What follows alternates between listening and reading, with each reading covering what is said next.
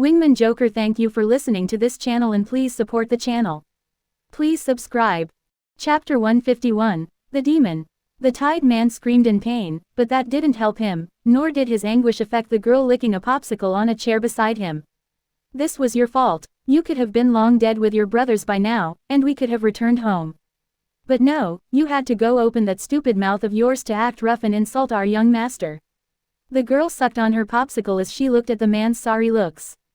Please spare me, I didn't mean to say that, please just kill me before that demon returns. Malcolm, I raised you for years, help me beg, or just kill me already. The man who was bleeding begged a young boy who was shivering to the side. He has seen the gang killing people, but not like this madness. Oh, Malcolm, I thought you swore to be our little puppy from now on. Do you intend to help your old boss? Nora smirked as she talked to the boy while taking out a dagger from her pouch. No, not at all, I am all yours, he just kidnapped me from an orphanage. The little kid said as he shook his head in horror. He didn't know why these girls annihilated the gang he belonged to. All he knew is that they couldn't resist at all and that they were slaughtered like chickens. If it were not for one of the girls taking pity on him, and convincing the others to take him as their apprentice, he would have been long dead, or worse, he might have ended up like his boss, former boss, being cut by that demon girl, who after cutting some flesh, got dissatisfied with her knives. They were hindering her art. She said that she would go get some surgical tools. He didn't know what surgical meant, but he didn't like the sound of it. Oh, what a good boy, I will tell you a secret then, hee, Nora said as she teased him. Do you know that our big sister, despite her beauty, was never assaulted by any of our trainers? I guess not, you didn't see her real face. She said as the boy shook his head. That veiled girl is simply crazy. The boss only said that he would kill her and then cut her bastard master to pieces. Did she have to cut him open like a fish?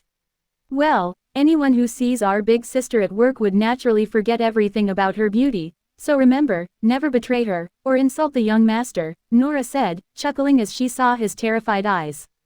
This little boy would be the first assassin they would train. They took him in as a test subject. He had a background in crime already anyway. When Victor reached the mansion, he wanted to talk with Elle and ask her about that Klein, but she was nowhere to be found, and according to the twins she was being educated by Hilda. Victor nodded. That girl has potential, but she needs a lot of education. So, after checking on everyone, and ordering Margaret to find more sexy clothing for Alex, he dragged Alpha to the study under the girl's envious looks. Does the young master need anything? Alpha asked him as he sat at his desk. Sit down. Did you get the data about that Connor? He asked. Arya sent me some preliminary data that she found. But I needed more info, so I forwarded everything to Kai.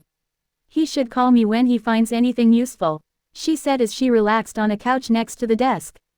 That's good. Create a full profile then trace him silently. This man should not be very powerful now, but he might lead us to others of his kind. Victor said with an evil smile. Luckily leveling up is not easy, and that demon would have to level up like any normal player. That idiot might be a good pawn to sacrifice when needed. I understand, Alpha said. She was also very curious about these otherworldly invaders. Now, let's talk about something else. Do you want to awaken your sisters? To make them players? He asked. You only have the 2 talismans that we got from that artist. I thought you were saving those for some future wife. She said with some sarcasm in her voice. She was right. I have another method. I found an unopened dungeon. Interested? He asked as he relaxed in his chair and Alpha tensed up. What? How do you know? Ah, right, you have that powerful appraisal skill, she said as she squinted her eyes and answered, yes, I want them to be players. She said, being a player would mean that they wouldn't have to hide anymore. And with their bloodlines, they would definitely not be weak. How about your little girls? He asked, meaning the girls she took from the brothel and was training. I would have to transport them in secret, but yes, I want them to be players too. She said, trying hard to hide her smile. With that she will have a mighty army of players. Do you trust them enough? He asked. Don't worry, in the family base we have a tattoo engraving artifact, I used it on them. She said, oh, is it exclusive to you, or would another von Richter heir be able to command them too? Victor asked, making Alpha a little nervous. This guy can't be tricked easily. It depends on the authority of the artifact master, she said, making him squint his eyes. Then rebrand the artifact again when you go there. Think of me at that time, he said, making her squint her eyes. He wants to use his authority through her, can he do that? How many secrets was he hiding? How much authority do you have exactly? She asked. If she ever wanted to be free and dispel his enslavement skill on her, her authority must double his at the very least. That's a secret, but since you have been a good girl I will tell you if you give me a kiss, he said with a smirk. Alpha frowned. She really didn't like to kiss him. She felt disgusted from touching any man, but she really needs to know his authority for her future plans. Taking a deep breath, she nimbly stood up, then leaned on the office and pecked his cheek. He tried to move his face to kiss her lips, but she was cautious not to fall for his little tricks. After that, she retreated swiftly, not giving him a chance to do anything funny. You are no fun at all, he said with a sigh. Fine then, my authority is a little more than 50. That's the only info that lousy kiss can get you, he said with a proud smile, making her gasp in shock. You are kidding. Even the first ancestor of her family only had an authority of 64 points according to the family literature. Now Victor was saying he had more than 50. That means she needs 100 points. I am not joking at all, why would I fool you?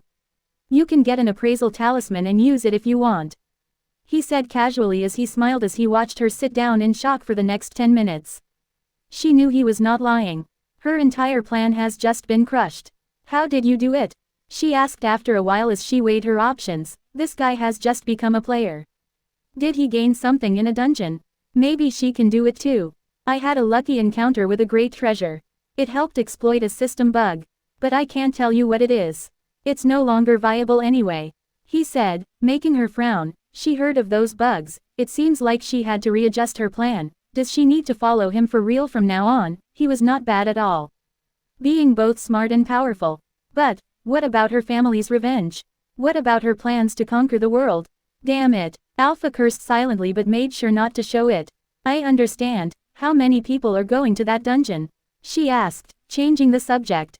Uncertain. I plan to let the assassin girls go too, and maybe a few other girls, he said, thinking of Mira, and maybe Elle if she was obedient. There was that dog too. Camellia. Would there be any guys?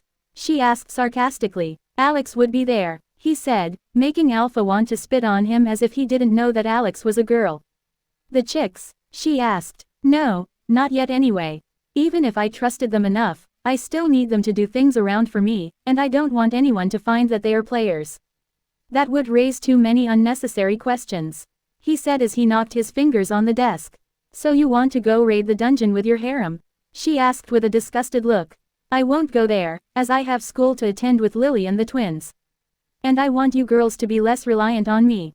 So you will lead the raid, he said, making Alpha raise her eyebrow.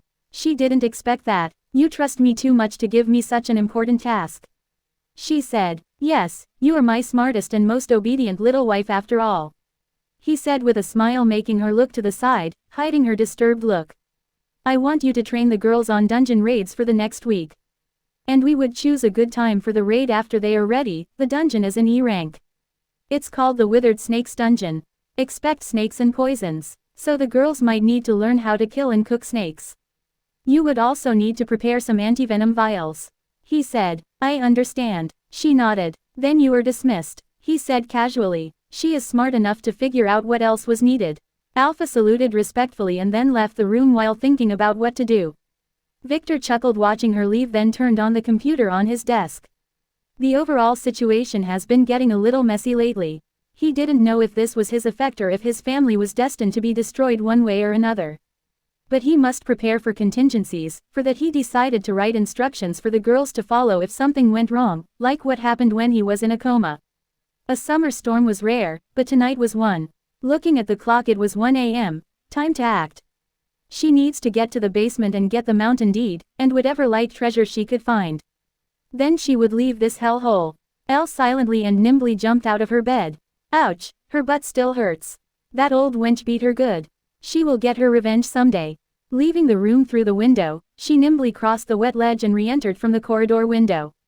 Locked doors can't stop this young miss. Putting her feet nimbly on the corridor carpet, she slowly made her way to the stairs. The rain noise outside hid her footsteps. Just as she was about to turn a corner, she heard a noise. Someone was heading in this direction. Looking to the side, she quickly hid behind a grand plant pot that was in a corner just as Mina and Mana turned the corner. I can't believe the young master kicked us out of his room, Mana said as she pouted. You can't blame him, it was all that slut's, Margaret, fault. I can't believe we are her friends. Did she have to reach her hand there? She knows better than us that the young master can't touch women, Mina said with a hateful tone. Well, she deserves that punishment. I bet she wouldn't be able to sit at her desk tomorrow at school. He, Mana giggled. Yes, we better be ready too. Tomorrow will be the first day at school, we will proudly show the world that we are. With that their voice faded. Elle waited another minute before moving out of her hideout. Looked left twice and right twice. Thankfully, the corridor was only illuminated by dim ambient lighting at night. So keeping to the shadows, she went downstairs to the main hallway. Making sure no one was in sight, she began to make her way to the basement stairs across the dining room. A sound of yelp was heard, and the next moment she went under the dining table. Two girls were on the sofa. They were sitting in a very weird position. Ouch, it's your fault you get punished, you lose the wager anyway. You owe me $10,000. Theta laughed loudly as she applied some kind of ointment to Margaret's. Elle didn't see where exactly. I didn't know that he was not asleep. And I only wanted to slip my panties into his pocket, I didn't expect him to catch me. He thought that I was going to give him a, anyway, I didn't lose yet the panties are still in the betting, as long as he doesn't find them the wager is still on. I will try again, Margaret spat. Ouch, be careful, yes right there.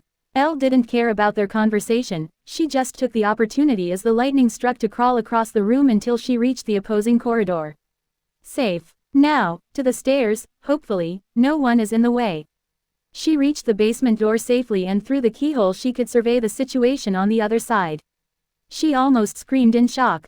It was a long corridor that had 5 doors. Guarding them were 13 armed men standing vigilantly. Each man had a hunting dog accompanying him, one of the dogs looked at the door.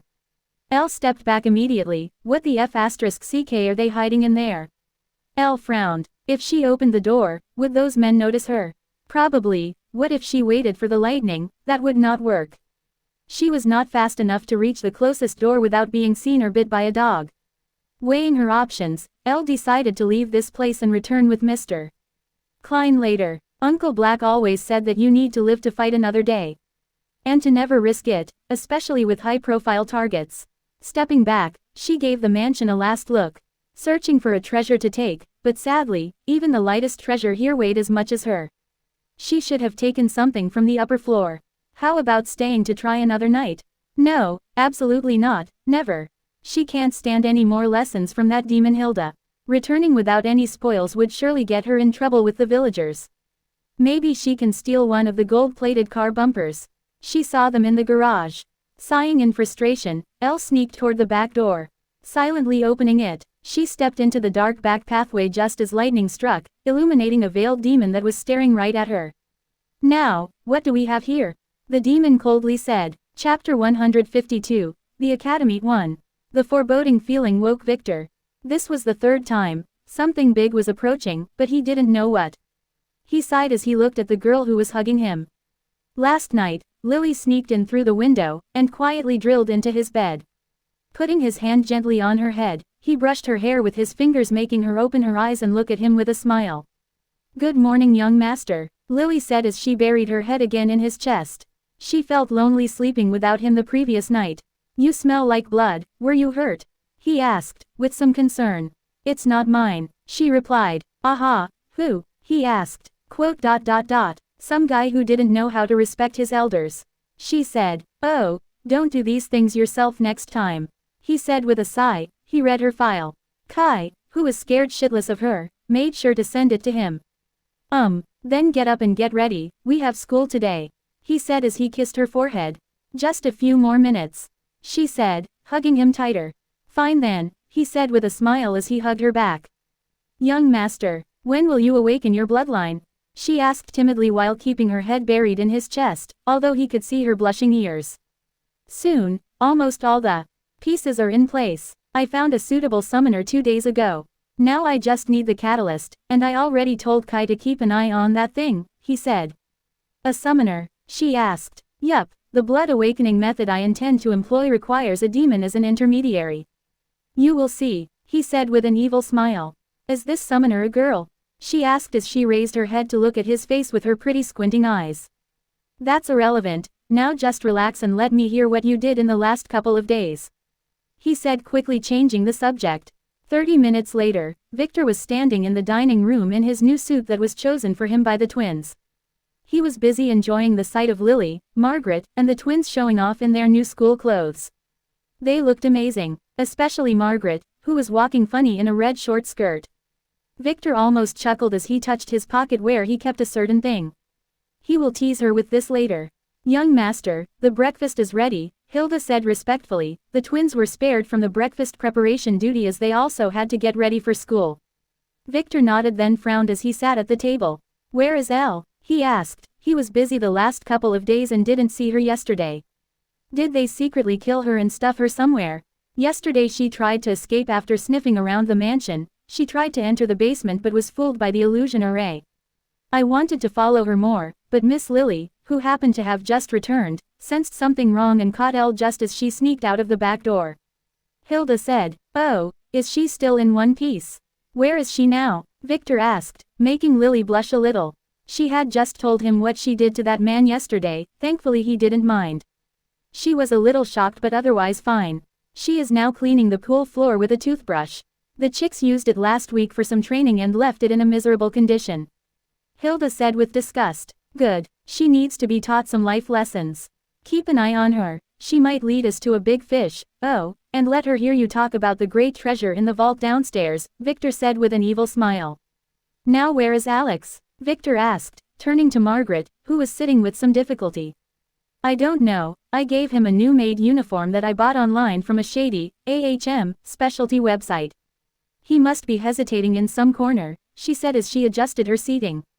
Victor chuckled as he threw her a healing pill just as a pretty girl entered the dining room. I am here, young master. The girl in a maid uniform walked in as the girls opened their mouths in shock. Who was this chick? A new maid? No, Alex. They didn't know he had such an amazing body. Isn't this uniform too revealing? Can this be called a uniform? Visually, Alex looked exactly the same, but the air around him seemed much more feminine. Did he embrace the female identity at last? Victor smiled victoriously. He made her disable the disguise by herself. Wait, she only dispelled it by 20%. He didn't know that the treasure she used had this feature. Well, she still needed to hide her super curvy body after all. Alex, very good. I don't know how you did it today, but you look absolutely beautiful. You almost turned me gay for real. If you were a real girl I would have made a fortune selling you to the top brothel in the capital. Victor said as he nodded, making Alex shiver a little. Maybe she had just made a mistake. Unfortunately, I need you to be our driver today, so dress up as a guy. And keep your perverted hobbies to the nighttime. Victor said dismissively as he shook his head, making Alex almost lose her cool. She was a step away from bursting into tears or ripping this outfit and throwing it on him. I did all of this for you. Bastard, she screamed in her head. Wait, don't be impulsive, Alex. Isn't this better for you? He called me beautiful anyway, why do I care? She thought, can't you sell him as a male? There are places for that. Margaret asked with a smirk. True, especially with this female personality of his. He would work wonders there. I will consider it. Victor said as Alex sat down, and was trying hard not to look at Victor. This was definitely a mistake.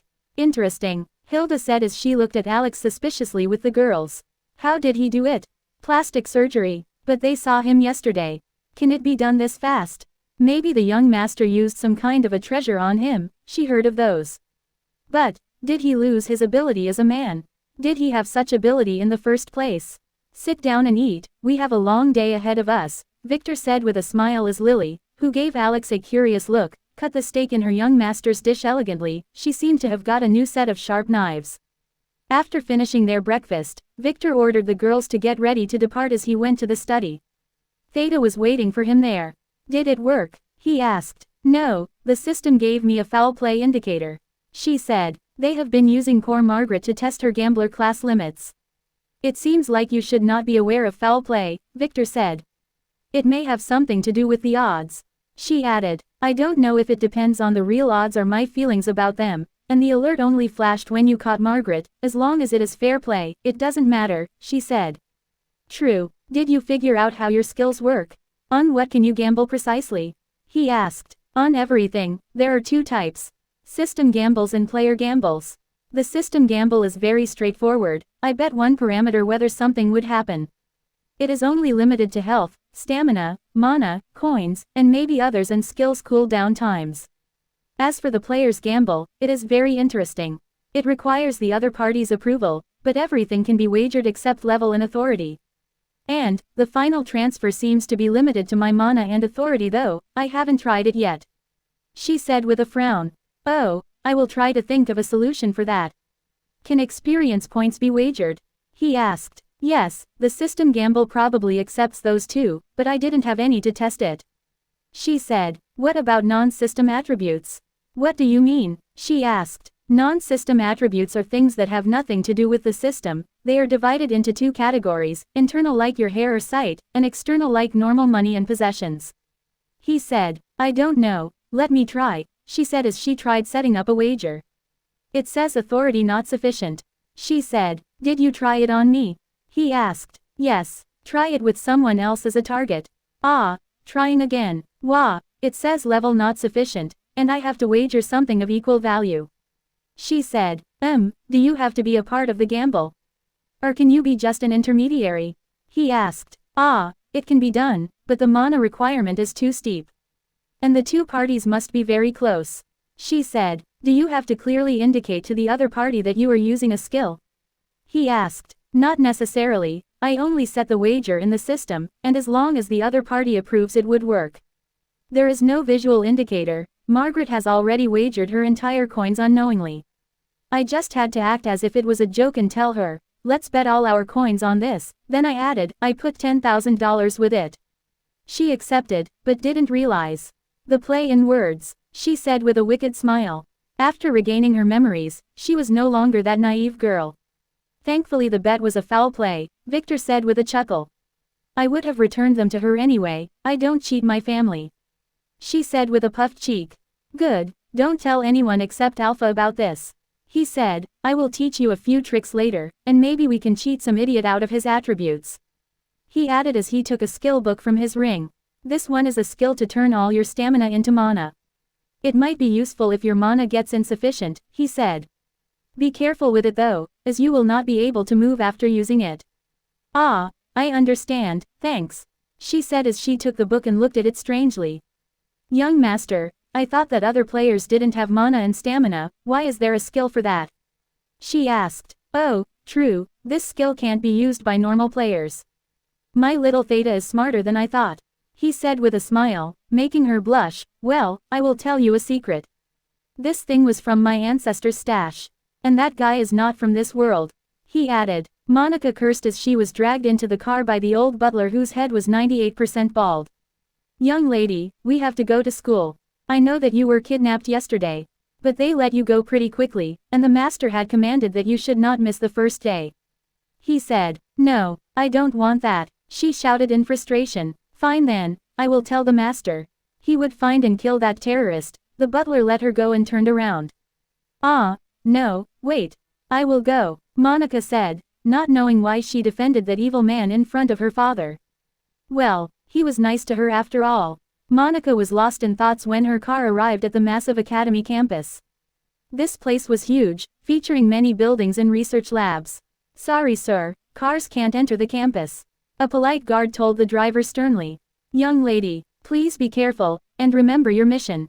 The butler said as he opened the door for Monica, who stepped out of the car and entered the campus without sparing him another look. She was very annoyed. Hi, there pretty girl, do you need a guide? A young man wearing an expensive suit asked her just as she entered. My name is Buck. I am a third-year student here. We were tasked with guiding the new students. He said as he flashed his sweetest smile. Ah, hello, no, I am okay. Monica didn't like the smile of this young man. So she tried to step away from him. But you can get lost. Come on, let me guide you, he said as he grabbed her forearm. Let go, she said coldly. No, the man said, as the surrounding students ignored them. Some of the new students wanted to help, but they were quickly told not to by their guides. His uncle was the vice president for academic studies. No one dared offend him. So he was used to being arrogant and grabbing little girls of the normal class. He could tell because of the badge she wore. I said, let go. She said angrily, disappointed by all of those wimpy guys around. Make me, Buck said with a cheesy smile, that was the last in his life. At the next moment, a strong fist slapped his face, shattering his jaw and throwing him to the ground. Are you okay? A young man stepped forward and checked her arm with concern. Ah, it's you, she said with a bright smile. Yes, thank you for driving me home that day. I didn't get a chance to introduce myself, my name is Tom. He said as he stepped on the hand of the man who was trying to stand up. Ah, the man screamed. Ah, sorry, I didn't see you there. Don't be like a cockroach, crawling out of nowhere and scaring pretty ladies. Tom said as he kicked that man in his stomach, sending him a few feet away. Juve at you, wait, I am. Ah, the man couldn't talk because of his broken jaw. He just gave Tom a threatening look and then ran away. The people around him quickly stepped away from him. Ah, will it be okay? You didn't have to do that for me. They might kick you out of school, Monica asked with concern. Don't worry, I am a student in the special class, he said, pointing to the golden badge on his chest, making Monica open her eyes in shock. The big SUV soon reached the academy's campus. This place might be referred to as the academy.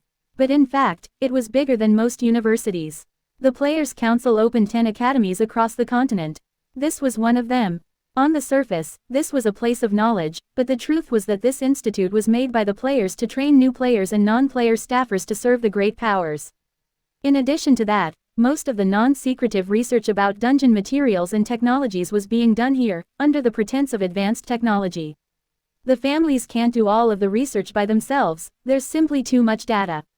The players in the family didn't have to go here, as most of the knowledge was provided by the family. But most choose to come. Here, they can recruit their own team of players and forge relationships with other families, both big and small. And most importantly, there are many rare skills and treasures here for the best students. Things that only the elites in the families and sects are eligible to get. Stopping at the gate, the guard quickly approached them and asked about their identity. This is the teachers and researchers gate. The students should go through the other one, he said, just as a youngster with purple hair who was squeezed with 4 girls in the back seat flashed his purple token. Please go right in, young master, the guard bowed respectfully as he opened the gate. Although the school didn't belong to his family, it was under the influence of the player council, and elite members of the council factions enjoyed many privileges. Alex, take the day off, maybe go shopping. Just make sure to come to pick me up at 5:00, Victor said as he stepped down from the car and took a deep breath. He is back. This place was full of memories and disappointments. Behind him, Lily, the twins, and Margaret stepped out of the car and put on their special class badges. Alex nodded and then returned to the car. She needed some Ahmm womanly products. She will go shopping. Where to now, young master? Margaret looked around with sparkling eyes. She had never dreamed in her life that she could set foot in this place. The auditorium, there will be an opening ceremony in a while, we arrived a little early, Victor said as he guided the girls on the campus grounds. It was 7 a.m. The ceremony should start at 8:00. When they reached the auditorium, the girls decided to go to the ladies' room. They needed to fix their clothes. They really liked hugging Victor in the car, but their clothes apparently didn't. Victor chuckled and decided to wait in the hallway. So he sat on a bench to the side and leisurely watched the flustered students enter one by one with broad smiles on their faces as they were being guided by upperclassmen who acted as guides. Victor didn't encounter those guides as he parked his car in the teachers' section. Suddenly 2 familiar faces were entering the building. Why are those 2 together? Are they connected? Victor didn't know, as he never met Monica in his previous life. Don't worry, no matter who the man your father is forcing you to marry is, I will confront him for you, Tom said to Monica just as they passed by Victor, who frowned. Then smiled widely when Monica's eyes met his. Ah! She yelped. What's wrong? Tom asked as he looked to the side and noticed Victor. He wanted to say something insulting, but before he could, Monica beat him to it. It's you. Why are you here? She asked as she looked around. Are there other terrorists here? Why can't I be here? I am also a student, he said, pointing to the golden badge on his chest. Ah! She didn't know what to say, as Tom looked at her and then at Victor suspiciously. He didn't like the feeling he was having in his chest at all. We will be late for the ceremony, let's go. Tom, who was getting a little jealous, nudged her. Ah, yes, she moved forward as her eyes stayed on Victor. Aren't you going? She asked, making Tom nearly stumble. In a minute, Victor said with a charming smile. You go first, I will find you later. He said as he flashed his white teeth, the same move Tom did when he charmed girls. Monica froze for a second, then nodded and hurried away while wondering why she said that. Victor frowned a little, then used his appraisal skill on Monica. Monica Davis. STR 9. Int 14. Luck 11. Charm 25. Fate. A+. Bloodline. Dragon Butterfly B rank. An A fate. Could she be meant for Tom? Interesting. Victor smiled as he watched Tom and Monica enter the auditorium.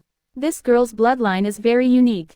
Its power is to attract men to her and then eat them, but its problem was that if she encountered a true dragon bloodline, the power would turn into a curse. She would fall for him instead. As Victor was lost in thoughts, suddenly, a loud shout rocked the hallway. It came from the direction of the restrooms. I finally found you, B*TCH. Chapter 153, Oliver 2. Asterisk asterisk asterisk asterisk asterisk F asterisk asterisk asterisk her asterisk asterisk asterisk asterisk asterisk asterisk piece of asterisk asterisk asterisk asterisk. Elle was cursing as she walked toward the warehouse to get a toothbrush. She needed a new one to continue to clean the pool with. Her arm really hurt, but she didn't dare to slack off. Suddenly she heard a noise. She shivered as ducked behind a table, thinking it was Hilda who heard her curses. It was not. Two chicks were leisurely walking around. So on Thursday night, you have to drive me with the other guys back to the base. We have our annual test. The first one said, yeah, but can we really leave the basement unguarded? The young master's treasures are stored there, the second complained. Don't worry, the maids will keep an eye on it, and it's not like someone is planning a heist that very night, the first said. Ms. Hilda said that she would guard it by herself, he added. Fine then, how is your rash? Their sound faded. Elle left her hiding with a very thoughtful look in her eyes. This was her chance, but she quickly got the toothbrush and returned to the pool, where after making sure no one was around, she sneaked toward the phone. Who is it? A young man's voice asked. Mr. Klein, it's me Elle, she said. Didn't I tell you not to call me again? You are too young to join me, I am busy. He said with a sigh. Wait, I am not at the village, I have some news. She said. I know, about the mountain deal. I am finding someone to help. He said with an annoyed voice. It's not that. I am at the new owner's house. I know where he is keeping the deed. There would be a chance to get it.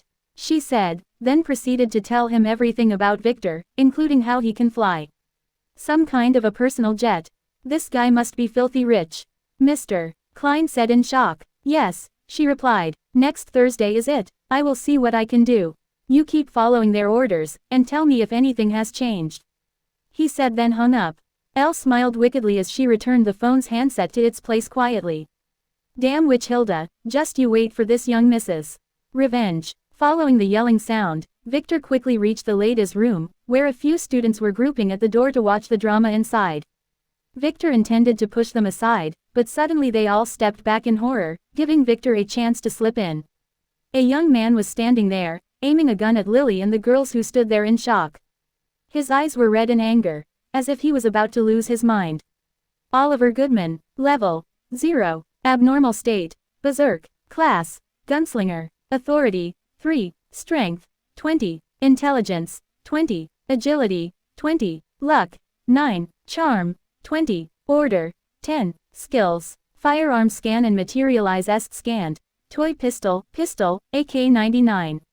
Piercing shot A, homing bullet storm A, shadow steps C, gun arts C, driving D, swimming E, quick draw F, equipment, protection talisman B, protection necklace C, add, berserk curse A, storage ring D, add, tracking device A, fate status, fate's power, S, fate's direction, neutral, fate's design, Scion, from rags to riches, from weak to strong. Total, S. Victor frowned when he saw this guy's info, a typical overpowered scion. What was his relationship with Lily? And what's going on with his equipment? Was he being tricked into something? Who are you? Lily said with a frown as she put her hand behind her back, grabbing the dagger hidden there. Oh, you B*TCH forgot what you did to me, you. He froze a little and regained his mind when he saw that an audience was slowly forming around the door.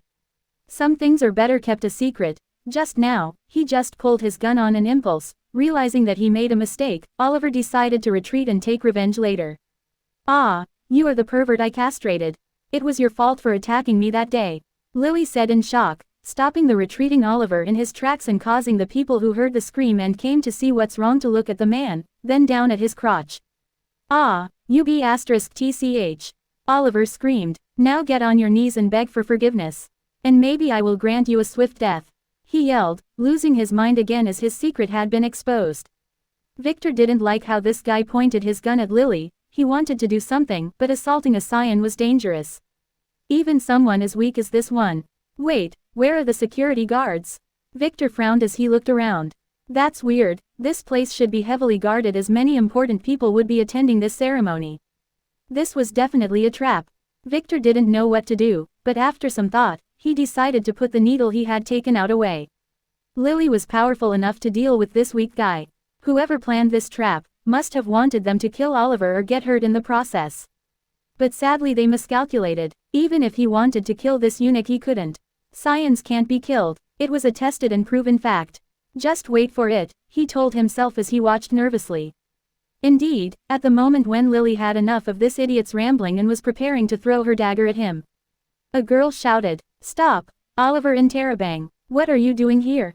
A girl pushed the spectators to the side as she made her way toward them. Zoe. Oliver slowly lowered his gun and looked at the pretty girl. When, how, why? He had many questions. He had not met her for the last 5 years, ever since he left the village. You ask me why, I should be the one asking you. Since when did you become a thug? Zoe asked, with some disappointment. Ah, sorry, I lost my nerves there, he said as he looked at Lily with a clear hatred. A while ago I was very hurt, and that girl took advantage of that and injured me, he said as he had some difficulty controlling himself. He should probably leave this place to keep his sanity and dignity. What's left of it? Oh, Zoe wanted to say something just as a team of guards surrounded the room, headed by a fat captain with a balding head. They quickly pushed the students away. Drop your gun, the captain said as he raised his gun and aimed it at Oliver, who frowned, then slowly put the gun down on the floor, passing it behind his pants in the process. Never make trouble with the officers of the law. That was one of the player council's rules. This is just a toy. I was joking with them, Oliver said in a confident voice as he kicked it toward the nervous guard. Oh, the guard said as one of his men quickly grabbed it and checked it. It's a toy, sir, he said, making the captain relax. This was just a prank. What are you doing here? The ceremony is about to start. Go to the auditorium, the captain said, intending to defuse the situation. There are many important people here. If anything went wrong, it would be his responsibility. And you, I will tell the vice principal to issue you a warning. This better not happen again. Now get going, the captain added. Oliver shot Lily a murderous look, then turned around and headed to Zoe near the door, pushing Victor, who purposely stood in his way, to the side. But after taking a few steps Oliver heard a shout. Stop. A commanding voice stopped the students and guards from leaving. Everyone turned around and looked at Victor, who pointed at Oliver, who turned around to look at him with a frown. Is this how you run this school? A pervert tries to assault the girls in the ladies' room with a fake gun. And all you do is let him go with a warning. Maybe I should get all my friends to come and assault the girls here since you guys are this forgiving, Victor said. It's not that he wanted to make Oliver his enemy, but this guy already wants Lily dead. Victor felt it in his eyes. How can he let him leave this easily? And wouldn't this idiot be a perfect practice target for him? In the worst case scenario, he can get Zoe to mediate the situation. She seems to know this guy well. What do you mean assault? This is just a prank, the captain asked. Captain, this young man is a known sex offender. You can check with the police. That girl castrated him in self-defense before when he tried to assault her. She didn't press charges back then because she thought that he was pitiful, and now he is doing it again, maybe for revenge. I'm just saying, why was he loitering here in the ladies' room anyway? Victor said, making Oliver get angry again, but knowing that Zoe was watching him he cooled down immediately. True, the guard said. Why are you here? One dutiful guard asked. I saw her entering here and followed her. Oliver confessed to making the girls in the back gasp. This is not a crime. I just wanted an apology from her, he said, making the guards hesitate. They should end this quickly. Then how do you explain that panty poking out of your right pocket? A girl's voice suddenly came out of nowhere, making everyone look at Oliver's pocket. There is no. Oliver took out a red sexy panty from his pocket in shock. When did this thing appear in his pocket? Ellipsis. Ah, it is mine. Margaret said as she pointed at Oliver in shock, then ran to him and took her panty before slapping his face, making him fall to the ground. Bastard, how did you take it? I didn't feel a thing, she said as she ran into an open cubicle in shame, not forgetting to stumble a little, so that everyone could see that she was not wearing anything below her short skirt. Victor nodded. This girl got his intentions right, as always. Her mind was as corrupt as his. Wait, why is she not wearing any underwear? Everyone in the room was shocked. Men were cursing in anger, as girls touched their panties, making sure they were in their places, including Zoe. This guy might have become a eunuch, but he was still a pervert. You will come with us, the captain told Oliver as the guards surrounded him. He wanted to resist as his eyes turned red in anger.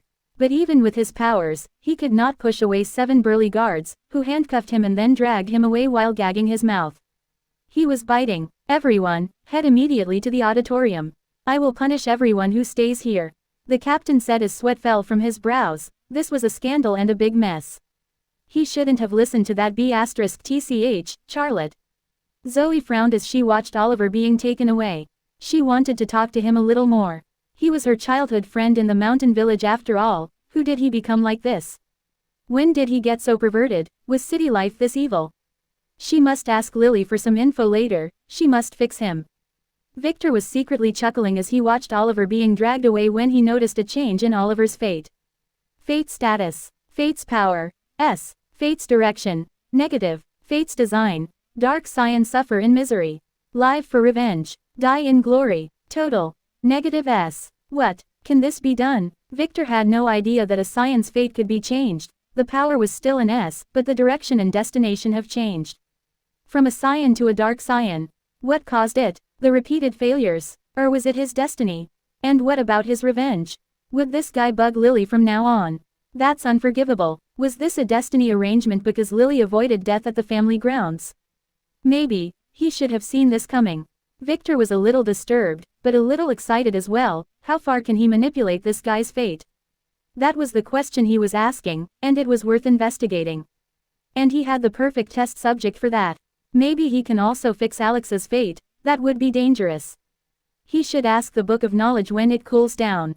Hopefully, the cost would be reasonable. Now, he had to know who set this trap. That was easy, as he knew who to ask. Go reserve a good seat in the back for me. This young master has to use the restroom, Victor said as he ran away, under the girls' frowns. Wasn't the men's room in the other direction? The guards captain returned to his office after handing Oliver to the police. The better keep out of this mess. He just checked the girl. She was registered under the Von Weiss name. He was probably in deep sh*t. Throwing his fat ass on his chair, he felt a needle prick his ass. He jerked immediately, but couldn't stand up, as a hand pushed him down, making the needle drill itself into his buttocks. Ah, he wanted to turn, but couldn't. It was as if the hand on his head was made of steel. And he could feel a sharp dagger almost slitting his throat. On its reflection, he could see the face of an old ugly man. Who told you to ignore the trouble at the auditorium lady's room? An old ghastly voice asked. I don't know. The man wanted to say but couldn't, as his mouth told the truth involuntarily. It was Lady Charlotte. She got me the job here, he said against his will. Good, the voice said as the fat man lost his consciousness. Chapter 154, The Academy 2. Warning. Please don't act like Victor in school, unless you are young master with infinite authority. The auditorium was still half empty when Victor entered, then leisurely headed to the freshman special students section at the front, where the girls kept a seat for him between Margaret and Mana. As for Mina and the sulking Lily, they were on the other seats to the side. Did they bet on this? Victor didn't ask. Zoe was nowhere to be seen. And Victor had the feeling that she went after Oliver. Science had the tendency to sniff trouble, or attract it. Getting rid of Olive with her around would be troublesome. Maybe he can wait for him to come, then release the tom on him. Alex would work too. But as a female, there was a risk of her falling for him. When he reached his seat, he discovered to his surprise that in the seats right behind, Tom was sitting and glaring at him with Peter by his side. Monica couldn't sit in this section because she was a normal student and they were seated further in the back. After greeting Peter with a nod, Victor relaxed in his seat. totally ignoring Tom, who froze for a second as if he was reading some instructions from a hidden screen. Victor smiled evilly as he leisurely began to observe the students entering the auditorium, which was getting filled. It really brought back memories. In his past life, at this time he was suffering from the shock of being only a semi-player. And his brother's taunts, he had no time to enjoy the sight of all those youthful girls walking around in sexy dresses. Ouch! He flinched as Margaret to his side felt the need to pinch his thigh. Jealous? He asked her as he caught her hand and pinched it.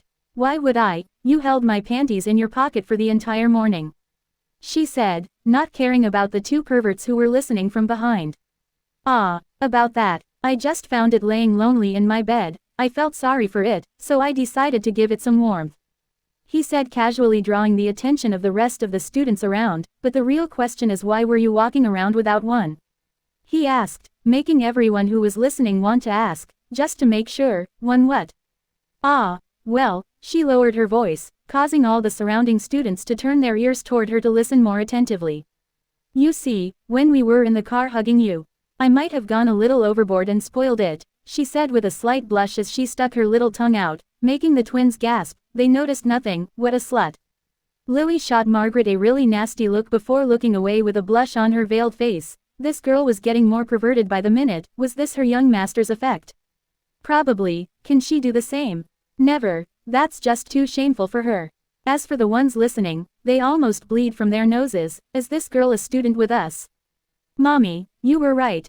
My childhood friend, who you always warned me about, turned out to be a complete pervert. Peter in the back was thinking in shock as Tom's drool began to drip from his open mouth. He refused her before because she was a slut. Now he regrets it. What's wrong with sluts? Victor chuckled as he squeezed Margaret's blushing cheek, then totally ignored her and continued to watch the girls going around to find their seats. Some of them he dated, some he wanted to date, some he never wanted to date, and a few who had the audacity to reject him. He also spotted Monica, who seemed to be very popular among the nerd boys who studied their heads off to get into this academy. Unfortunately for them, she kept glancing in his direction every once in a while. Was she looking at him or at Tom? Maybe both. He needs to fix her quickly. It took another 15 minutes for everyone to settle down and for the teachers and the VIP guests to find their seats. Welcome to the Elite Academy. The principal, who walked up and then stood at the podium in the center of the stage, said. My name is James Trove III. I am the principal of this academy. Today, we welcome a group of new students who will join us. Some of which would be joining the special class, while others the normal class. The classes are different. While normal classes focus on academic excellence, the special class was meant to attract the most elites. Even their courses are top secret, as they contain the most advanced knowledge available to mankind. He lied proudly. In our school, we strongly encourage the students to know their place. Life is not fair, and no matter what anyone tells you, people are not equal, so you must do your best to know your status. That's why we divide you into such classes.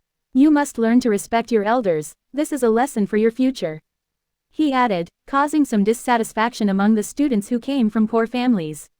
After that, he proceeded to talk about the academy's rules, which can be summarized as, if your daddy is powerful enough, you can do whatever you want. If not, you better not cross any red lines or you would be kicked out. Oh, and if you died somehow, it's not our business. Then a newly chosen student representative gave a speech, followed by some teachers who encouraged the students to do their best. Victor didn't care about all of these. He was busy watching the girls, and the teachers. Oh, sweet memories. Should he expand his harem? Some of those girls can be useful. He was still pondering on that question when the ceremony ended and the students were guided to their new classrooms. So hugging his entourage, he walked out proudly. Due to the limited number of students, the classes here were conducted in classrooms very similar to those in high schools. In fact, the freshman special class only had 32 player students. As for the normal class, they were divided into two classes with 30 students in each. Entering the large special classroom, Victor smiled as he saw the high-tech aluminum desks and leather chairs. Truly fit to be a school for elites. The class was supplied with the latest laser hologram whiteboard and a computer on every desk. For an optimal bragging experience, he quickly took a random seat on the back as his harem sat around him. Sadly, only Lily and Margaret could sit to his sides as the other seats around him were taken, so the twins had to reluctantly get two seats a little far away. Victor didn't like that, but this was not the right time for trouble. Peter wanted to find a seat in the back too. He wanted to watch the girls from the back, but he was dragged by Tom to the front. Margaret wondered why Tom wanted to sit there. That's not like him at all. The answer she didn't know was that he didn't. It's just another system mission. When the class got full, Victor surveyed it quickly. The classroom had 32 desks, but only 29 students. The remaining ones must be for Oliver and Zoe, and the runaway Linda. 10 of the students were girls while the rest were males. This was a very normal ratio, as most of the players are usually males. Especially in the minor families, the few chances to become a player they had were usually granted to the male heirs. 4 of the girls were his, so that only left 6 out of his grasp. Zoe and Linda were not counted. Victor casually inspected them, one by one. In his past life, he didn't date any of them. How can any girl be interested in him with Tom being in the same class? Scions always take all the girls. Or at least their attention. Victor didn't really care. 5 of the girls belonged to weak minor families, so he had no interest in them. Only one was somewhat interesting. She became a player by chance after falling into an ancient cave while camping and activating a buried formation. Her name was Madeline, and she was a really nice girl. After graduation, she would be one of the most successful players. She would go on to build a business empire and marry 19 husbands at the same wedding. The to-be 20th died the night before, because of exhaustion. Unfortunately, girls who were over 150 kilograms were not Victor's type. So he decided to skip over her again in this life. After settling down, the students looked around wanting to get to know each other, but were stopped as a charming yet cold female teacher entered the class and kicked the teacher's chair to the side, causing Victor to feel a headache that came straight from his old memories. In his ultimate list of the most annoying girls to ever exist, this idiot took one of the top 10 spots, right beside Officer Lee. Listen up, brats. My name is Isabella Von Miller. I will be your homeroom teacher, she said as she slammed her book on the table, causing it to creak. Name: Isabella Von Miller. Level: 40. Abnormal status: injured, cursed bee sting AAA. Class: Paladin. Authority: 7. Strength: 159. Agility: 134. Intelligence: 91. Luck: 31. Charm: 35. Order: 40. Skills: Cleansing Wave A. Energy Shield A. Survival A. Cooking A. Bartering A. Quick Steps B. High Sword Art B. Needle Arts C. Self-Defense Arts C. Shield Arts C. Dagger Arts C. Charm C. Teaching D. Poison Resistance F. Map Drawing F. Pillow Kissing F. Equipment: Demon Slaying Sword A. Defense Talisman B. Storage Ring D. Fate Status: Fate's Power A. Fate's Direction: Slightly Negative. Fate's Design: Thomas Watson's right hand and concubine. Total: A. Thomas Watson. Oh, right, that's Tom's full name. Victor remembers this B*TCH. She kept acting all high and mighty, but in the end, fell into Tom's hands after he saved her from a berserk player and then cured her injured butt. She acted like a little girl when she was with him. She was not that old after all. Despite her bossy personality, she was merely 23. She came from the Von Miller family, a minor independent player family.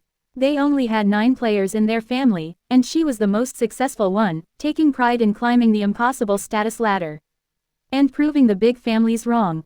Victor was not really interested in her, but she would be a good specimen for a fate change experiment, as she has to teach him for an entire year, and he would have a lot of chances to interact with her, and maybe test the waters for the Nova and Monica problems he had at hand.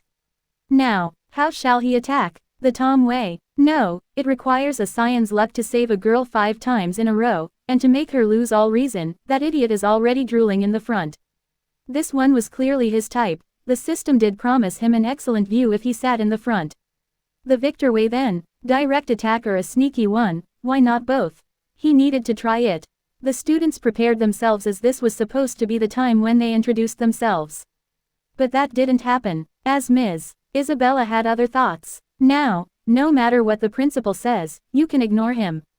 I don't care what your background is. Right here you are all equals, she said stubbornly. So I don't even want to hear your names, she added unreasonably. Then how can you call us? A young man who kept looking at her curvy body asked. I will find suitable names. I will call you pervert number 1, she said coldly, making him shrink his neck, wishing he never asked. Now, let's begin, she said. You are now all players. Do you know what that means? She asked. We have a system, Peter asked. That's part of it. It means you are no longer part of the normal society. This is both a curse and a blessing. With great power comes great. Right then Victor fell to sleep. Her sound had that magical effect. Hey you sleepy in the back, stand up. A yelling voice woke him up. Raising his sleepy head he saw Isabella glaring at him.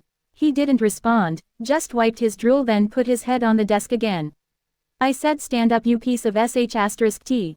She yelled again, making him frown, then kicked the chair of the poor student in front of him. She is telling you to. Stand up, do as you are told so that I can go back to sleep. He said as the young man stood up, despite being unsure it was him. It's not you, the one in the back.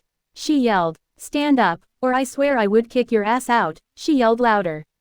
Victor opened his eyes again and looked at Lily who was having difficulty containing her smile. Is she talking to you? He asked. No young master, she said, making him turn to Margaret who also shook her head as she pinched her own thigh to stop herself from laughing. Teacher, there are no sleepy students here, he said, just as the fuming Isabella reached his seat. You think you are funny, don't you? She asked coldly as she inspected him with a frown. I usually do, what does it have anything to do with you? He asked arrogantly. Oh, you think your daddy is very important, is it? No matter who you are. Here, you better obey me, you little piece of sh*t. She said as she grabbed his arm intending to drag him off his chair. She failed. Of course, she did. Victor is now over level 100. How can a merely level 40 player drag him? Teacher be careful, he said as he grabbed her hand, making the stunned Isabella fall onto his lap. Ah, she wanted to say something when his lips touched hers, stealing her first kiss. Orange, he said as he licked his lips after letting her go. She didn't move.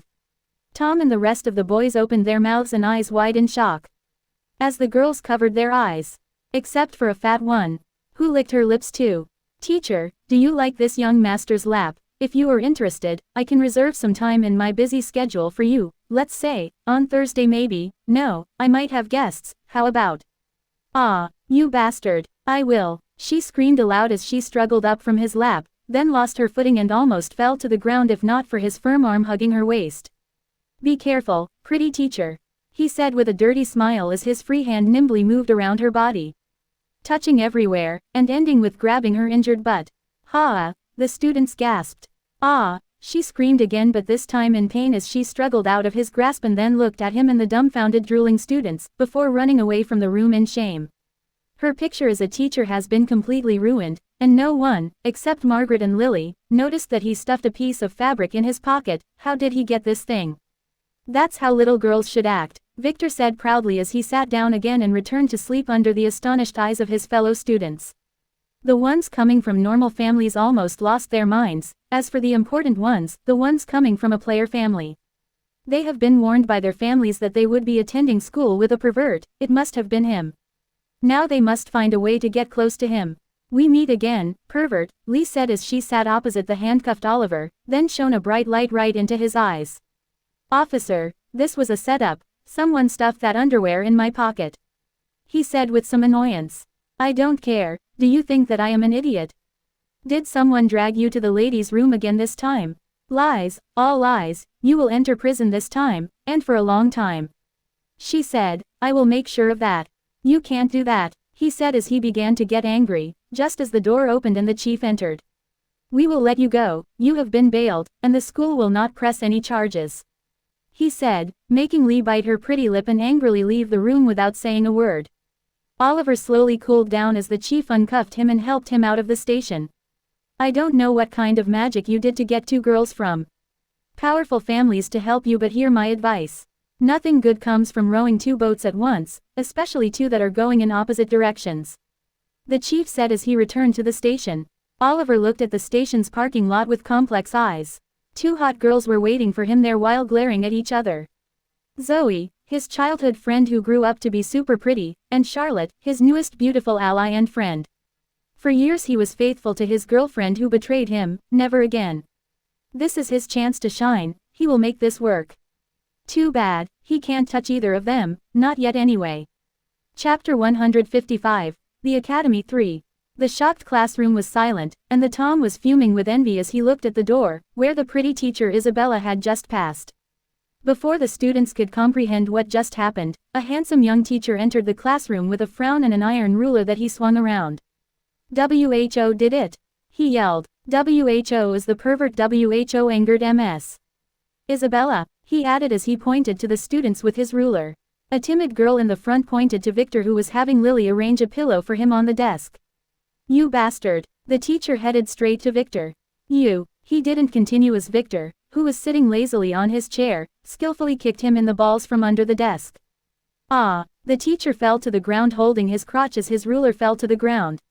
Victor has memories of this one. His name is Lucas something something, and he was not a player. But a normal teacher who adores Isabella and wants to court her, he probably thought this was his chance to prove himself. Back then, he didn't like Victor at all because he was more handsome than him. He bullied him once or twice. Victor was forbidden from acting as a family heir back then, so he was an easy target. "Listen, kid, this young master will not tolerate anyone calling him a bastard," Victor said casually, making the student gasp. Did he just call the teacher a kid? "Just you wait, I will," Lucas shouted as he struggled to stand up, but was kicked again by Lily this time, who got Victor's signal. "You," the teacher wanted to say something when his nose hit a desk on his way down. "Ouch, don't, you, me kid, now crawl out of this classroom, you are ruining my good mood." "Shit, you are bleeding, get your dirty commoner blood away from me," Victor said as he stood from his chair and stepped away in disgust, to avoid the blood pool forming from the teacher's injured nose. The teacher quickly covered his nose. He wanted to stand up. "No, I better not," he thought as he crawled his way out of the classroom. Lily quickly took a napkin and professionally whipped the blood around Victor's desk, allowing him to sit down again. "Aren't you bullying them too much?" Margaret asked with some worry. As the students also listened, 2 teachers, and this was still the first day. "Oh, well," Victor acted as if he was thinking for a few seconds. "Didn't you hear the principal? His speech has opened my eyes. This life is all about status and class. How can those commoners insult me without repercussions? That won't do at all, and I didn't hurt them. If they were not my teachers, their heads would be rotting on a pole somewhere for their insults," he said arrogantly, making her nod. His classmates didn't know how to react. This young master was really arrogant. Just as everyone was not sure what to do, the door opened and the principal, who was listening to Victor's explanation across the building, entered the classroom. A slightly fat, white-haired man, with a funny goatee. "Calm down everyone," he said with a calm voice as he looked at the blood. Cool, then at Victor. "Purple hair, by any chance, are you Victor von Weiss?" he asked, as Victor politely stood up and bowed. "Yes, Mr. Principal, I am very honored you know my name," Victor said politely, making Tom, who was watching, want to spit on him. Just now he was acting like this Victor was the type who bully the weak and fear the strong. He thought with the rest of the class, not realizing how scary the principal really was. Name, James Trove 3. Level, 149. Class, Wizard. Authority, 14. Strength, 388. Agility, 400. Intelligence, 434. Luck, 40. Charm, 35. Order, 47. Skills, Formula Magic, SS.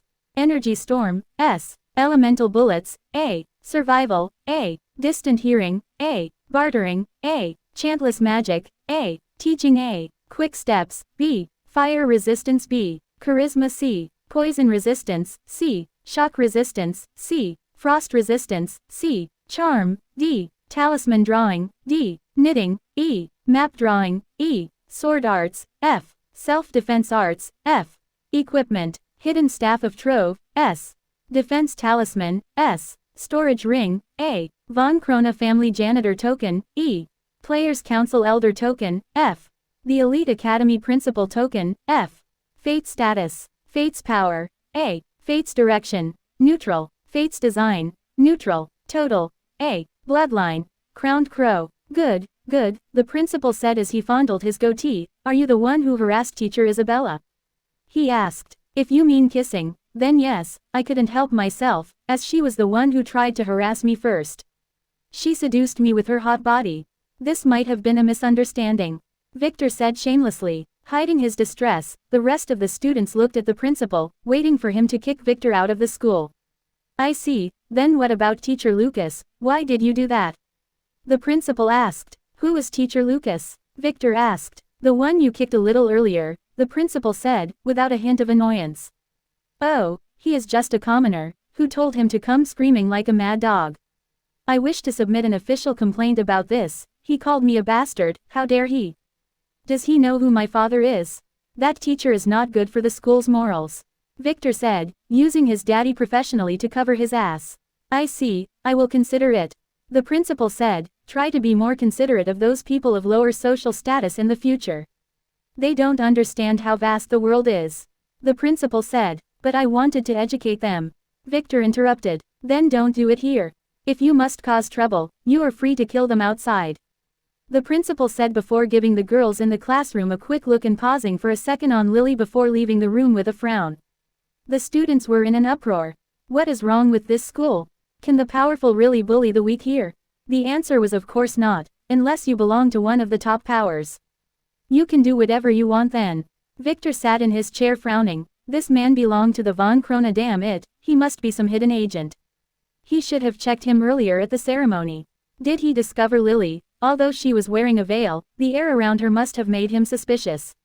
Is there anything wrong, young master? Lily asked. The expression on his face was not good. I just didn't like the way the principal looked at you. Thankfully you were wearing a veil, or he would have discovered how ugly you are. That would have been disgraceful for me. He added in a low voice, making both Lily and Margaret frown. They quickly figured it out, the principal must be eavesdropping on them. Anyway, you keep close to me in the future, I might need you to wipe a lot of stains. Blood and, you will understand later, he told her casually, but she got his true meaning, don't wander alone without me. I will tell you why. Later. A minute or so after that a new teacher entered the classroom. This time, it was an old-timer who knew his place. Teacher Isabella will take the rest of the day off, so I will substitute for her, he said after clearing his throat and avoiding eye contact with Victor. Now let's introduce ourselves. Call me Mr. Gold. How about you? Let's begin with you. Everyone feel free to say your name and afflicted power. You can also tell us your class if you want to sponsor yourself, but that's optional, but maybe some supreme power would hear of you and recruit you, he said, gesturing to Peter. I am Peter Ford. I am unaffiliated, my class is Archer. Peter stood up and said. I am Tom Watson, I am also unaffiliated, my class is a warrior. Tom naturally lied. I am Andrea Lang, I am with the Lang family. She didn't reveal her class, most of those who already belonged to some faction didn't need to advertise themselves. Ellipsis, ellipsis, ellipsis. My name is Madeline Roberts, I am unaffiliated, and my class is Enchantress, she lied, making the class a little surprised as Margaret frowned, she had the same class. Victor almost spat on this dirty girl. She was not an enchantress, but AF*C King Rare Succubus class, a super fat succubus who feeds on men's dreams and other things. I am Aladina, I am with the Clearwater sect, and my class is a healer. She said, looking for a better employer maybe. Ellipsis, ellipsis. I am Mina, I am a maid in the Von Weiss estate. She said proudly, followed by her sister who repeated the same sentence. Causing a boy who was trying to get close to them to lick his lips secretly, are they maids? He, that's his fetish. He had no idea what Von Weiss meant. Tom and Peter looked at each other, then at the twins with a frown. They always suspected that, especially Tom, who realized how wise the system was, warning him about them. Dirty B*TCHES, he should have never got close to them. Ellipsis. I am Lily Von Weiss, Lily said coldly, hiding her blushing face behind a veil as she took her husband's last name, her affiliated power was clear. My name is Victor Von Weiss, an elite member of the Von Weiss family, and I am a merchant. He said casually as he sat down. A merchant always needs more advertisement. The boy who was making plans for the twins, at that same moment moved his desk 3 inches away from them. He has just realized what Von Weiss signified. He was just someone from a poor family who got lucky, and he does not want to have anything to do with this madman. Ellipsis. Lastly, Margaret Ringer, soon to be a Von Weiss. She added as she sat down, moving her desk closer to Victor as she gave Lily a challenging look. The teacher nodded, as he sighed in relief. Nothing too crazy happened, thankfully. Now let's start our course. What is a player? It is the user of great power. And with that their first day at school passed peacefully as Victor enjoyed a blissful sleep. No one dared to wake him up at all. At the end of the day, Victor woke up and stretched his arms. That was a good first day. He looked around and watched the students collect their stuff cheerfully. They learned a lot today. Especially about dungeons and how they worked. They couldn't wait for their first dungeon dive. Excuse me, young Master Victor. My name is Rebecca. A girl approached Victor who looked at her with a frown. What do you want? He answered rudely. This girl rejected him 2 times in his previous lifetime. That was before he realized how much of a snake she was. Later, she became one of Linda's cronies who took every chance to slander him. He was a real idiot back then. I was wondering if you were interested in some ice cream. There is a shop. She said shyly. Oh, no, I only eat fresh ice cream, if you can produce some, I wouldn't mind, he said pervertedly as he looked at her bulging chest and licked his lips. This is the best way to get revenge and get rid of her at the same time. Victor knew well that this girl wanted to climb up to his family. Like most of the girls here. But he didn't want any spies by his side. Fresh. She didn't get it, until one of her friends dragged her to the side and whispered something in her ear, making her blush angrily as she kicked the ground with her foot and turned to leave. She didn't mind if he told her that privately, but in front of all of her friends, she had no face left. Seeing the girl's magnificent failure, the other girls changed their minds. This guy was too perverted for them. And that was what Victor wanted. He is a hunter, not a prey. They decided to go for their other option, who was flashing his shining smile everywhere. Just as Victor was about to leave the classroom, he noticed a girl hesitating at the door, Monica. She has seen the entire scene where he humiliated that girl. She was looking at him, then at Tom, who had yet to notice her. She seemed hesitant. Making up her mind, she started heading in Tom's direction, just as Tom stood up and headed to Madeline's desk. Go out with me, he told her as he struck the desk firmly with his hand, making all the girls, who were gossiping about Victor, turn around and look at him in shock. No, their other target chose that girl out of all the pretty ones in the class. Is an enchantress effect really this powerful? Or does he have some crazy hobbies? Monica stood there, lost, watching as that fat girl acted coquettishly in front of Tom.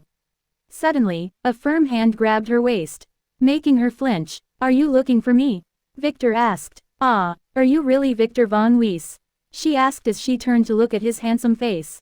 Her father told her to go sell herself to him, and after asking around, she realized that her target was the same handsome terrorist who kidnapped her. Was this a coincidence or destiny?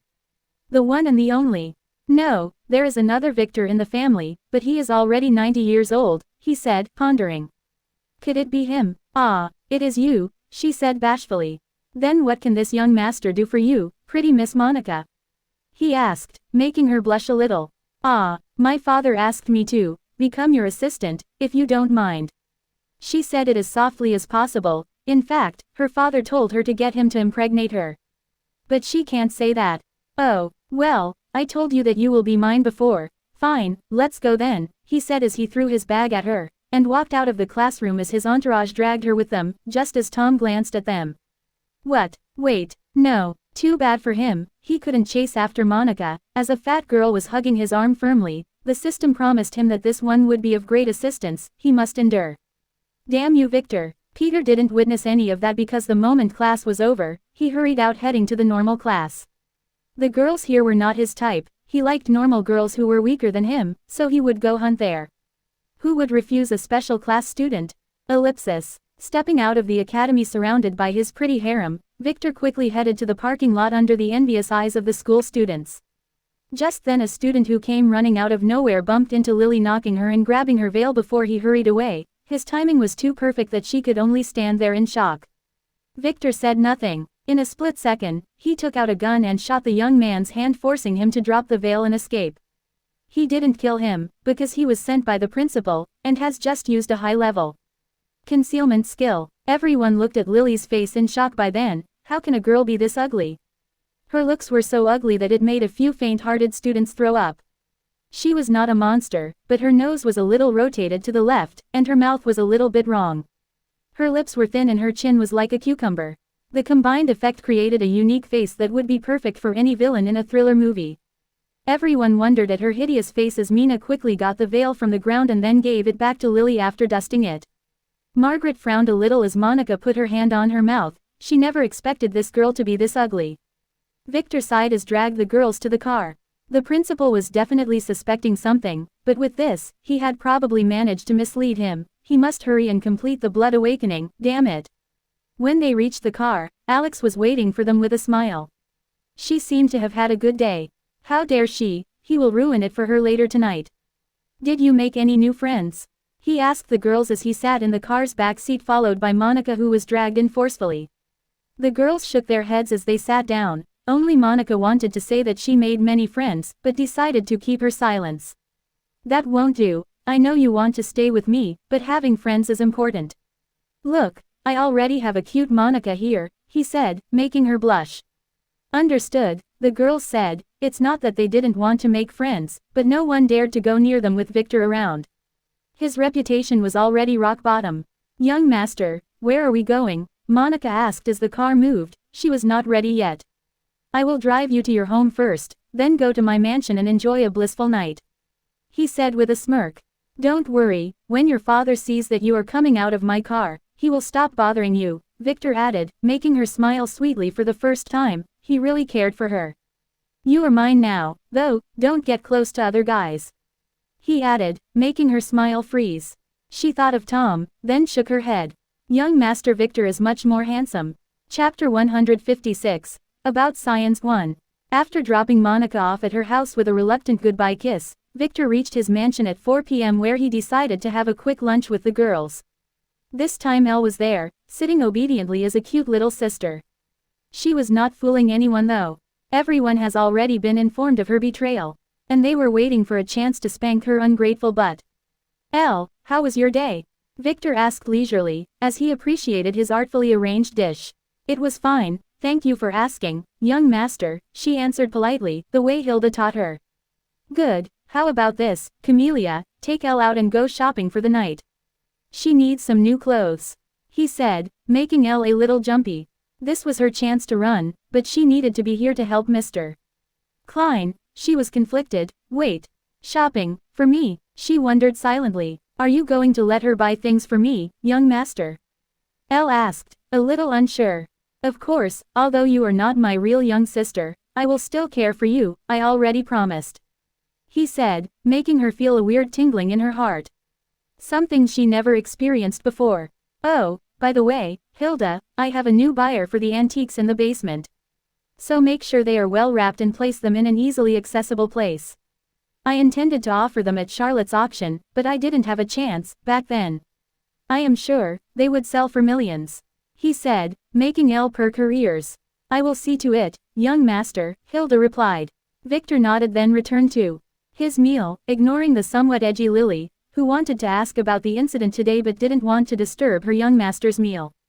Victor quickly finished his meal, then stood up as Mana helped him wipe his mouth.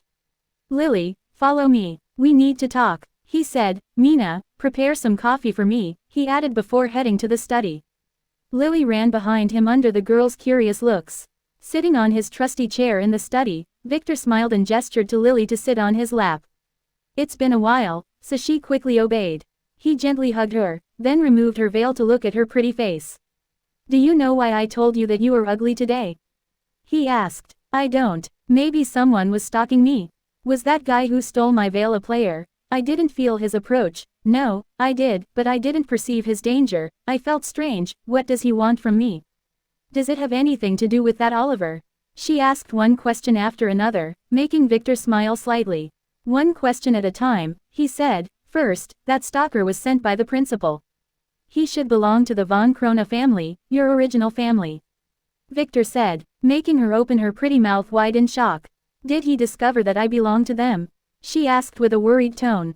No, I believe he is suspecting you. Your veil didn't cover your eyes after all, and those old monsters have real keen instincts. He added, that's why he sent that man to remove your veil, and that's why I responded by camouflaging your appearance to look ugly. Victor explained. Oh, what, ugly? She didn't notice. She finally figured out why all the students were looking at her with disgust. She thought they were acting. Yes, anyway, if my guess is correct, they should have already discovered you. Did you notice that he wanted to take the veil? He wanted your DNA, he said. What, would they? Should I stop going to school? She wanted to ask. No need, they probably already got a sample from your desk. It's impossible to guard against this. And if you disappeared suddenly, they might get a little agitated, Victor said. He never expected to see a Von Krona agent so soon. Weren't they supposed to be hidden away? Is this a fate backlash too? Ah. Then, Lily hesitated. Don't worry, I didn't want them to find you so soon, but that won't affect our plan. I know a lot about those guys. You are 17, right? He asked. That guy would begin his search for her after another year anyway. Yes, 17, and 2 months. The family used an artifact to measure it when I joined the assassination squad. Lily nodded. Oh, you are older than me, that means we have 10 months. You see, the Von Krona family has this crazy test for their heirs. After the age of 5, all heirs would have to live outside the family in an orphanage, where they would rely on themselves to survive. The family would provide them with a scholarship for education, but that's it. Victor said, as he squinted his eyes, remembering the royal family's code. The boys would have to complete 20 years, while the girls 18, that's if they want to gain a good status. Victor said, pondering on this crazy method to manufacture science. The probability of one of those heirs awakening as a scion after this test was about 0.1%, but that was enough for them. The normal probability for a scion in the general public was 0.00001%. The secret of the Von Krona family's power was their mass production of scions to serve them. Their patriarch is a scion too. Ah, is that why they threw me away? Lily asked. They should have told you the truth when you turned 13. They take the heirs back for a tour in the family and a crash course in family secrets before throwing them back into the wild.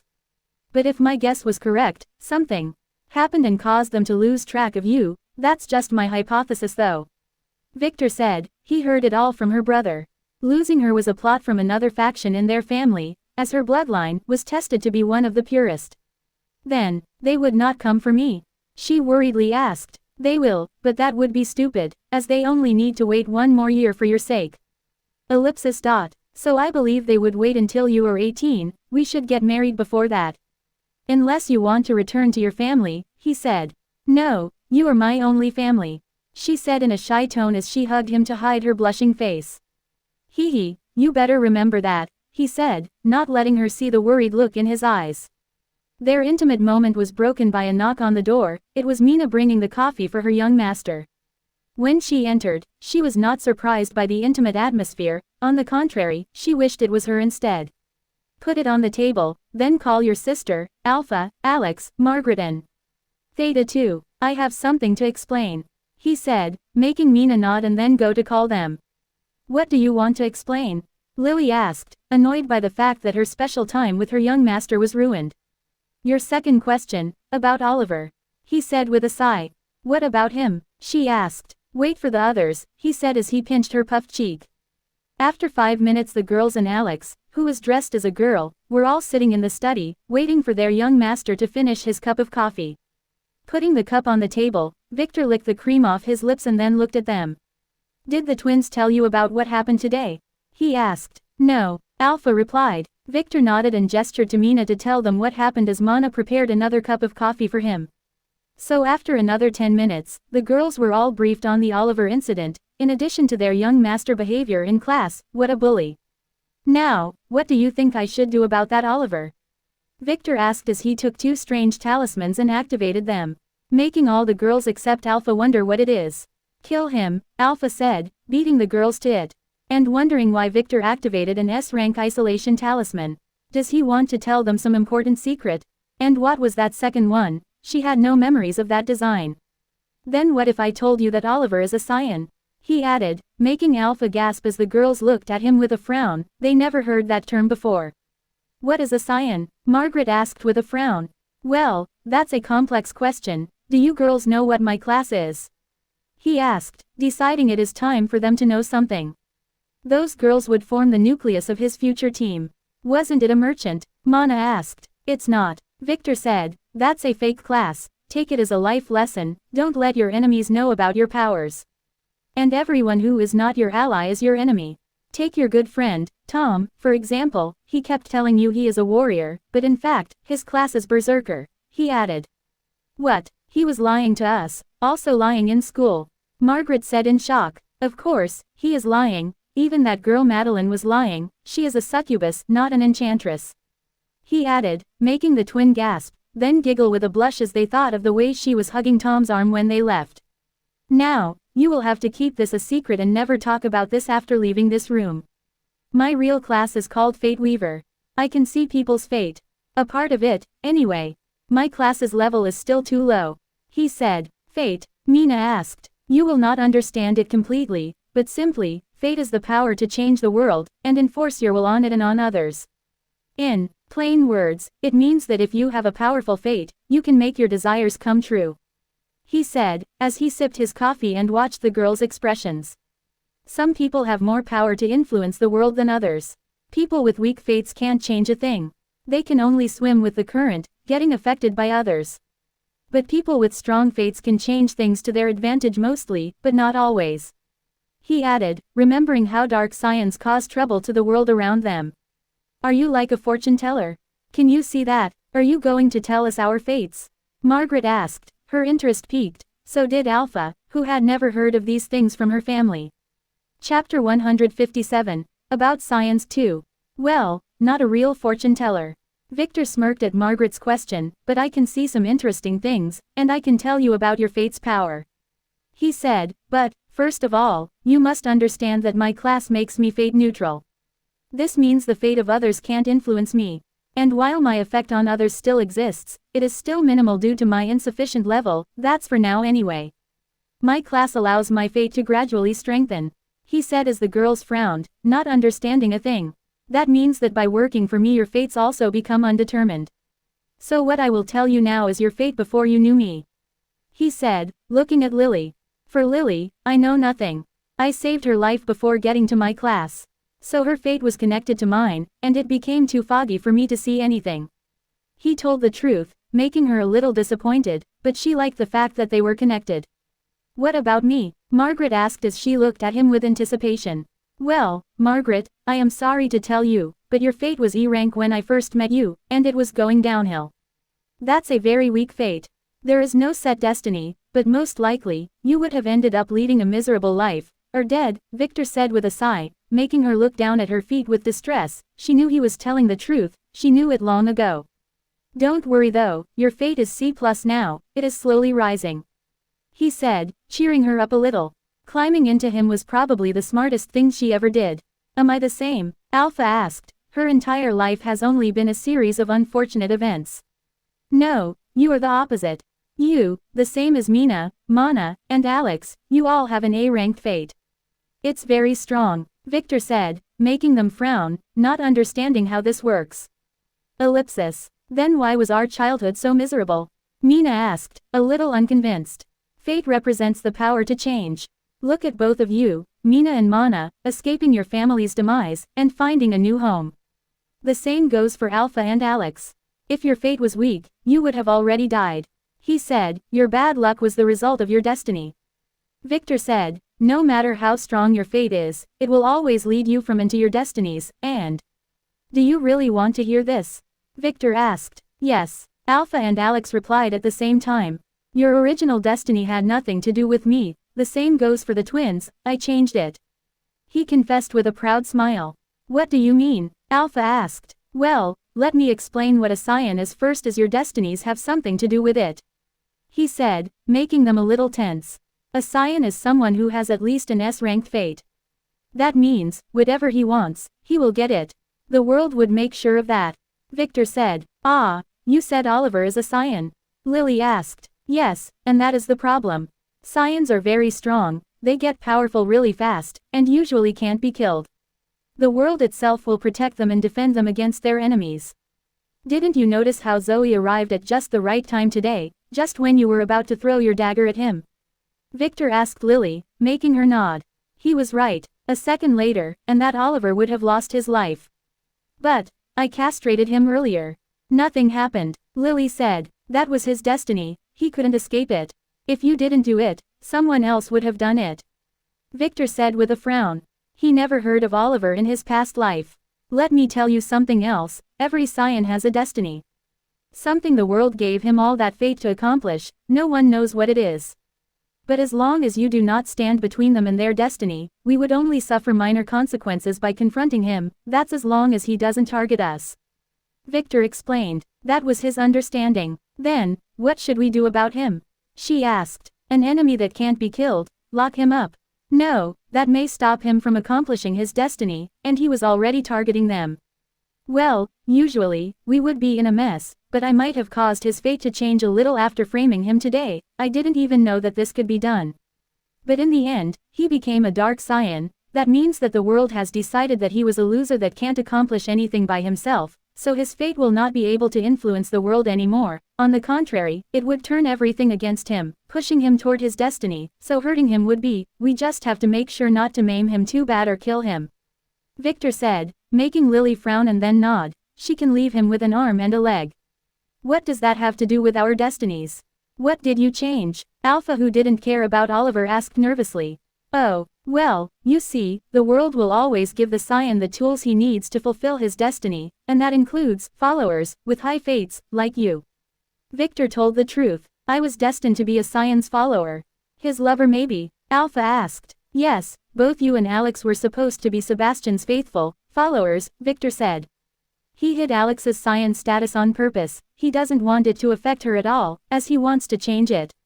If he told her she was a scion, she would probably be so happy that they would suffer a disaster, and on the contrary, if she knew she was a dark scion, that might make her so sad that her fate would solidify.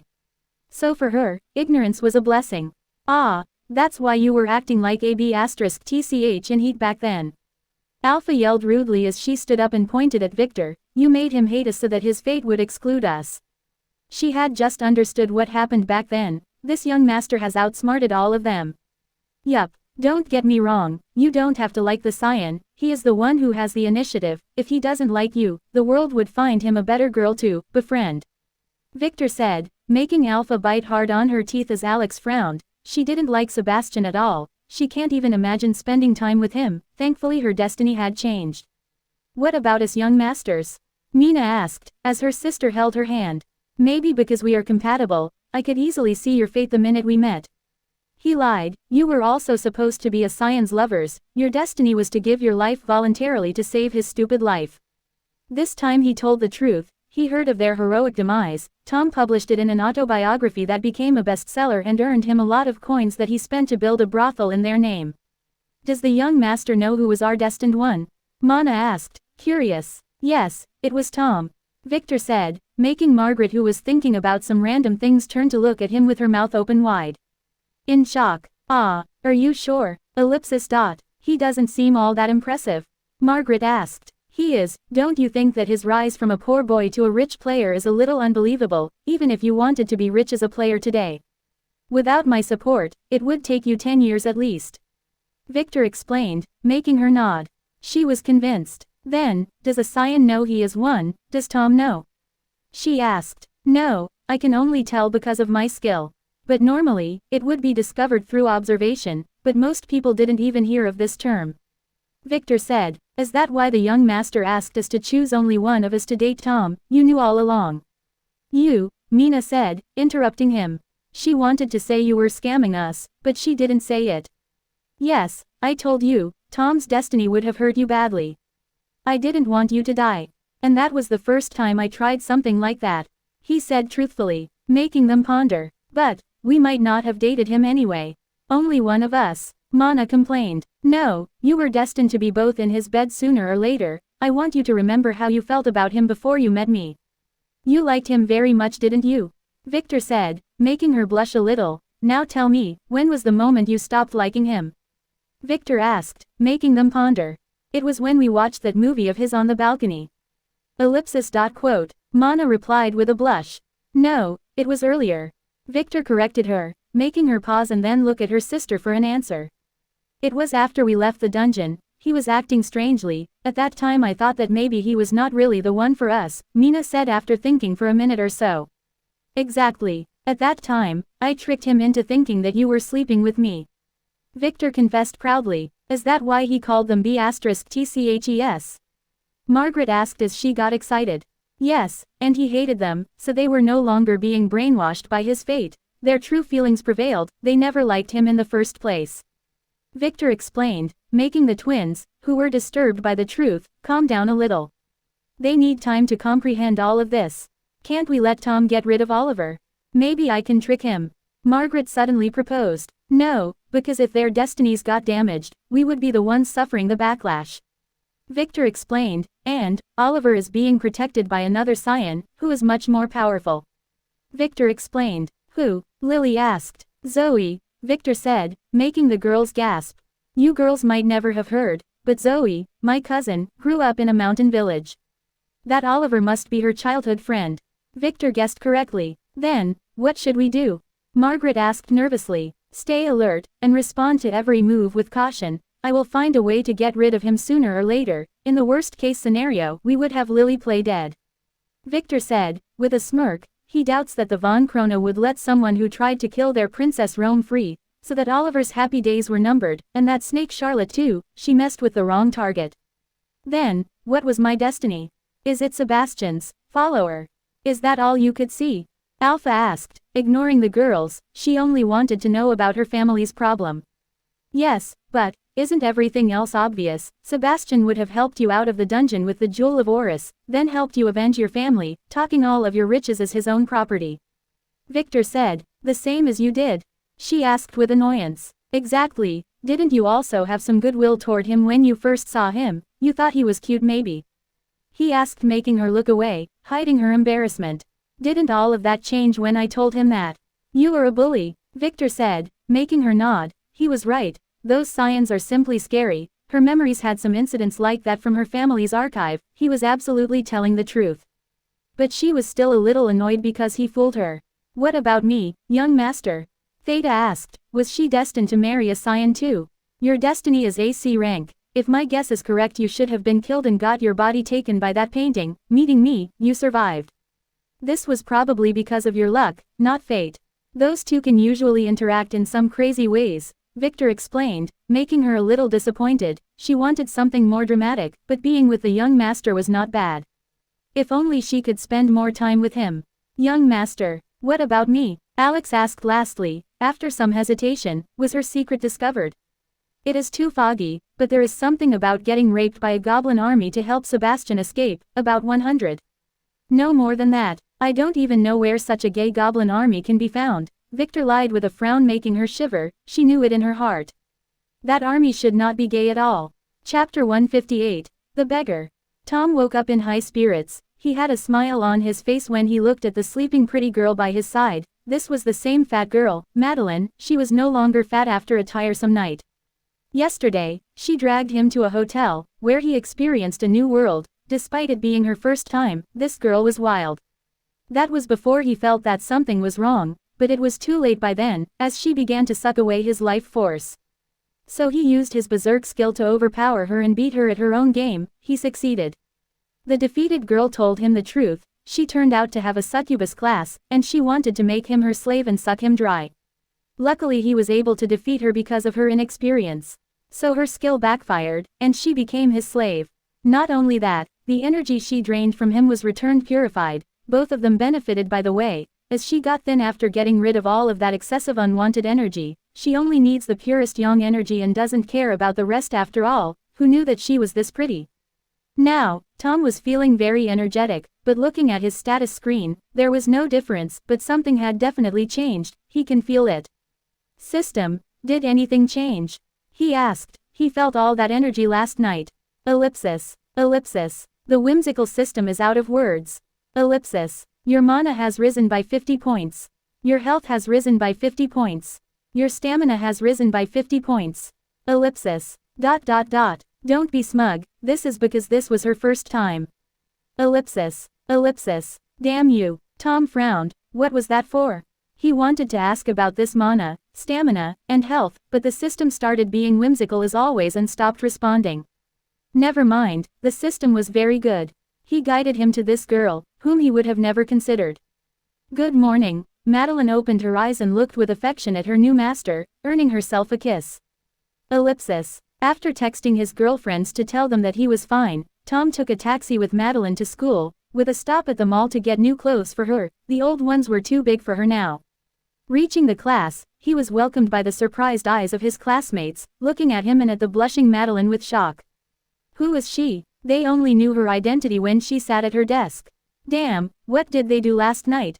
Tom smiled proudly as he sat next to Peter, who was busy texting his new girlfriend at the normal class before getting shocked by his friend's deeds.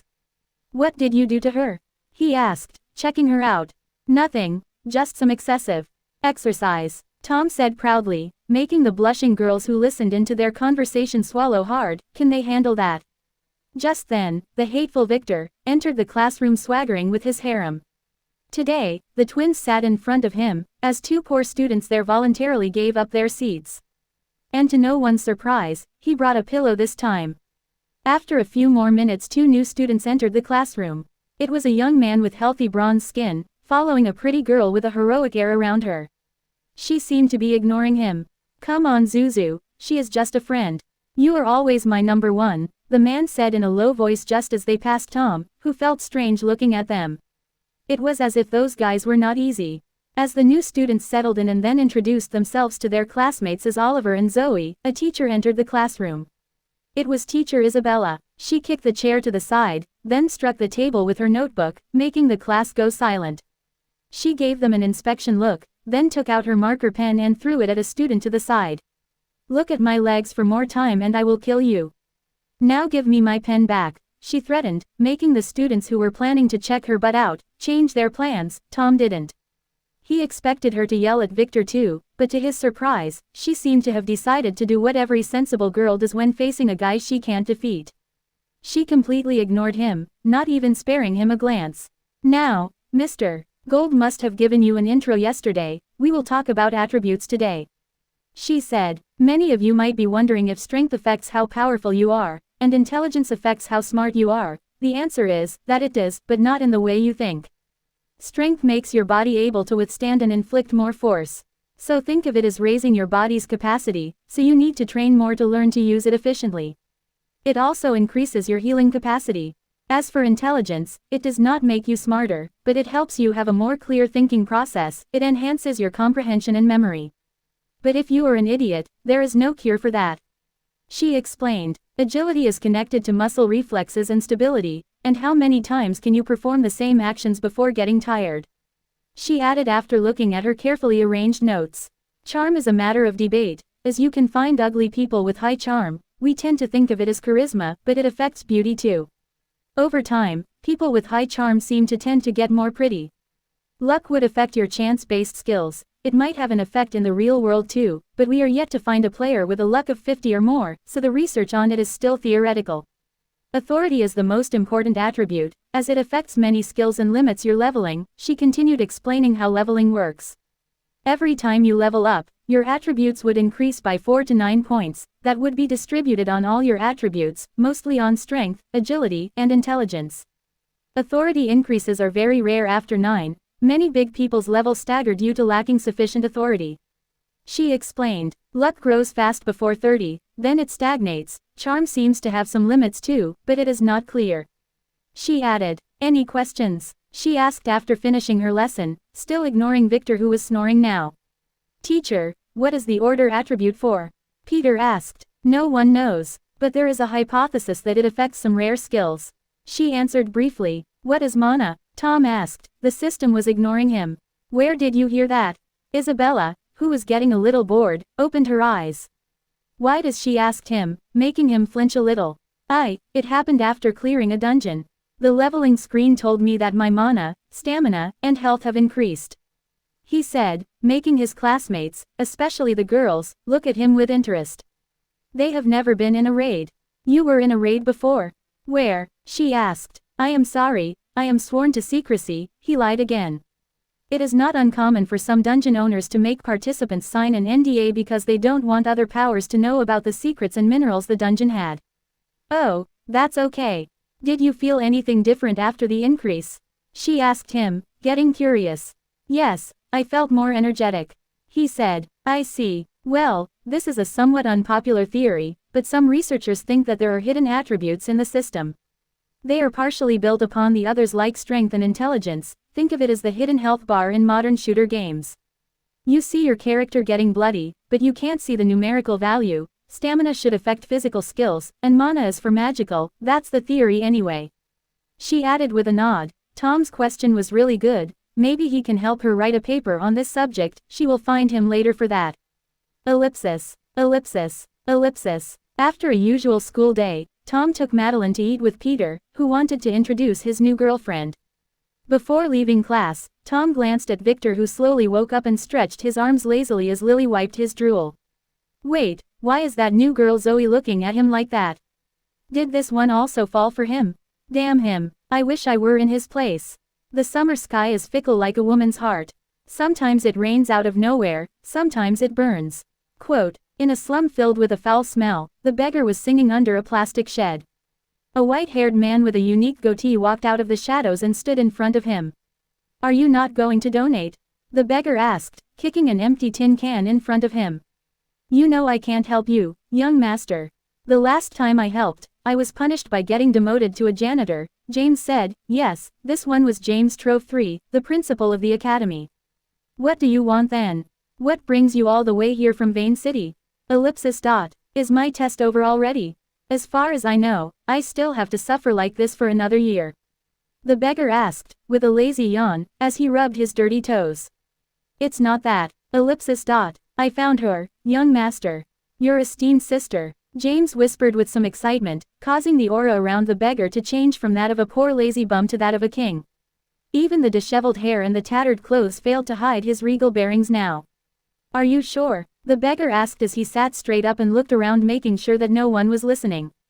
Definitely. I met her by chance at the academy. I instantly recognized her eyes. They are similar to your esteemed grandmother's, and my feeble bloodline boiled at her sight, just as it did when I saw her as an infant. James replied as a man passing by them wondered why this rich man was talking to that smelly beggar. Did you do a DNA test? The beggar asked. Yes, although getting the sample was troublesome, it is definitely her. He said, making the beggar get a little restless. Is she okay? How is she doing? The beggar asked. Well, she is fine. Unfortunately she became a player, and she won't be able to use the family awakening altar anymore.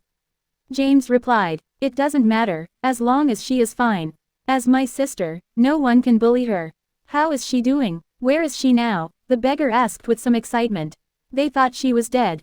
She is now a maid in the Von Weiss estate, belonging to their elite heir, Victor. If my guess was correct, after she was misplaced at that orphanage, someone kidnapped her and sent her to be a servant to that family. They didn't know of her identity. A maid? Is her life in any danger? She seemed okay, but the Von Weiss family is not stable nowadays. If the other families decided to attack them soon, that might put her in danger. Does the young master wish for me to extract her? James asked. That depends. Is that Victor treating her well? You know what I mean. As a maid, she should have already warmed his bed. That would lower her status in the family. It's all those bastards' fault.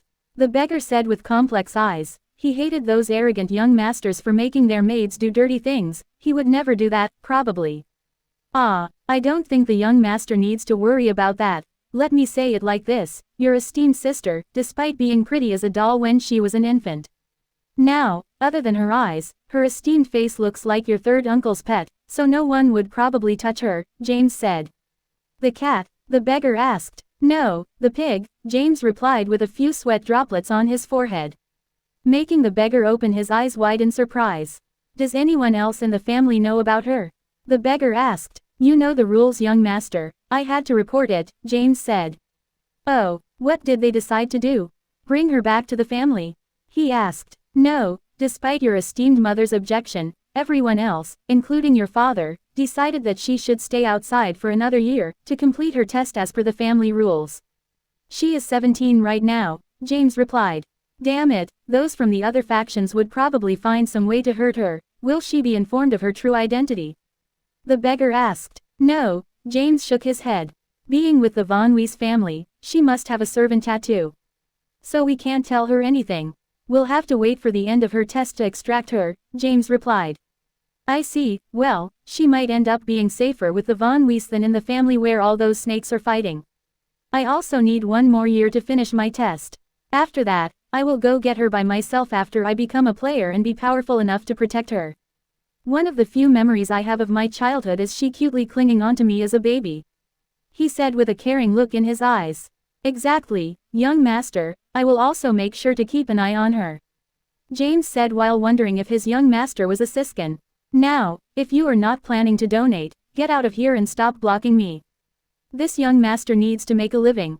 The beggar shouted. Understood, James said and turned around, preparing to leave, then paused. Oh.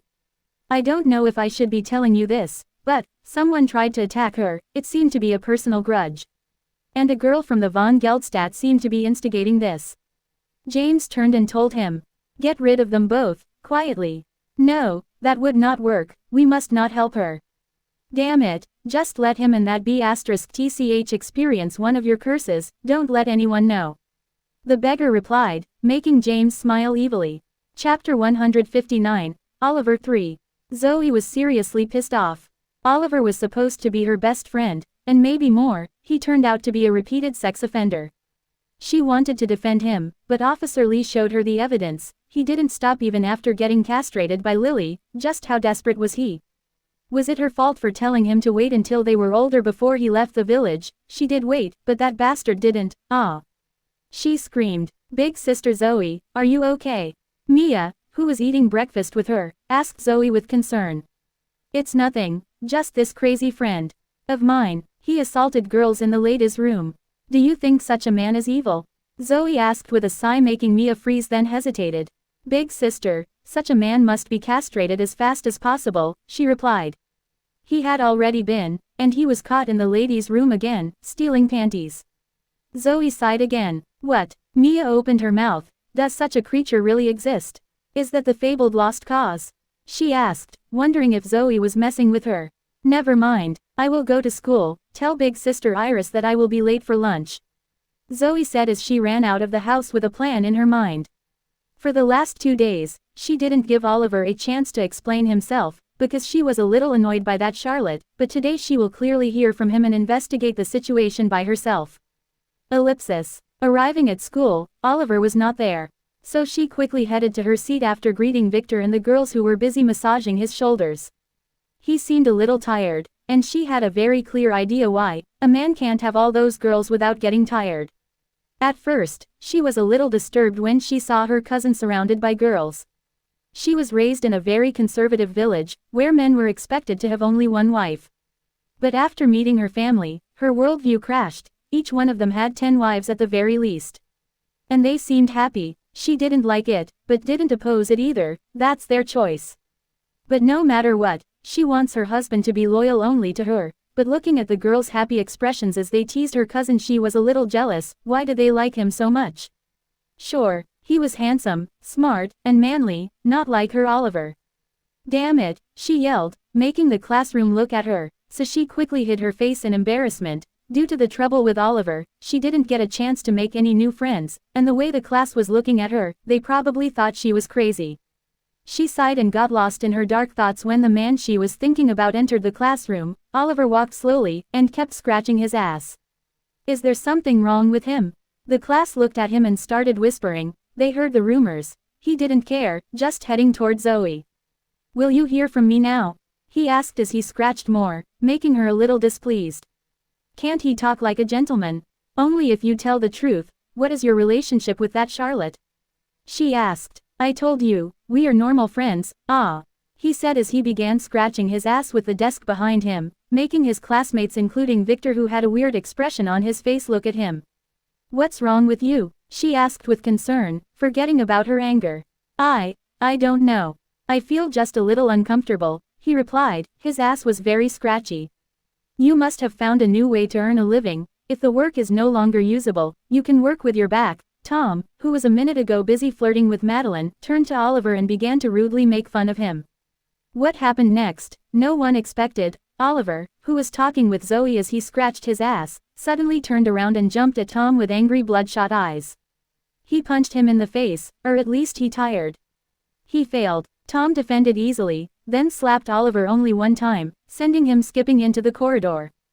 Zoe screamed and ran after Oliver to help him, but to her surprise, Oliver slapped her face, sending her crashing into the wall. Then he slowly stood up and took a gun out of thin air, just as 5 big school guards appeared out of nowhere and handcuffed him, then dragged him away. It took mere seconds. Zoe wanted to follow, but at that moment, Teacher Isabella reached the class and ordered her to go in, after giving Oliver a strange look. Zoe could only obey and attend the class obediently, but she couldn't concentrate at all, thinking about Oliver. After class, she asked around, and Oliver was sent again to the police station. Should she go after him again? No, not this time. Let that harlot go get him, she thought as she sat at her desk, then stood up and headed toward Victor. Lily, can you tell me what happened when you injured Oliver? She asked as Lily was feeding her young master from a lunchbox that was prepared with care. Ah, Lily hesitated. Tell her everything, Victor said. Well, Lily slowly told Zoe everything, including the fact that Oliver might have been drugged back then, and that's why she didn't press charges. I see, Zoe said with a sigh. She should have believed Oliver. But why did he just act like this? He even slapped her. I don't know if I can tell you this, but I believe that Oliver is being tricked, Victor suddenly said, making her look at him with some hope as he looked around, making sure no one was listening. You know that I am a merchant, right? He asked her. Yes, she replied, not getting his idea. Well, don't tell anyone, but my appraisal skill is very good, and I didn't notice this a few days ago, but the necklace that Oliver is wearing seems to have a berserker effect. It's a piece of cursed equipment. It might be the reason why he is getting angry very fast, Victor said, making her open her eyes wide in shock. This changes everything. Not only that, the ring on his finger is a storage ring with tracking ability. This can't be a coincidence, Victor added, making Zoe stand up and run out of the room. Not noticing the smile on her cousin's face, Victor was both surprised and annoyed by Oliver's situation. His appraisal returned only one new line. Abnormal status. The old nanny's punishment curse S1/14 days. He knew this one. It was a little obscure curse that caused the target to start by scratching their butts. Then it would grow so unmanageable that they would need to tie their hand to stop it from scratching their asses into nothingness. This curse is temporary though. It seems like whoever did it didn't want to be discovered. It was a form of punishment. Oliver, as far as the report prepared by Kai goes, had no enemies, other than some stupid young master who stole his girlfriend, and Lily. So the culprit behind this curse can only be that Siskin best friend of his, Julian von Krona, Lily's brother. And that would also mean that his predictions were correct. They found her and decided to leave her to continue her test. As for the reason he told Zoe about Oliver being used, it was because he knew the future, and Zoe was a man-hater by then. So no matter what, those two would probably fight each other sooner or later. And when Zoe loses all hope in humanity, she might fall for him when he swoops down to save her in her darkest moment, or at the very least, he would be one of her few friends. And that's good enough, as his harem was getting a little unmanageable. Maybe she can even make Oliver forget about his revenge on Lily. Although that would be hard. Ouch. Yes, right there, Victor said as Mina used her delicate hands to massage his back as he lay on a massage chair in the gym. Why doesn't the young master take a healing pill? Mana asked as she helped her sister spread some oil on his back. That would be detrimental for muscle growth, and for skill scoring. He added, for the last few days, he was training hard in sword and different martial arts. He was pushing the system to register them as skills for him. He had already got the advanced sword skill, but he had to swing the sword 1,000 times perfectly to get it. Now he is working on the pain tolerance skill. The training involved him being kicked around by Alpha. Lily wouldn't do it. I see, Mana said, not understanding his point. Arya has just texted you. She found a suitable project to launch Monica as a superstar. But she is asking if you are sure, as it would be costly. Lily, who was sitting by his side playing with his phone, suddenly said. Absolute. That girl has amazing potential. And bloodline. Tell her to go ahead. It would be a shame not to use her, he said as he enjoyed his massage. Lily nodded, then began to write. Then stopped and looked outside the gym's glass dome. Nothing was there. Young master, I have this weird feeling that someone is watching the mansion, but despite scanning the perimeter multiple times, I found nothing. Lily, who was watching from the window, said. Oh, Victor frowned. From now on, you will always stay with me. Leave the outside work for your sisters, he said as he decided to put the array in the active mode and scare them away. He didn't mind them watching, but if they got too close, they needed to be punished. Does the young master know something? She asked. They are here to watch you, Victor said, briefly, making Lily swallow hard as she understood his meaning. The twins were a little curious but didn't ask. Suddenly Victor's phone rang, and as usual Lily answered. Yes, quote. Yes, master, he is right here. she said as she handed the phone to Victor. It was his father. Hi, Daddy, I am a little busy now, can we talk later? Victor said. Ouch, yes there, he told Mina. No, this is more important than your perverted games. And call me father. Theodore scolded him. Fine, what can I do for you, father? Victor asked as he gestured to the twins to take it easy. Your mother and sister will be arriving tonight, you will be responsible for hosting them, Theodore said bluntly, making Victor remember that he did invite them when they were on the island. Then he fell into a coma and forgot all about this. My house is a mess today. Can you host them for 2 days? I can get them the day after tomorrow, Victor said. That Mr. Klein is supposed to attack tomorrow night, if he swallowed the bait.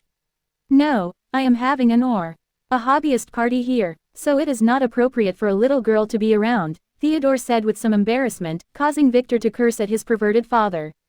How about Iris's house? Victor asked. I said it must be yours. George will deliver them to your doorstep, so take care of them. Theodore said. He sounded a little impatient. Fine, anything else? Victor asked. He will have to adjust the illusion array. Yes, the dungeon raid was delayed indefinitely, so you would have to go to New Lure City by yourself and get your new concubine Nova, Theodore said. Ah, why was the raid delayed? Vitor asked. Not now. No, I am talking to you, Theodore said as Victor could hear the sound of a slutty girl across the phone. We will talk later about that. Bring your mother to the lover's den tomorrow and we will talk. There is an update about Linda that I think would interest you. No, the vibrating one. His father hung up. He sounded busy. Victor sighed as he looked at the twins. Quickly go prepare 2 rooms on the upper floor. My mother and little sister are coming for a visit, he said, making them both excited and worried. What if she didn't like them? Oliver was very angry. Charlotte was refusing to answer his calls, and his butt is too scratchy, the doctor could not help. And that Officer Lee was eyeing him suspiciously. Officer, please uncuff me. He really wanted to scratch. No way, you already assaulted 2 officers, she said as she eyed him with disgust. He has been losing his calm very quickly lately. It must be because he met that slut, Lily. Suddenly the door of the interrogation room opened, and to his surprise, Zoe walked in with the police chief, a burly guard, and an old man with thick glasses. Officer Lee, please leave the room, this is an order, he said. Lee looked at the chief and Zoe, then left, after making Oliver a threatening gesture that only he could see. I am sorry, that was the first thing Oliver said. He didn't mean to slap Zoe's face, but he was very angry. Zoe said nothing, she just gestured to the burly man who held Oliver in place. Oliver wanted to activate his skill or the defense necklace to push the man away, but strangely nothing happened. The man has stuck some kind of a talisman on him. Zoe quickly approached him, then took his storage ring and the defense necklace on his neck, then put them on the table. Zoe, what is the Maya? He screamed, but the guard quickly stuffed a cloth in his mouth. They have come prepared. Master Yun, please analyze those 2 for me, she said politely to the old man. Of course, my lady, the old man said as he began touching the necklace and then the ring. Oh, found anything? She asked, as Oliver frowned as he rubbed his butt on the chair. It started itching again. The necklace is cursed. I can't analyze it, but I happened to see this one before at an auction. It should be the Berserker curse if my memory serves me right, and the ring has a simple tracking array. The old man said as he adjusted his glasses. Where did you get this stuff? The necklace is the reason you have been losing your mind lately, haven't you? She explained to Oliver, then asked him in a bossy manner as she displayed a character he has never seen her in before. That's of a young noble lady. 1,000,000 times better than that slut. Charlotte, was the first word he said after his mouth was unrestrained. That B*TCH fooled him. And he was really angry now. Chapter 160, Troubling News. Victor went to the basement where he started to adjust the array, scanning for intruders. Wah, there were 9 spies around his mansion. Were those all from the Von Krona? Probably not. Charlotte would have some, and the family would have some too, and maybe others. This is a big problem. Victor didn't like his moves being watched. What should he do about them? The first option would be to use the array to eliminate them, but that would reveal his cards. Should he do it by himself? No, he had a better idea. Why not just use them to eliminate each other? He needed to find good timing for that. After quickly making some adjustments, he went upstairs where he got dressed handsomely, then headed to the mansion's door as his mother and sister arrived. It was already 8:10 p.m. George stepped out of the car and then saluted Victor with a nod as he professionally opened the door for Elena and Lara to go down, followed by a sneaky-eyed handmaid, Rose. This one was his first stepmother's spy. Mom. Victor quickly ran and hugged his mother and little sister just as they stepped down. Victor, your father told me that you were a little sick. So he said that I should come here to stay with you. Is everything okay? His mother asked with concern, making Victor curse silently at his perverted father. Ahm. I had a little cold, but I am fine now, please come in. He said as he held his curious little sister's hand. She was looking around the house. This was her first time outside of the island. Esteemed brother, is this all yours? She asked. Yup, if you perform well in the ceremony, you will get one too. He said with a smile. I want to live with you, she said in a low voice, that he acted as if he didn't hear. He quickly invited them inside, where his harem servants were waiting. They were standing in two lines to salute the new guests, headed by Hilda. All according to the family protocol. Madam, young lady, I am Hilda, the head servant here. Hilda introduced herself. Allow us to transport your luggage to your rooms as you relax in the living room, your journey must have been tiring. Hilda professionally said as she dragged the handmaid who was beginning to sniff around away. She got Victor's signal. Elena nodded and then began to examine her son's harem servants. She knew Lily, who smiled politely at her. Next were two crimson-haired maids, twins. They were pretty. Did her son spend time with both of them? Maybe. After that there was a red-haired girl, that gave her a familiar air. She was a slut. She met a lot of those when she first met Theodore, like father, like son. The other maids were pretty too, but three of them caught her attention. A one-eyed blonde girl that had a noble air around her, a butler that was dressed in a maid uniform, he was not fooling no one. And a little girl, was she a maid here too? Her son's dirty fetishes were showing. Should she take Lara and go find a hotel? Elena said nothing but a sigh. She just nodded to the girls as she was guided by her son to a lavish living room. She decided to stay. Her son was obviously, like the rest of his family, a pervert. But he would not dare to do anything dirty while she was around, probably. Lara didn't have her mother's insight. She was just curious as she looked at the girls. They were pretty. Were they really just servants or bed-warming maids as Brother John said? She wondered. Victor smiled secretly as he could easily read his mother's thoughts. As they sat on a couch in the lavish living room, Mina and Mana quickly brought some refreshment, as the rest of the girls and Alex returned to their posts. How have you been doing? Lily kept telling me that you were busy for the last couple of weeks. His mother asked as she looked at Lily who was standing politely behind her young master. Yes, you know that I have a lot of business. And school started a few days ago. He nodded. They didn't tell her about the coma. Good, but you must take care of your health. Having too many girls around is not healthy. His mother added, making him fake a blush. Should he tell her that he didn't touch any of them yet? Absolutely not. I know, mother, he said. Don't be like your brother Luke. What a shame. He was promising, she said with a sigh, making Victor look at her. What happened to Luke? He asked. No one told him anything. Well, he was in a coma and the family was a mess. Your father didn't tell you? Well, about a week ago, he was caught with Rex's fiancé. He seemed to have made her drunk then. She paused as she looked at her daughter Lara. I already know, mother, I am not a child anymore, Lara complained. Brother Luke, he, F. The well-mannered girl couldn't say that dirty word after all. He slept with her, his mother explained using a neutral word, as she slapped the back of her daughter's head. Getting Rex to teach her was a bad choice. He was filling her head with some unnecessary knowledge, but she could not do anything about it, as this was Theodore's decision. Victor was surprised. He knew why this happened. It was probably his fault. Lily should have applied the aphrodisiac to the sword's handles. It shouldn't be that effective being applied through the palm, unless his brother had some very perverted hobbies. Ellipsis. Mother, why does my esteemed brother have a weird look on his face? Lara asked, waking Victor out of his stun. What happened to Luke? Victor quickly asked as Lily behind him got nervous, realizing that this should have something to do with what she did back then. Was it really this effective? She had diluted it 10 times. The family guards took him.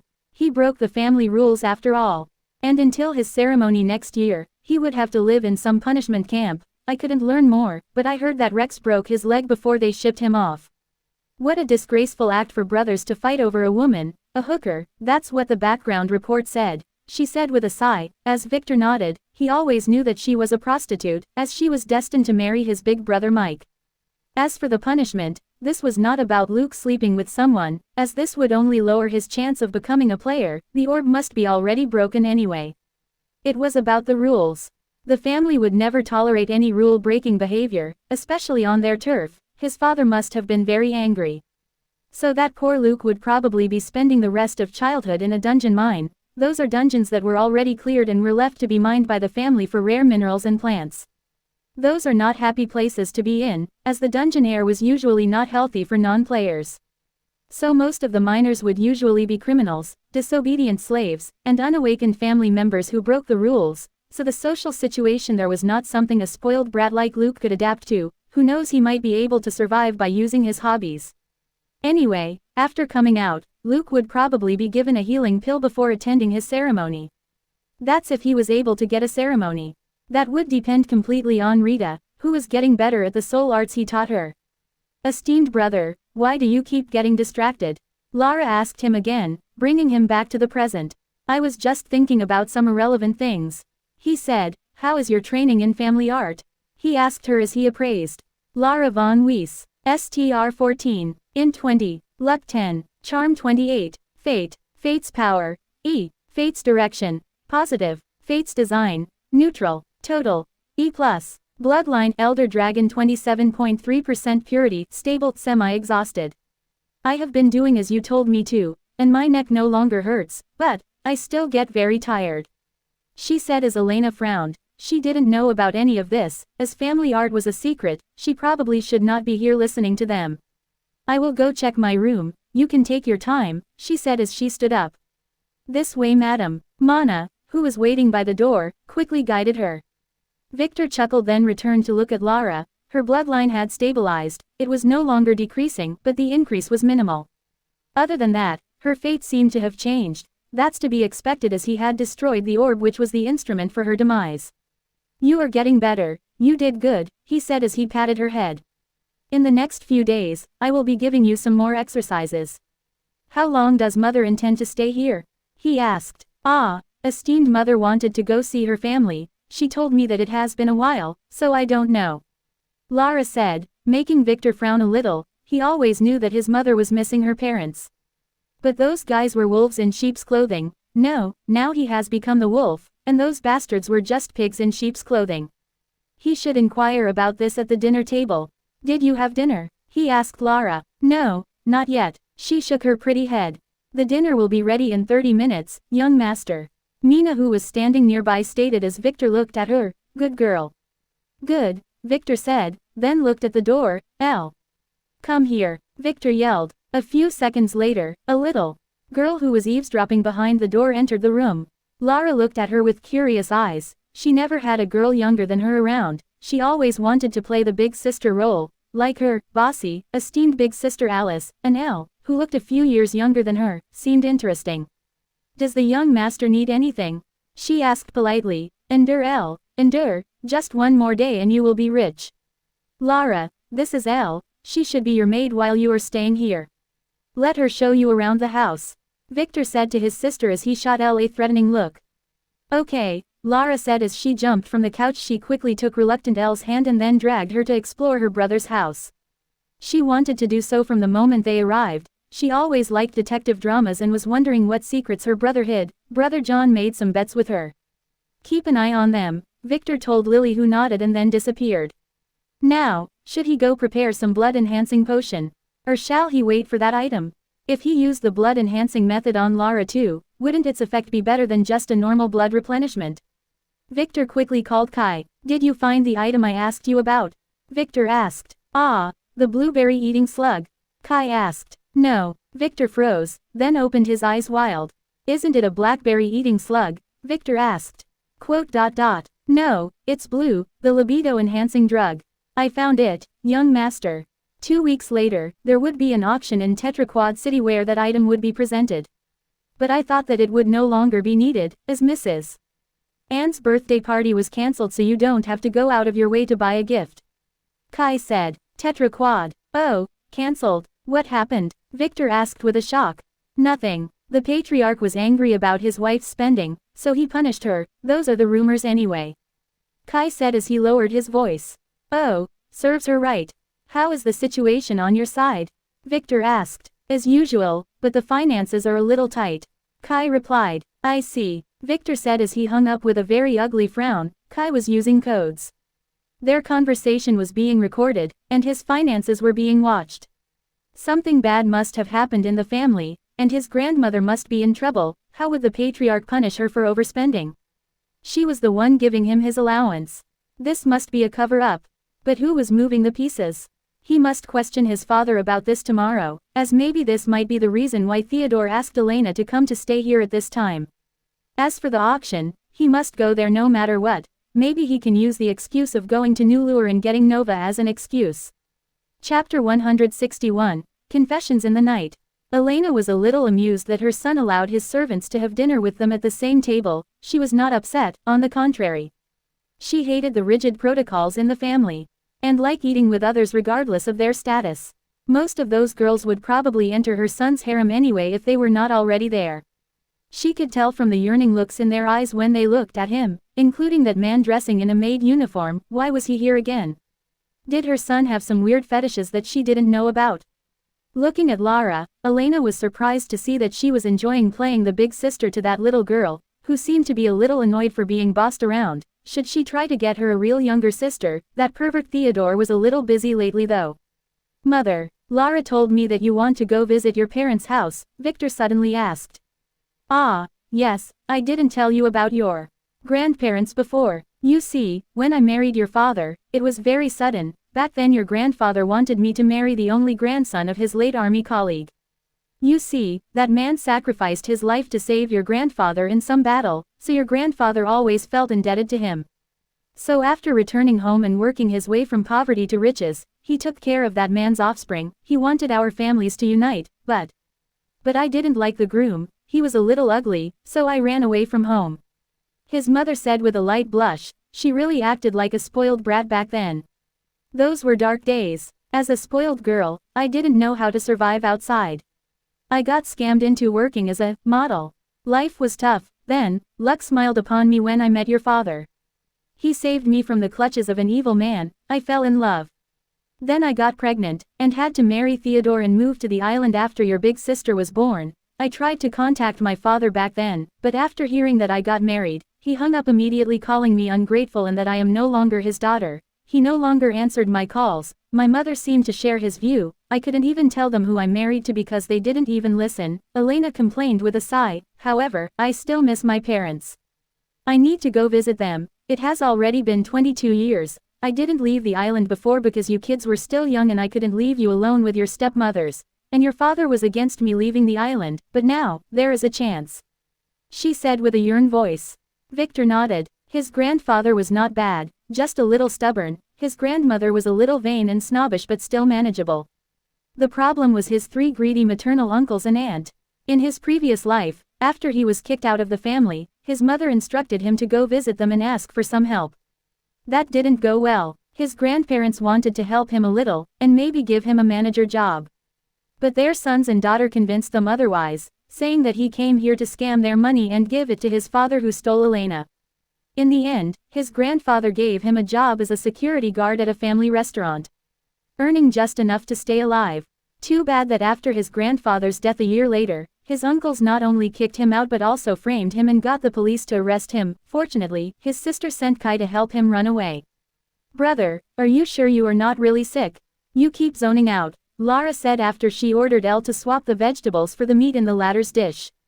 Yeah, I am fine, Victor said. I have school tomorrow and the day after. How about I take you to see them after 3 days?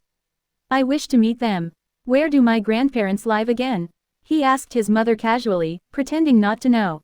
Ah, in a town a few miles west of here. They own a hotel and a series of restaurants there. Elena said with a smile. She never expected her son to escort her himself. Her older son and daughter were a little distant from her.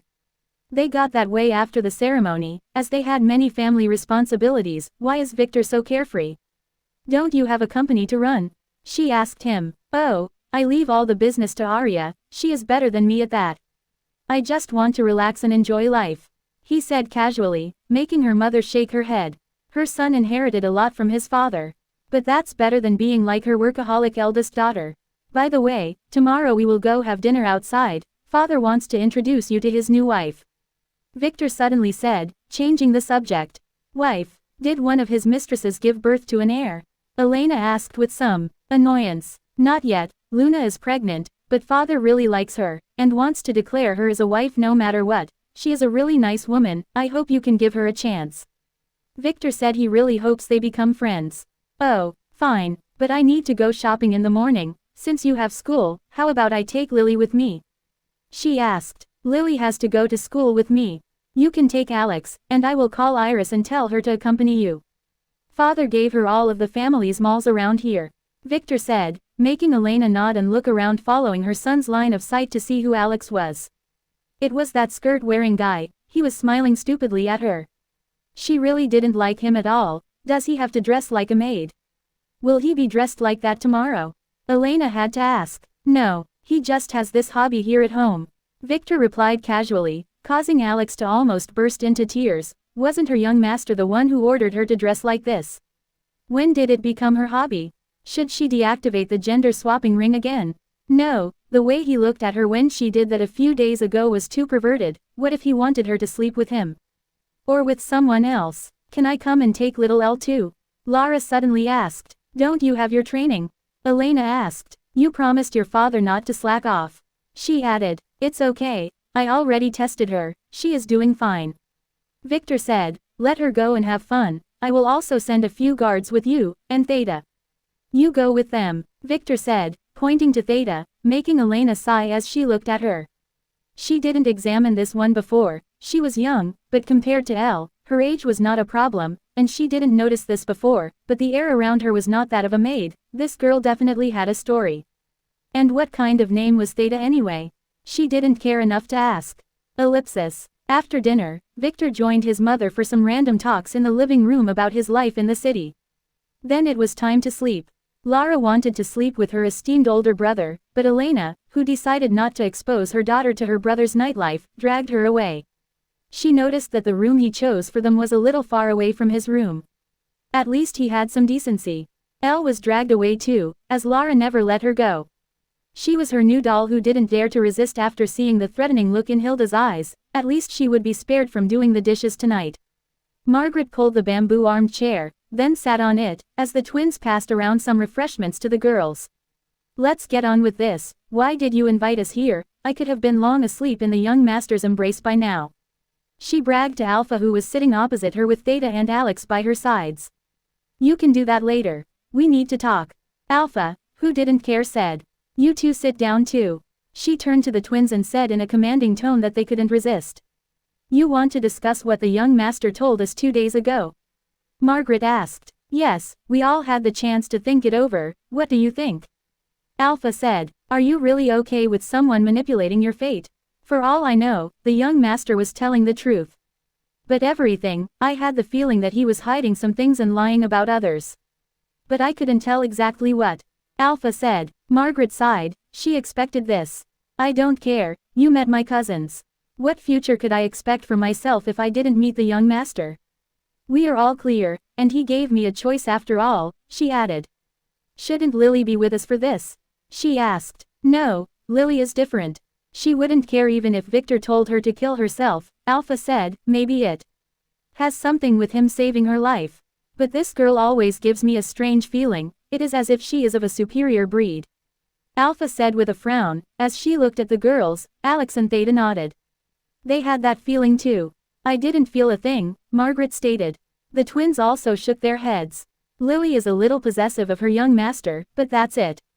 Never mind that. Mina, Mana, what do you think? Are you upset that he manipulated you? Alpha asked, instigating them. Mina said, then looked at her sister who nodded. We were upset at first. And we've been discussing this for the last couple of days. But yesterday, we tried something. We monitored Tom at school and tried to have some fantasies about him, she said as she blushed. But strangely, we didn't feel a thing.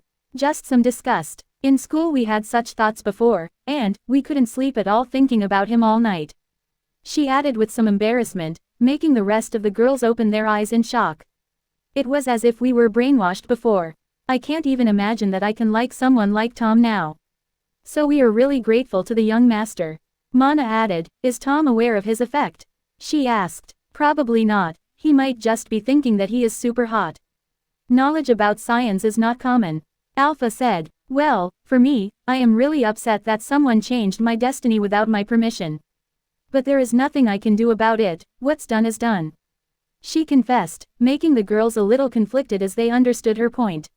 What about you? She asked Alex. I don't mind, Alex said. I think the young master meant us well. No kidding, she would have been assaulted by goblins otherwise. Some very straight goblins. Me too, he saved my life after all. I think he is very good to us. And handsome, Theta said, making Alpha sigh. Those girls are a lost cause. I think the young master is planning for us to be the core of his team. That's the reason he told us that. It also means that he trusts us. So we should trust him a little with this. Margaret suddenly started, making the girls agree. Even Alpha had to nod reluctantly. Now we have something more important to discuss. Margaret said as she looked at Theta. The bet a few days ago. I won, and you owe me $10,000, she said. Ah, but you didn't manage to put it in his pocket. Theta complained. He put it there himself. He confessed to everyone in the school auditorium, she said. You heard him, right? She asked the twins. Are you talking about that? Yes, he really did confess, Mana replied with a blush. What did you bet on? Alpha asked curiously, as Alex also tuned in. On whether I can put my panties in his pocket. I won, Margaret said proudly, making Alpha confirm her guess. These girls were beyond redemption. Oliver scratched his butt, then looked up at the moon, adjusting the backpack on his shoulder. Sorry, Zoe, you know that I can't stay here. Not after the trouble I caused at school. And that Charlotte, if only I was strong enough to kill her, he said. I told you, you can join my family. Uncle Falcon had told me that we can go after Charlotte after the family's situation stabilizes, she insisted as she looked at him with reluctant eyes. No, I wouldn't be a man if I did that. I can't push my revenge onto a girl. He said, adding Charlotte next to Lily on his revenge list, and that B*TCH Katya, his former girlfriend, and Lulu too. All of them were B*TCHES that he would kill when he returns. You still treat me as a stranger after all. Zoe complained, pouting. Not at all. You will always be my number one. Don't be sad. He turned around and used his finger to wipe away a teardrop off her swollen cheek. Where are you going then? She asked, looking him straight in the eye. The army is creating a players unit. I overheard the principal talking about it when I was sent to his office. I will join them and be a man deserving of your love, see you. He said as he ran into the night. Hiding his blushing face. Zoe froze for a second. Was that a confession?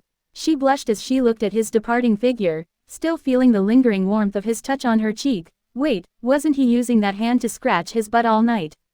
Chapter 162, about dungeons. Isabella was very annoyed. That bastard Victor von Weiss was testing her patience. He was definitely doing this on purpose. Too bad she couldn't do anything about him. The principal scolded her for being incompetent when she complained about his behavior a few days ago. What a bully. Does having a big and powerful family mean that you can do whatever you want? Sadly, yes. Now, Victor was soundly asleep on his desk, as that girl who always sat by his side was carefully giving him a massage. Isabella shot her a threatening look, but the girl ignored her. She only had eyes for her young master. Damn it. Deciding to be the better person and ignore them, Isabella started her lesson. Now, let's complete yesterday's lesson about skills, she said as she looked out of the window. A dirty beggar was hanging on a tree next to the building. He was biting his lip with aggrieved eyes as he peeked into her class. 1 minute please, she told the students as she texted the school's security captain. It only took him 1 minute to find the beggar and shoot him down. Oh, he missed. The beggar attempted to run away. They caught him. Now, let's talk. Where were we? Yes, skills, she said as she looked at her notes. Skills are two types, some that the system recognizes you for performing them, and others you get from the system itself. She said, for example, I have a sword arts skill. I didn't get that from the system, but from training for years. She satiated proudly. That's why I keep telling you not to slack off. Teacher, are these registered skills useful? What's the point of registering it in the system? Tom asked. He was not convinced. he had no such skills. No, he has that captivating smile. Skill. Was this a system skill? Probably not. It's not his fault that his smile is so captivating that the system considered it a skill. A big difference. If the system recognizes a skill, you will be able to perform it no matter how injured or tired you are. We call it a system assist. And it would be done perfectly every time with a 100% success rate. She explained as she looked at Tom. This guy is really good, he is always paying attention to her lesson and asking the right question, and he has a really great smile. What am I thinking? Now, the other kind are system skills. Some skills are granted on awakening and by class, these relate to the player's personality and life experience. And there are skill books, those are granted in dungeons. She explained. Teacher, a while ago, I got a skill book from an dungeon, but when I activated it nothing happened, the skill was not added to my menu. Tom asked. That is because the skill only gets registered after you level up when clearing a dungeon, she said while wondering how lucky was this guy to get a skill book. Those are usually monopolized by the big families. Now, skills are rare, so if you find any in dungeons, if you weren't planning to sell them, use them immediately. This is my advice, she added with a bitter expression. She lost one before, she shouldn't have shown off. Now let's talk about dungeons, she said as she watched the students' eyes sparkle.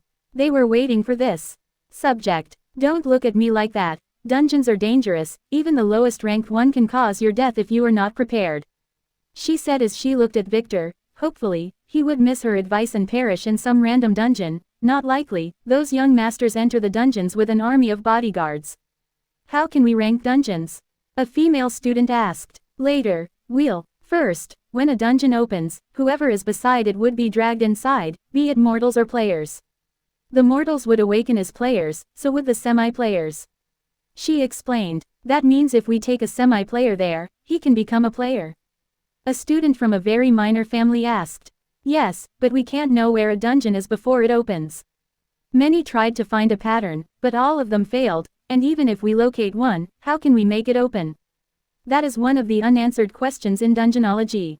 The science of dungeons. For the last 500 years, only 10 such incidents were recorded. As dungeons usually open in uninhabited regions. Isabella explained, making that student nod with disappointment. Only 3 in his family have awakened, and only he was a player.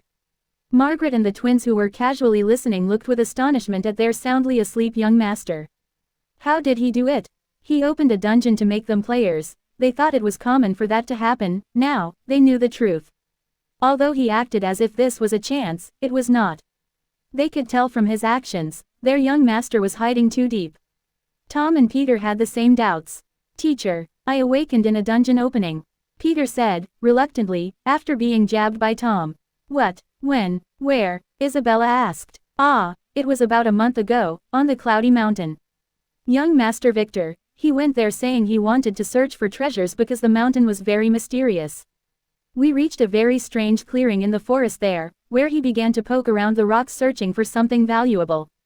We thought he was a little unusual, Peter said as he looked at Victor, making sure he was asleep. Then suddenly a dungeon opened after he poked a very strange rock and it swallowed us. Tom was there too, Peter explained, deliberately not mentioning the girls. A gentleman should not reveal a girl's secret. Isabella looked at him with doubting eyes. Then she looked at Tom, he nodded, making her a little annoyed.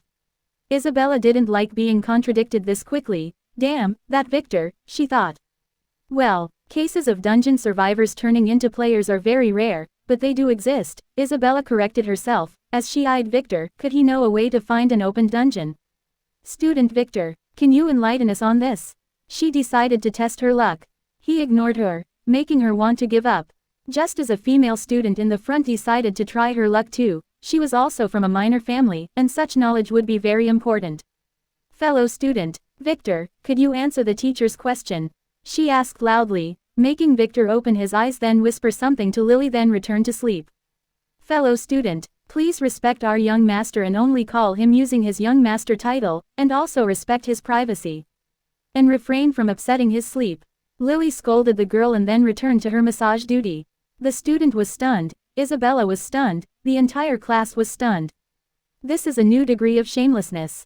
Ahm, let's continue with our class, Isabella said with some embarrassment and resentment. One day she would make him pay.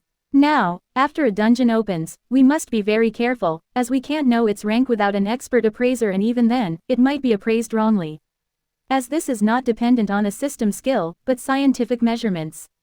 So usually, we stay away from dungeons until a team of experts arrives. Of course, some people take risks and enter early, because once a stronger power arrives, all rights for the dungeon would be transferred to them, she explained. A dungeon would belong to whoever owns the land. If no one owns the land, then it belongs to whoever clears it. There are other rules too, but they are beyond our course. Isabella added. What ranks are the dungeons? The girl from earlier asked again. They rank from F to SS, that's the highest rank we know of. F-ranked dungeons are dangerous, but they can be conquered by a team of 5 experts. Usually, they are safe as long as you hide and wait for help. So are E-ranked dungeons, although they tend to be a little more dangerous, and like that, the difficulty increases depending on the rank. So does the size of the dungeon. She explained. An F-ranked dungeon is the size of a normal big cave. It requires from 5 to 10 hours to cross from one side to the other, while the E-ranked ones might get much bigger, requiring about a day or 2 to cross. The smallest D-ranked dungeon required 5 days to cross. She added. What about higher ranked ones? Peter asked. The highest ranked dungeon to ever be conquered was a ranked. Its size was on the small side, requiring only 20 days to cross, and it took them 6 months to conquer it. She explained with a proud smile. I was a part of that expedition, she said, gaining herself the admiration of her students. What about S and SS ranked dungeons? Tom asked. There exists 5 S-ranked and 1 SS-ranked dungeons now. The last one opened 20 years ago. None of them were conquered, despite the families launching many expeditions, so no one goes there nowadays.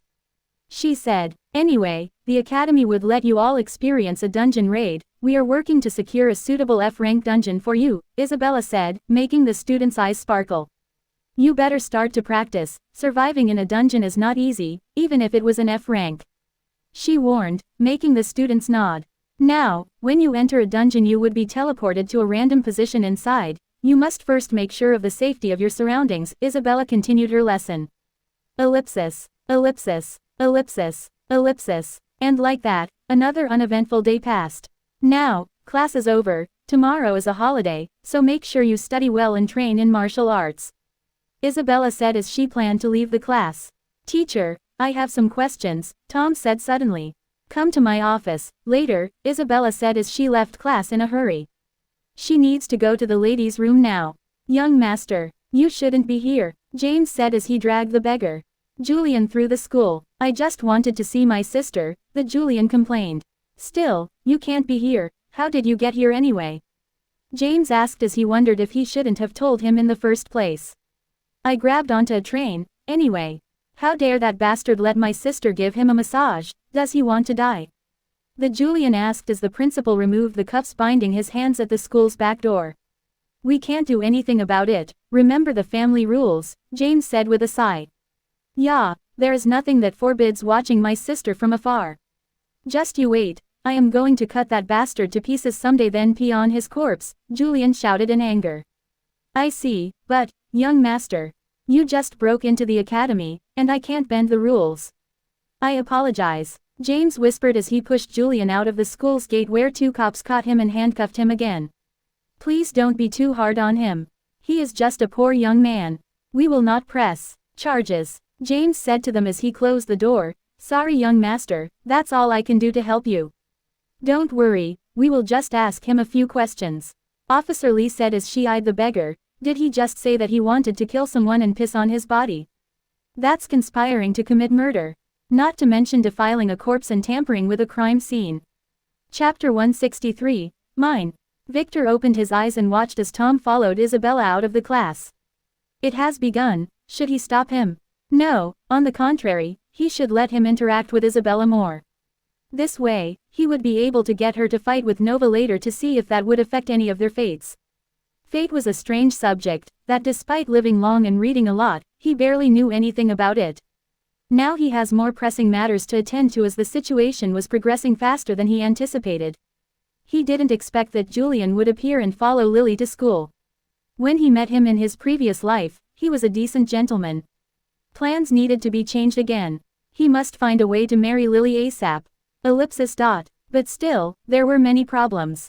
First, his father would oppose her being the main wife, the solution for this would be to give her a concubine position first, then elevate her later, but that would still be difficult with his family's current situation.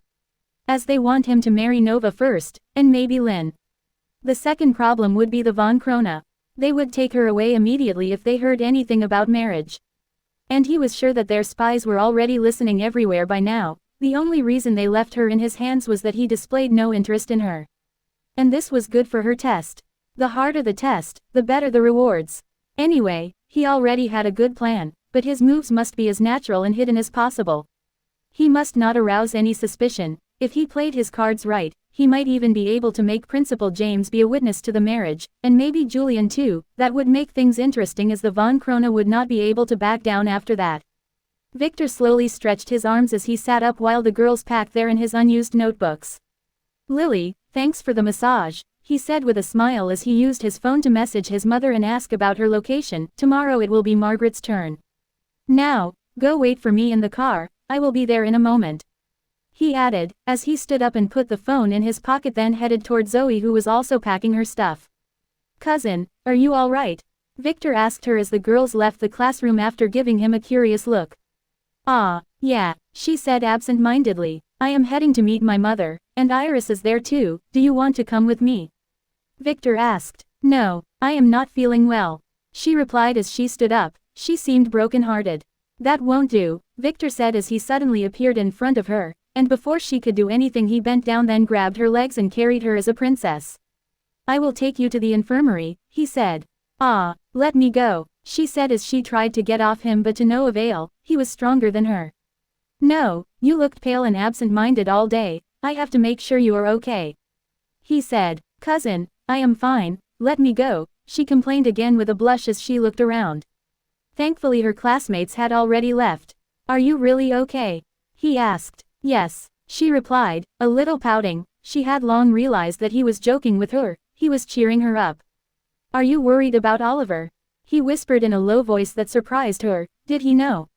"You." "Yes, I sent someone to tail him. He threatened Lily after all, and I read his file. He is your childhood friend. You really protect him a lot," Victor whispered. She said with a blush. Her secret crush was discovered. "Don't worry about him. I will no longer pursue him, and you should not too. He is a man after all," Victor said with a smile that nearly captivated her. "Ah, yes," she said, just like a girl who forgot her wallet as if she was destined to, came back to class and ruined the romantic moment. "Ah," the girl gasped, then quickly took her wallet and ran. "I saw nothing," she yelled. "Ah, let me down," Zoe quickly whispered in embarrassment as her ears turned red. She has never been carried like this in her entire life, as she always acted tough when she was a kid. "Will you be a good girl if I put you down?" Victor asked jokingly. "You." She just glared at him angrily as she did not want to answer that. No matter what she replied with, it would carry a dirty meaning. She was not stupid, as she had to survive being a lonely girl in a gang of village boys. Victor chuckled at her response and put her down. "As I said, Oliver probably left because he didn't like being helped by a girl. You should let him grow and then return to you when he is ready," Victor said as he looked at her rearranging her messed up skirt. "I know," she said, still pouting. "Do you wanna come with me?" he asked again. "No, I am fine, I have something to do," she replied. She needed some time alone. "Oh, too bad, maybe another day then," he said. "See you," he added as he walked leisurely out of class. Zoe sighed. Why wouldn't Oliver be like her cousin, smart and decisive? She really felt his strong muscles under his shirt when he was holding her. He was very strong. If one day. "No, Zoe, what are you thinking?" Victor whistled his way to the parking lot, where the girls and Leo, who was secretly inspecting them, were waiting for him. Alex had to drive his mother, and as a young master, he can't possibly drive himself to school, so he called Leo this morning. "Finished scamming little girls?" Margaret asked him as she hugged his arm. "No, I would never finish with that. You were scammed by me too, you don't seem to be very upset about it," he said as he opened the car's door. "I never said I hated it, but I can't speak for others," she said cheekily as she entered the car. "Young master, we also don't hate the fact that you scammed us," Mina said as she quickly dragged her blushing sister inside the car. "He never asked." Victor sighed as he entered after Lily, who was thinking naively that her young master had never scammed her. "Where to, young master?" "Leo, Who got into the driver's seat? Asked. Go to the White Crane Mall, Victor said as he relaxed his head on Margaret's lap, causing her to be a little surprised. That's unusual. Did she say something that he liked? Victor chuckled as he began to check his stats. Name: Victor von Weiss. Level: 119. Titles: Greater than Dungeon Explorer, discovered a dungeon. Greater than Dungeon Conqueror X2, triggered a dungeon clear event. Greater than Savior, saved a human from an unavoidable death flag. Greater than Avenger, killed a Stigma title holder. Greater than Master Demon Slayer, killed a demon 100 times stronger than you. Status: Authority: Infinity. Health 4645 4645. Stamina 3570 3570. Mana 3915 3915. Strength 331. Agility 297. Intelligence 370. Luck 46. Charm 55. Order points: 121. Class: Fate Weaver. Subclass: None. Class skills: Eyes of Destiny, X+2. Destiny Shield, SSS +1. Fate Tracker, X+1. Fate Instinct, X+1. Recognized skills: Womanizer, A. Face Slapping, C. Butt Slapping, E. Silky Tongue, E. Gourmet, E. Pain Tolerance, E. Poetry, E. Creative Writing, E. Song Writing, E. Sword Arts, E. Sleeping, E. Poison Brewing, E. Evading, F. Self-Healing, F. Dagger Arts, F. Needle Arts, F. Movement Arts, F. Martial Arts, F. Piano, F. Guitar, F. Quick Reading, F. Acting, F. Lying, F. System Skills: Admin Appraisal, SSS +3. Admin Merchant, SSS +2. Master Seal, SS +3 5. Contractor of Doom, S. Unlimited Disguise, SS +3. Eidetic Memory, A. Super Enhanced Senses, A. Silent Blade, A. Fire Breath, A. Disabled due to the lack of fire magic affinity. Dagger Throw, B. Health Regeneration, E. Magic Affinity, None. Bloodline, Elder Dragon, AAA. Fate, C++. Equipment: Defense Talisman, S. Dragon Storage Ring, S. Levitation Necklace, A. Hidden Armor, B. Not bad at all. His health, mana, and stamina had all grown a little, the effect of his extensive training these days. Not only that, thanks to his upgraded system, he no longer needed to wait for a dungeon clear to update. So his collection of skills has grown greatly too, especially after he added some skills from his ancestors' stash and made the system recognize some of his skills, even some he didn't expect, like creative writing. All he did was plagiarize some very successful movie scripts and songs from the future. Now, he needs to quickly upgrade his bloodline to get some of its skills and magic affinity. Victor suddenly squinted his eyes. He just noticed that Lily was a little uneasy. He knew what was wrong. She was a little curious about the way he is treating her, and she wanted to ask about that beggar. She must have felt something when she noticed him. Blood is thicker than water, especially SS-ranked blood. Don't worry about it. It is what you think. It's all because of them. We will talk later at night, Victor said vaguely, making Lily flinch and look at him, then nodded with a sweet smile as she was happy that the young master was able to understand what she felt. He is the best. The rest of the girls frowned, not knowing what he was talking about. We have reached the mall, young master, Leo said professionally from the front. That was a quick ride. You girls head back to the mansion, including you, Lily. We will speak later. I will let Alex drive me back home, Victor said to the reluctant girls, then signaled the elated Leo to drive them home. Young master, be careful, Lily told him as the car drove away. Victor looked around the street, then adjusted his jacket, and headed inside the mall. He wanted to bring Lily too, but chose not to, as to not let the von Krona family realize that she had a special place in his heart. He had to treat her as an ordinary maid until he formally wed her. Julian would probably commit suicide when he realized what happened right under his nose. But Victor didn't care. Long ago, when they were drunk, Julian promised that if his sister were alive he would have wedded her to Victor, his best friend. First, when Victor met Lily, he wanted to use her to get close to her family and maybe get to know Julian again through her, but he didn't expect that he would fall for her this quickly. So, it would soon be the time for him to fulfill that promise. Everything would depend on his power of persuasion, and Lynn's tolerance. Victor was lost in thoughts when he entered a double-story cafe on the third floor of the mall and accidentally crashed into a girl. Of course, Victor didn't flinch as the girl backed away and was about to fall, if not for Victor's slender hand catching her. It seems like we are destined to be together, he told Mira, who was surprised to meet her young master here. Let go of Mira, she is mine, a young man in an expensive suit shouted from the side, making Victor frown and look at him. Just an insect, he looked back at Mira. Are you busy? He asked. As many passers-by and cafe attendants looked at him with horror, that young master whom he just ignored was the son of a big gang in the city, a super rich and evil man. No, I just came here for a promotion, I have already finished, she said. She was being pestered by that second-generation rich young master. Good, come with me, I want you to meet my mother, he said as he helped her stand up, but kept holding her hand. You bastard, do you know? The young man who lost his mind began to yell but didn't continue. His jaw was being clenched by Victor, who lifted him from it, just like a fish. Insects should keep their silence, and should not keep talking nonsense. Look, your jaw is already broken, Victor said, squeezing hard on the man's mouth. The young man screamed in pain as he tried to kick around, but failed as Victor knew how to hold him in a way that he was rendered harmless. Please let go of the young master, a security guard suddenly said from behind as he put his hand on his gun holster, making Victor notice the team of 5 guards who surrounded him. He didn't care, he wanted to take the family badge, but his hands were occupied. Take the badge in my pocket and show it to them, he told Mira.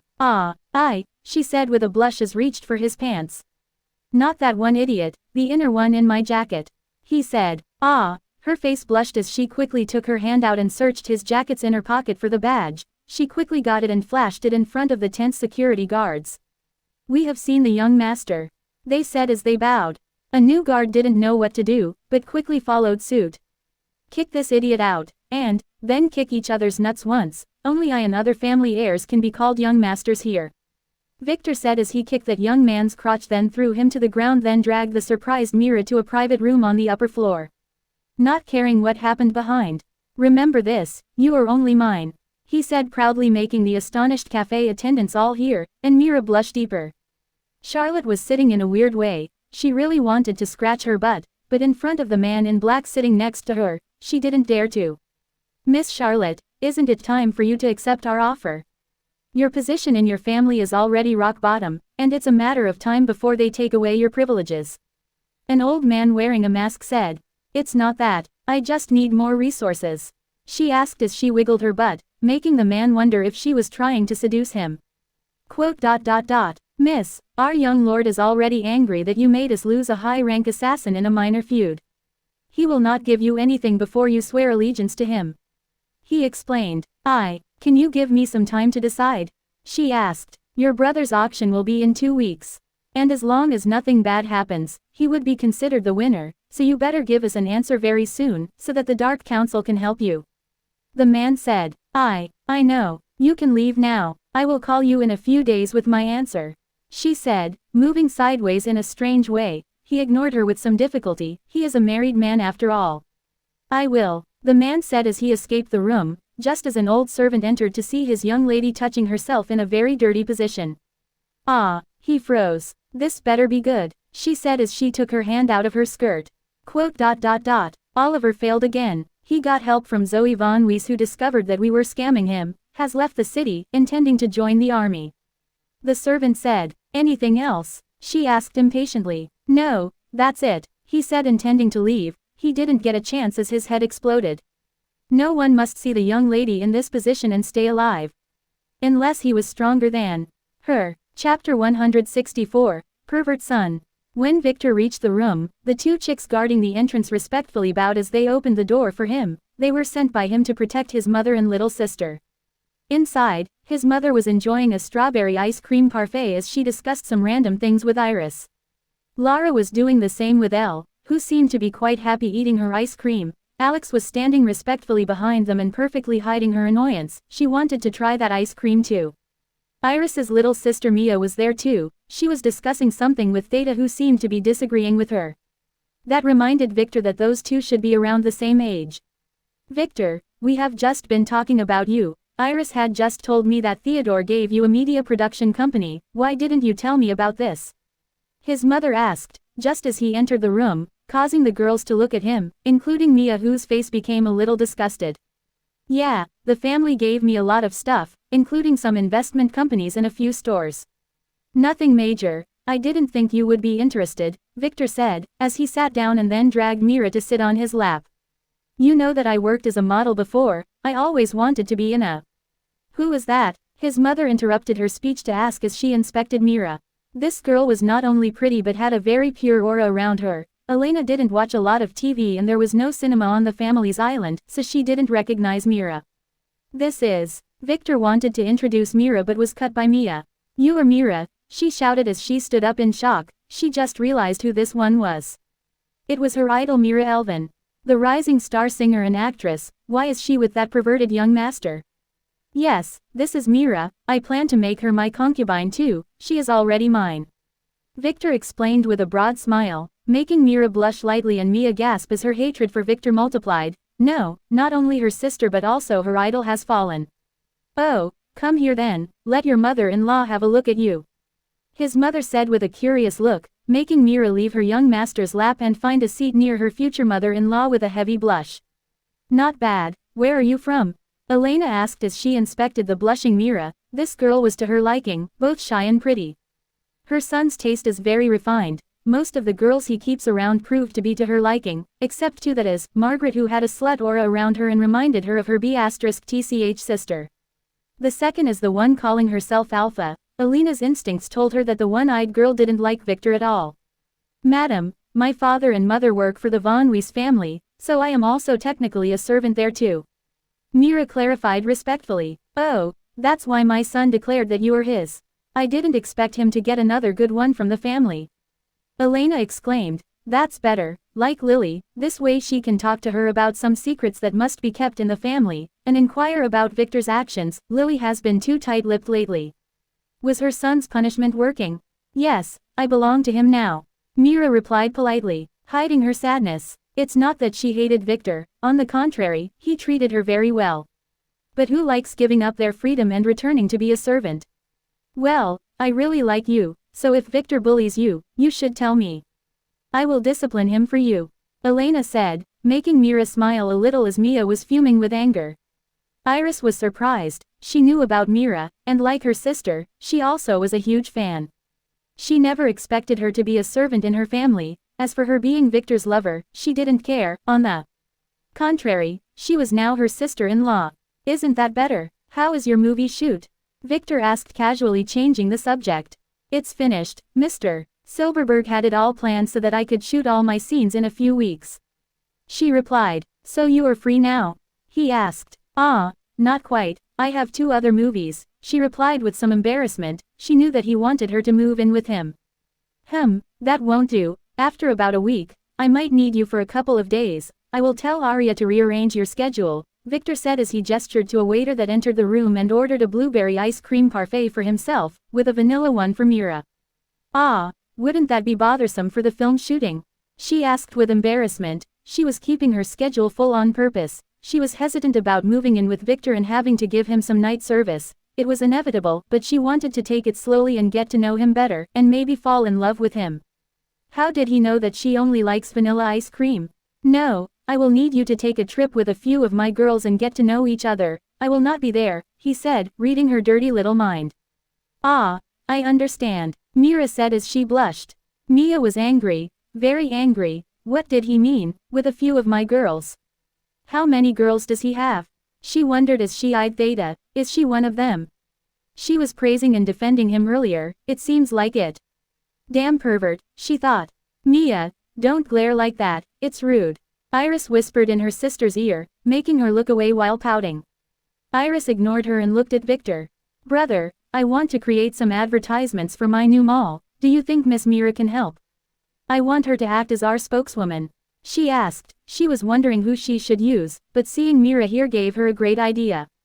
Would you do it? Victor didn't respond but asked Mira directly. It would be my pleasure, Mira replied with a smile. She was very pleased that Victor took her opinion. It might seem minor, but being granted a choice, even a fake one, meant a lot for her. He was not treating her as a property but as a human being. Her father told her that it means a lot in the family, and she believed him. Victor nodded, then looked at Iris. Then call Arya and let her arrange it, he said. Brother, why do you leave everything to Arya? Don't you want to run your own business? There are already many talkies around the business circles saying that you are too useless, and only know how to chase skirts. Iris said with some embarrassment. Her brother gave her the impression of being a very smart and responsible man. Especially when he saved her from the demon that day, but since they returned from the island, he kept acting like a snobbish young master, which made her feel strange. I always delegate the responsibilities I find too troublesome, and Arya is way better than me in this. That girl is a business genius, I like it better this way, he clarified as Mira helped him scoop some ice cream and put it in his mouth.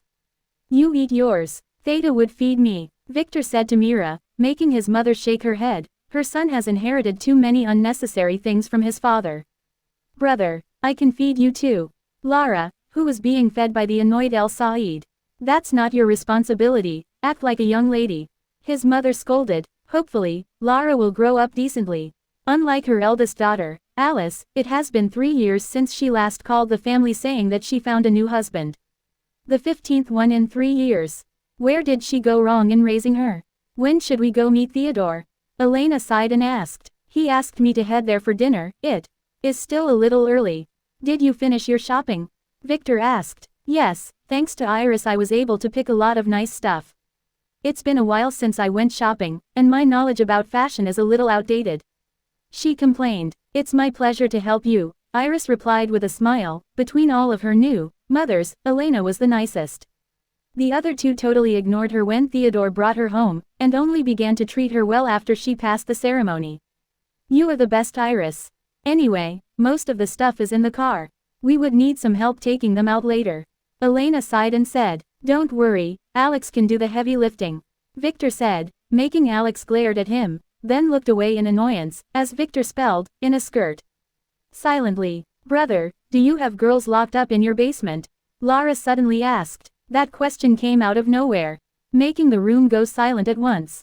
Her mother, Mira, and Iris looked strangely at her then at him. Elle was listening attentively after hearing the term basement. Where did you hear that? Victor asked as he looked at Alex, who was trying hard not to laugh. She knew what this was about.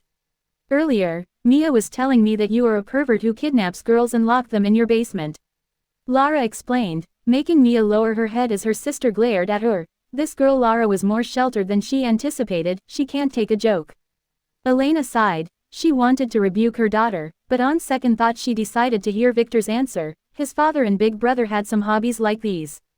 Well, don't tell anyone, Victor whispered. I have a lot of girls in my basement, they are my treasure.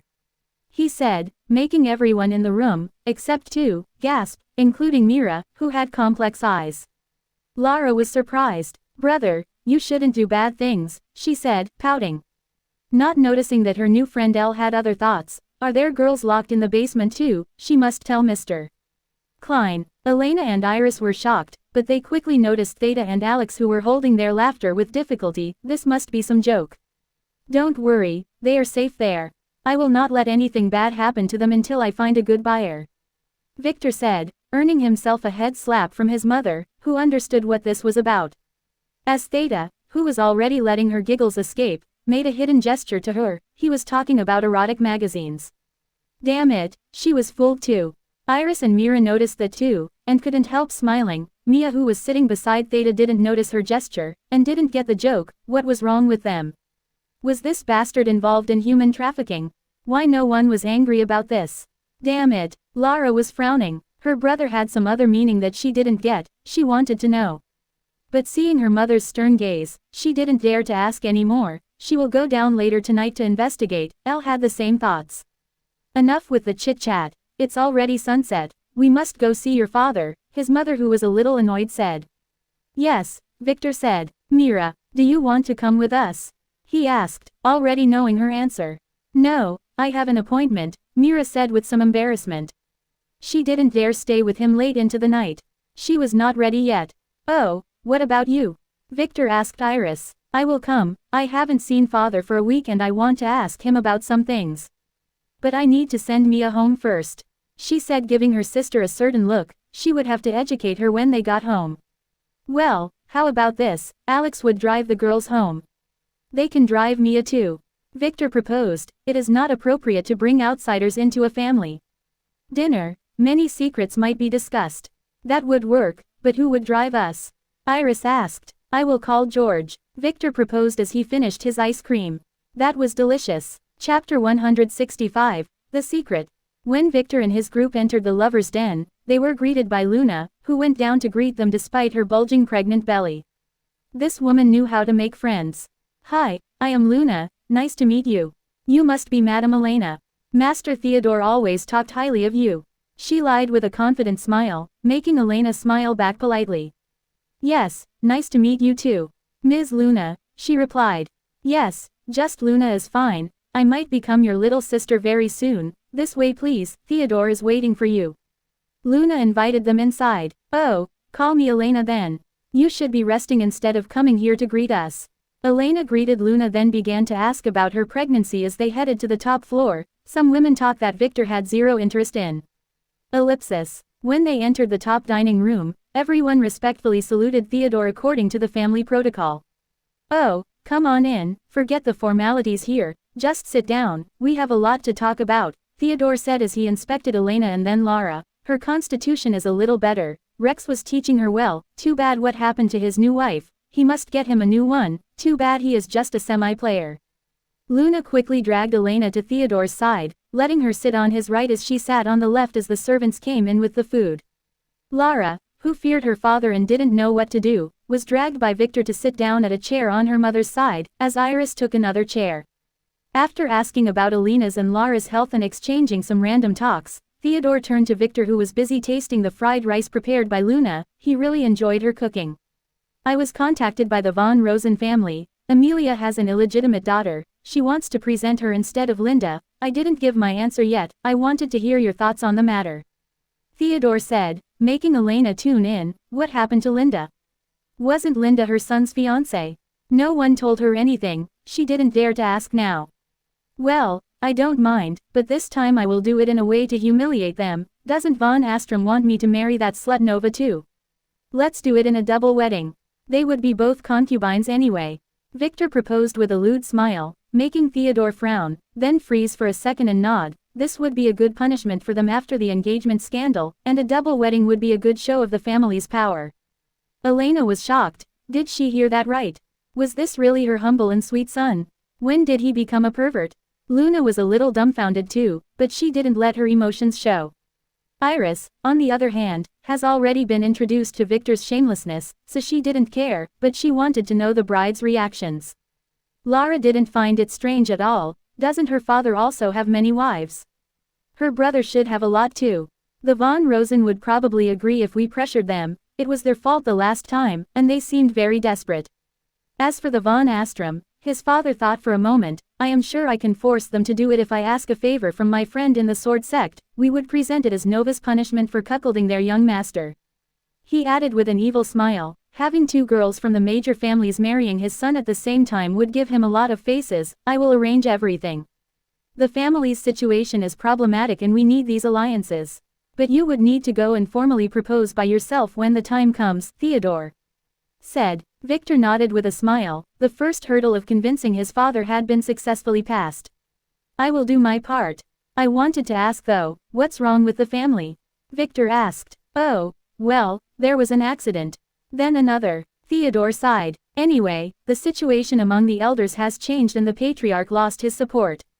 He added. What happened? Victor asked. Well, this is not a secret, but the High Elder Council in the family is composed of 7 supreme elders. 4 of which helped the elder take his seat and belong to our faction. One of them has gone missing. But the situation was stable because of the remaining elders. 2 were opposing while the last one was neutral as he belonged to the black faction. That was until a few days ago, Theodore said. What happened? Victor asked. Elder Sam was killed by mistake by the patriarch's assistant. Elder Sam's father is that neutral supreme elder. You can guess what happened next. He explained. Oh, was Elder Sam really killed by that assistant? Victor asked with a frown. Most likely not, as there are some rumors about his daughter-in-law poisoning him, but the one who is supervising the investigation is the head of the Inquisition Hall, Supreme Elder Alfred, who totally ignored that information. This must be a scheme. But we can't interfere in this investigation according to the family rules, only the Supreme Council can. He added with another sigh. Even so, the situation should be a tie with 3 elders on each side, Victor stated. That was the case, but an accident happened that flipped one of the elders, Theodore stated with some annoyance. As Iris and the women listened attentively, they never knew that the drama in their family is more intense than any TV show. What happened this time? Victor curiously asked. That B*TCH Linda happened, Theodore scolded. Bill is the only grandson of Supreme Elder Bruce. Technically he didn't break any family rules, but if the patriarch stayed in power he would surely be punished severely, so Elder Bruce was convinced to go to the other side. He is acting more on the edge though, but it is only a matter of time, Theodore added with annoyance. And, Victor asked, the patriarch's power is now severely limited, so any alliance we can get can act as a pressure card. The balance is very delicate. Theodore said, too bad your brother had to go and rape that bitch at this time, I couldn't help him at all, he added. Luke, Victor asked. Yes, I don't know where Rex got those training swords from, but someone had coated their handles with an aphrodisiac, Theodore said with annoyance, and I don't know what training method that one was, but your brother had to go and put it in. Theodore stopped talking as he saw Lara's innocent eyes looking at him. He said too much. He licked that dirty handle. He clarified with a cough as he avoided Lara's eyes. Anyway, he was shipped to the mines, he will stay there until his ceremony. That is if there ever is another ceremony. Theodore said, not explaining any further. He spoke too much. Iris. He turned to his daughter intending to change the subject. Did you deal with that Lucas? The one who scammed you before? He asked as he ignored the curious look on Victor's face. I didn't do anything yet. I am not sure he meant to harm me after all, Iris replied. She was not a violent girl after all. That won't do, being too nice would get you killed. How about you test him? Act weak for a few days. If that bastard dared to do anything to you, you can kill him without remorse, Theodore proposed. His daughter was not decisive enough. And that was a problem if she stayed in the family. Iris hesitated, then nodded. If Victor didn't save her that day, she didn't know what would have happened, but she will give Lucas one last chance. He was her schoolmate after all. If he acted like an honest man, she would spare him. If he had other thoughts, she didn't know what to do. I will send George with you, he will tell you what to do. Theodore proposed when he saw her hesitant face, making her nod. After that, they continued their meal, as Luna and Elena came to know each other, and as Victor predicted, they had a lot in common. Father, let's go to the secure room, I want to tell you something. Victor suddenly said after finishing his meal, making Theodore frown. This room was good enough, what did his son have to say? Follow me, Theodore stood up and said after he gestured to his wives and daughters to continue with their meal. This would better be quick, he doesn't want to miss the dessert. Victor also stood up and followed his father to the basement, to the same room where he killed that demon. This was the safest room in the building. After closing the heavy steel door, to Theodore's surprise, Victor activated an isolation talisman. This thing is not cheap. What happened? Theodore asked with a heavy frown, wondering what his son wanted to tell him that required all this security. About Linda. Victor took a deep breath and then told his father what he did, about her pregnancy with Titus's son. First, his father was frowning then. Theodore opened his mouth wide like a fish. He stayed shocked like that for the next 5 minutes. What the F***ck? You bastard, you, how dare you do that? Do you know? Theodore yelled as he pointed at Victor, then stopped as the thoughts settled in, and he realized what this meant. When did his son become this scheming? This plan is pure evil. All we have to do is to wait until she gives birth, and they return Bill to the family. Victor said, all we have to do is to spread the photos about Titus and Linda. And ask some questions about the baby's father, he added. Bill would definitely kill Titus, that young man has a really short temper. Theodore added, and Titus's grandfather is the second supreme elder of the opposing faction. This is a big feud that will send Elder Bruce back to our side if we promise to spare Bill capital punishment. This is good, very good. I will have to go around and make sure that there are no loose ends though. George can do it perfectly, just tell your butler to send him all the data. Theodore said as he smiled evilly. Yes.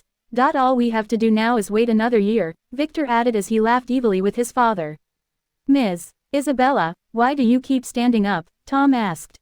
They were in the teacher's room. Isabella had a standing desk there, but he felt strange. She didn't sit down at all for the last hour. He was getting tired but didn't dare to sit down if she didn't.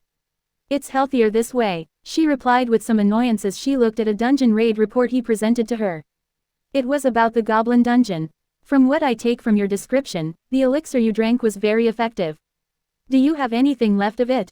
She asked. No, it was only one drop, and my stomach was hurting very badly, but I remember what it looked like. It was red but had a purplish shimmer to it.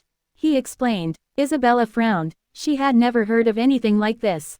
She quickly headed to a bookcase near the door and began to look around for a certain ancient book. She found it, an old book with a leather binding at the bottom of the bookcase. This book might. Ah! She screamed. The room's door was opened by a student just as she bent down, and it just happened to bump into her butt. Tom was shocked. What has just happened? He thought as Isabella stood with difficulty and glared at the student, who quickly put the stack of paper he had in hand on another teacher's table and then ran away. Are you okay, teacher? Tom asked. Yes, I am fine, Isabella said as she walked with difficulty, and just so happened to step onto a paper that fell from the stack earlier. She slipped, and like in every cliché situation that only happens when a scion is in the room, she fell onto Tom, who took the chance to hug her and, accidentally, grabbed her butt. Ah! She screamed again as she glared at him with teary eyes and tried to stand up only to fall again, but this time backward on her butt. Ah! She screamed a third time as she stayed on the ground, this time, holding her butt in pain. Tom didn't expect that. What's wrong with her? Wait, this might be his chance. Teacher, your butt seems to be injured, he stated, expecting her to deny it. She looked away in shame. What, really? He swallowed hard. Would you mind helping me stand up? She said with an aggrieved voice. This was the worst humiliation in her life. No, the second worst. Tom quickly reached his hand and helped her stand up. Isabella was moving with difficulty. And he noticed it. Teacher, do you need my help getting you home? He asked. No, she replied as she let go of his hand and slipped again to the floor, then began to cry. The pain was too unbearable. Tom was flabbergasted. What the F***ck? Teacher, can I help you with anything? He asked. There is a white jar in my desk's drawer, she said with some difficulty as tears fell from her eyes. Tom quickly got it for her. It was some custom-made ointment. Could it be that the teacher had some kind of a problem? I will leave you alone, Tom said as a gentleman.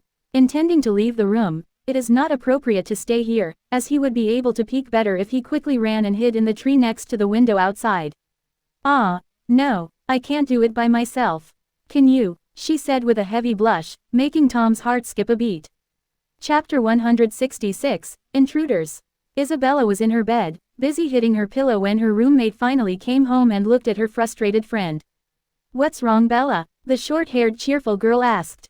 Ah, Naomi, nothing, I was just thinking about something, Isabella replied as she readjusted her pillow. Oh, do you need me to help you apply your medicine for you again? Naomi asked. Ah, no, I managed to do it myself, she replied as she buried her face in her pillow, hiding her blushing face. Oh, that's fine then, Naomi said as she yawned. By the way, I checked that Victor for you, a total pervert, but I can't touch him. He is an elite heir in the Von Weiss family, the real cream of the crop. We never even got near him. We are still too weak for that. Why don't you hook up with him? He is really rich, and you would no longer have to hang out with poor players like us, she said, joking. Isabella didn't laugh. She just turned her face and glared at her friend. Hee. Now, tell me, did you find any suitable recruits? The organization is taking shape, and we need more free players to join, she asked. Ah, I have someone in mind. I will get you his file later, Isabella said, not daring to look at her friend. Oh, good, just be sure he doesn't belong to any major powers, Naomi said as she left the room. Isabella didn't reply, she just sighed. What happened today? Why did she act like that in front of Tom? Thankfully, after applying the ointment, she heard another teacher in the corridor, and managed to pull back her skirt in time before he entered the room. But how could she let a student touch her butt? What was wrong with her? Sure, she was in a lot of pain, but still. Why was she okay with Tom? Is she just some loose woman? He was her student, damn it. Why is everyone taking advantage of her? First, that Victor stole her first kiss, then Tom touched her butt. And why did he run away like a scared chicken after that? Was her butt too ugly? Or was he embarrassed? Thankfully no one saw them, but how would she be able to face him tomorrow? Damn it, she screamed as she bit hard on her pillow. When Victor arrived at his mansion with his mother and sister, it was already 10:30 p.m. The girls had already eaten and gone to sleep, so only Hilda was waiting for them. He asked about the day's events, then quickly excused himself, telling his mother, who was pestering him about Linda, that he would explain everything tomorrow, and that he was really sleepy. His mother had to reluctantly let him go and drag the sleepy Lara to her bed. "Young master," Lily began to talk just as they entered his room. "Did you succeed?" he asked. "Yes, I was a little late, but managed to get some photos," she said. "Oh, it's my fault, I didn't expect the situation to progress this fast." "He has real talent," he sighed. "Young master, I need to ask you something," she said. "You want to ask about that beggar?" he interrupted. "Yes, I felt strange looking at him," she replied with some embarrassment. "If my guess is correct, he should be your brother, his name is Julian von Krona." Victor told the truth, he didn't want to lie to Lily too much. "Ah," Lily, who was surprised, didn't know what to say. "He is still doing his family test, so he will not contact you for another year, so ignore him for now." Victor sighed. "Now let's focus on the present," Victor said as he hugged her. "Well, the reason I didn't take you with me and have been treating you a little coldly today, is because I am really afraid they would take you away if they noticed how much I love you," he whispered in her ear, making an involuntary shiver run through her body. She already knew that it was something like that, but it felt different hearing these words from his lips as they kissed her ear. She began to breathe a little heavy. "Young master, she stopped as her watery eyes turned ice cold. "An intruder," she said as her mood changed. She was angry. Couldn't they delay their arrival? "You just noticed?" he asked leisurely, making her pout a little. "They are outside the fence now." Did he really notice them before her? "Don't worry, I have already activated the array. And that's why I found them. They are already in our net." He smiled as he watched Lily take out a new shiny dagger from her ring, in addition to an earpiece that she placed in her still blushing ear.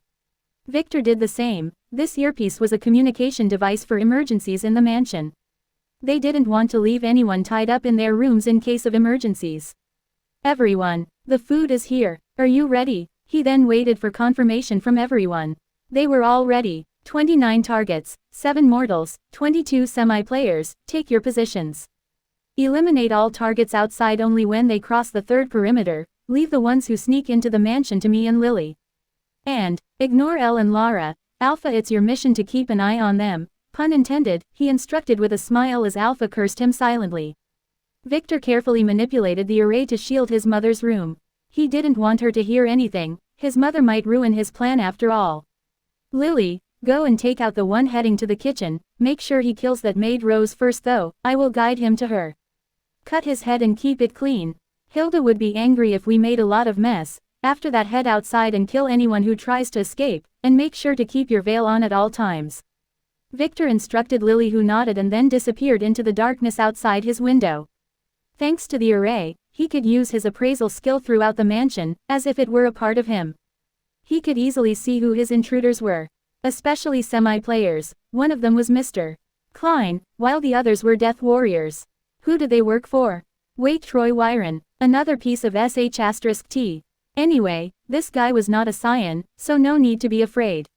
Name: Romer Klein. Level: 0. Class: Authority: 1. Strength: 21. Agility: 25. Intelligence: 20. Luck: 14. Charm: 21. Order: 10. Skills: Business Sense A. Dagger Arts D. Charm D. Mass Hypnosis F. Equipment: Defense Talisman B. Vanishing Cloak D. Storage Ring E. Hypnocoin F. Fate Status: Fate's Power A. Fate's Direction: Neutral. Fate's Design: The Right Hand of Troy Wyron. Total: A. Name: T-1 approximately 23. Level: 0. Class: Abnormal Status: Slave LOW. Authority: 1. Strength: 18 to 21. Agility: 16 to 18. Intelligence: 13 to 15. Luck: 7 to 10. Charm: 3 to 6. Order: 10. Skills: Needle Arts D. Silent Steps E. Wall Walking E. Equipment: Poison Needle F. Fate Status: Fate's Power D-E. Fate's Direction: Neutral. Fate's Design: Unspecified. Total: D-E. Anyway, first, he would need to get that Klein inside,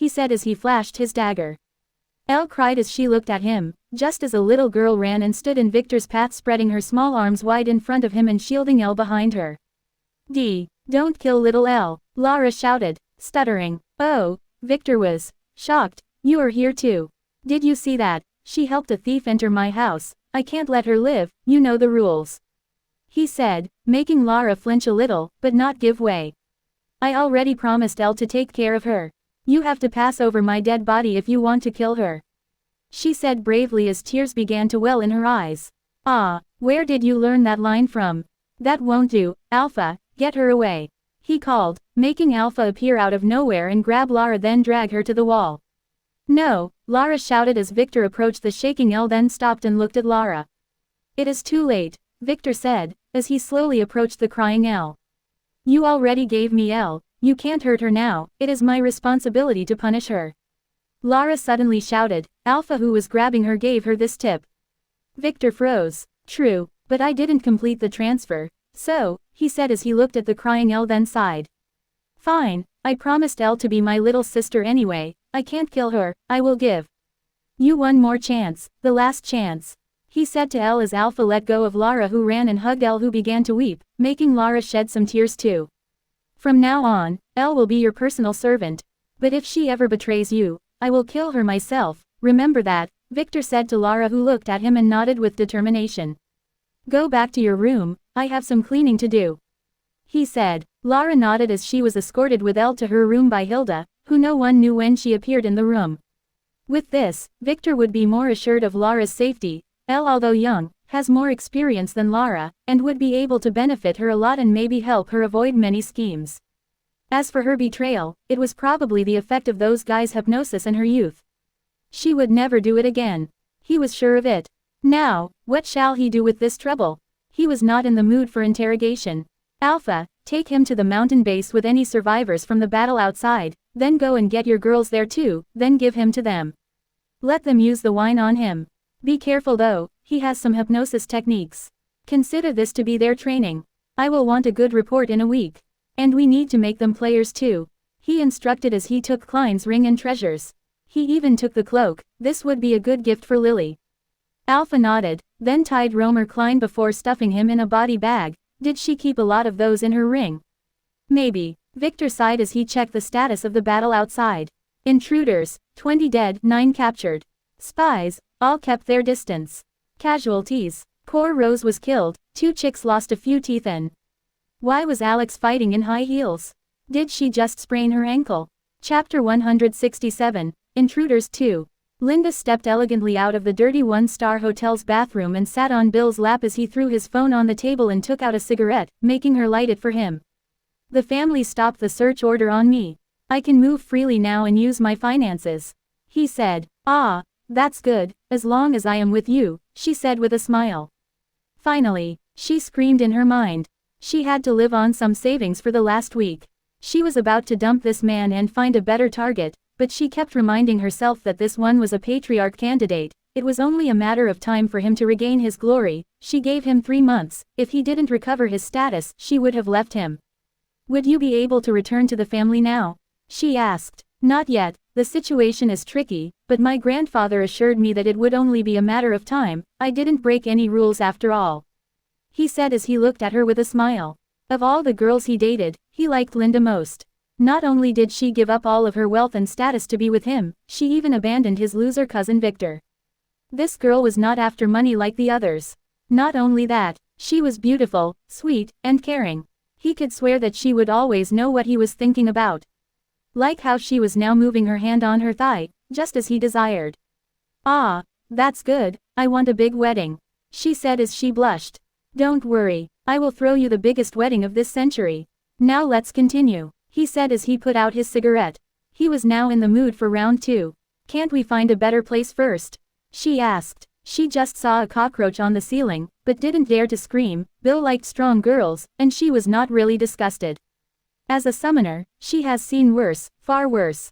No, I like this place better, he said as he began to kiss her body, not noticing that she was making certain gestures with her hand. Victor's mansion, 30 minutes ago. The girls were nervous. This was their first battle against semi-players. They were a little excited too. Even Beta and the others who were not players were participating in this battle with guns. They were separated into groups, each party taking a zone. Although Victor could eliminate all the offenders using his array, he wanted to use them to train the girls, so he already told them that he would separate the attackers into several groups for each team to fight separately. Team 1. Margaret, Alex, Beta, Gamma, and Delta. Is this dress really necessary? The young master had already said that I no longer needed to dress like this.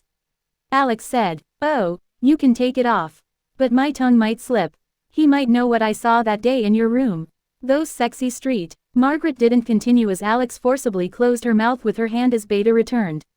The others are ready, what are the two of you bickering about? She asked. Nothing, Alex said, as she let go of Margaret and gave her a warning look. Why are you wearing a short skirt? Beta asked Alex. This is completely unsuitable for battle. What's next? High heels. You are taking your hobby too seriously, she scolded with annoyance, making Alex look away.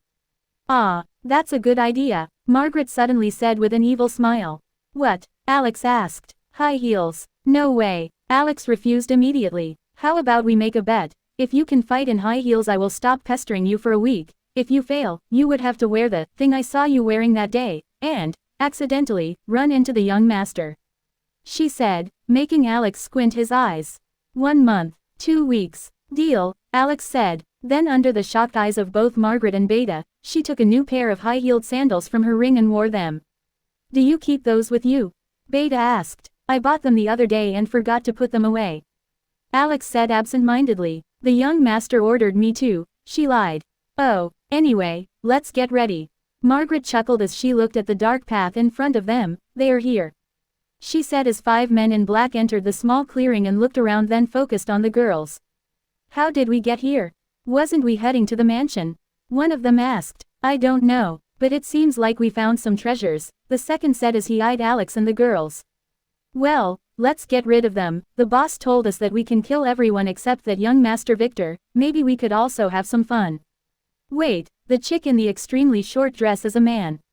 The third said to his colleagues who also looked at Alex, he is a guy. A pervert. For a second there they thought they was a woman, a very hot woman. It must be the moonlight playing tricks on them. Surrender, their boss said as he stepped forward, we will make sure you. He stopped as Margaret's robe slipped from her body and activated her seductress skill. Her perfect body was the last thing the Death Warriors saw before they lost their consciousness as Delta and Gamma, who were hiding behind, shot at them with special tranquilizers. The 5 men fell to the ground without any trouble. What the? We were supposed to fight them, Alex complained. Too bad, you couldn't fight in high heels.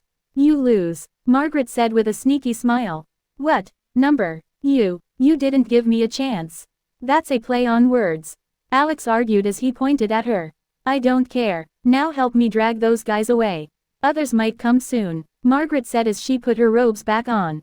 Beta and her sisters who came out of their hideout were a little stunned.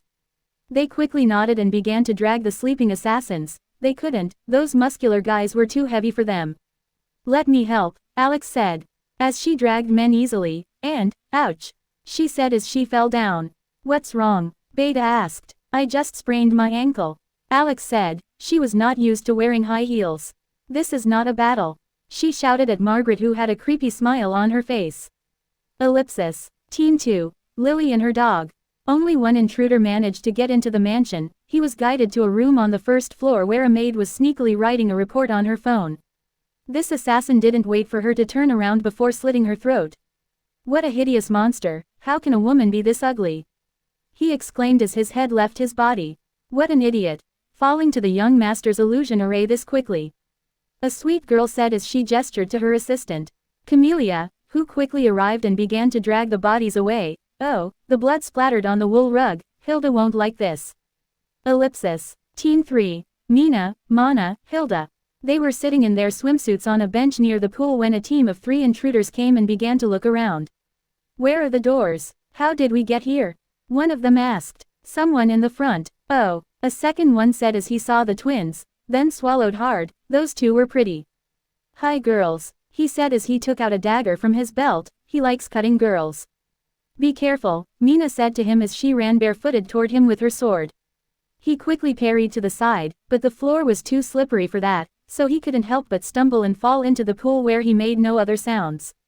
If you parry you will lose, Mana said. Now the numbers are even, let's fight, she said as she attacked another warrior. The two men looked at each other and began to fight the twins. They couldn't parry as they just noticed that the floor was just too slippery. So they had to keep their feet a little further apart, making them only defend using their sword arts. They felt as if they were training dolls for those twins. They were. That was Victor's intention of arranging them here. The battle only took 17 minutes, the twins were able to behead the two men and then throw them into the pool where another 9 of their friends were waiting. As for the one who fell earlier, he was already dead, shot by Hilda. That's enough for today, Hilda, who came out of the shadows with a rifle resting on her shoulder said, you did good, but you must work more on your technique. She noted as the girls nodded. Aunt Hilda, did you record it all?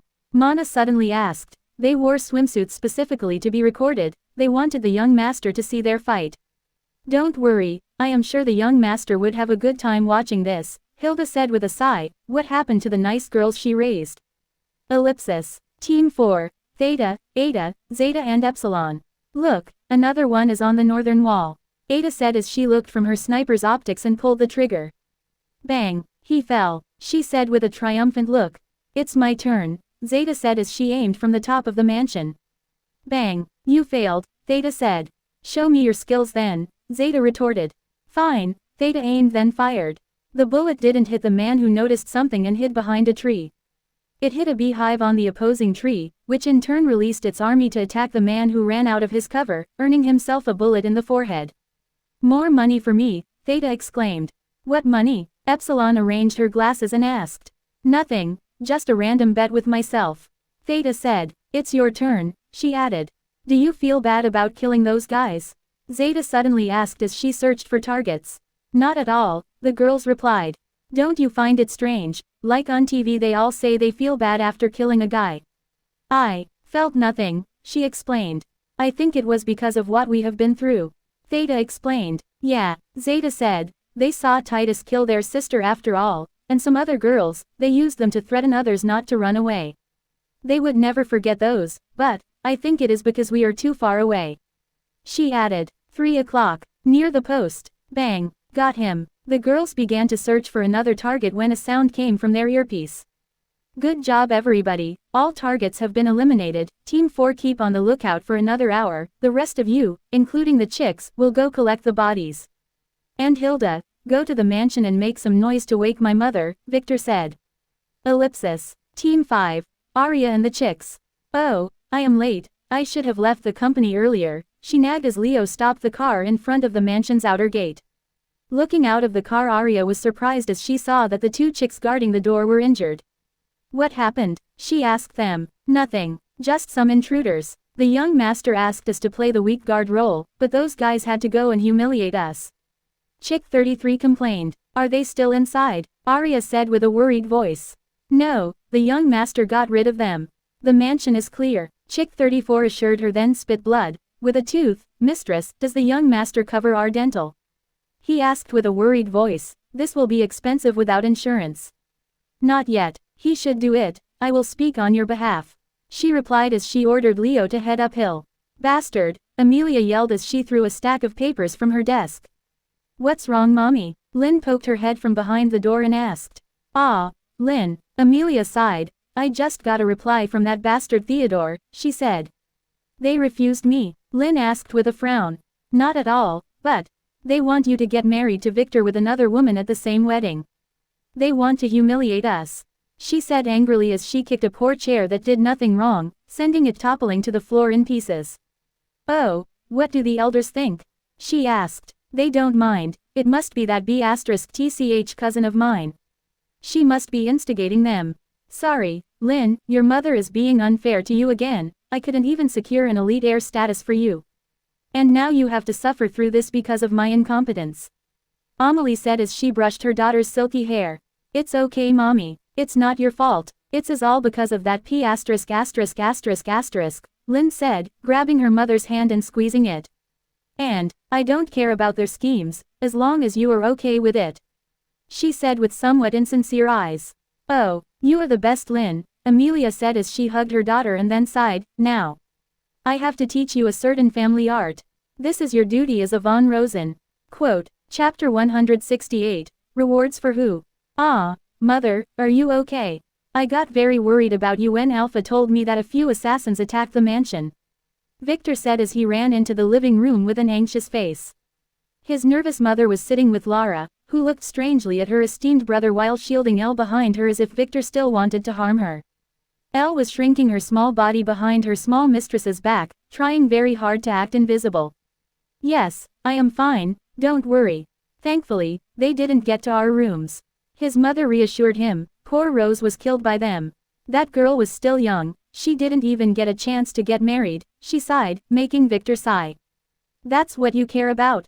What did those people want? She asked after a few sighs. I don't know yet, but I am going to find out, and whoever is behind this will have to pay a very steep price, he said. Hilda, I want a full investigation. He yelled at Hilda, who bowed respectfully and left the room with a serious face. Why didn't you call the police? His mother asked. No, in the family, we deal with our problems by ourselves. You know that. He started, making his mother sigh. True, the family was more efficient than the police. Lara, are you okay? Did anything happen to you or to Elle? He turned to his sister and asked as he eyed Elle was shaking behind her.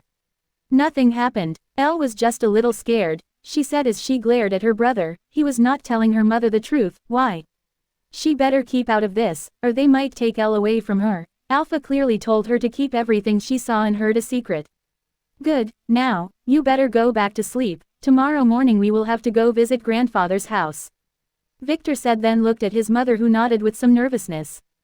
After making sure his mother returned to sleep, Victor headed to the basement, where the girls had been waiting for his evaluation of their performance.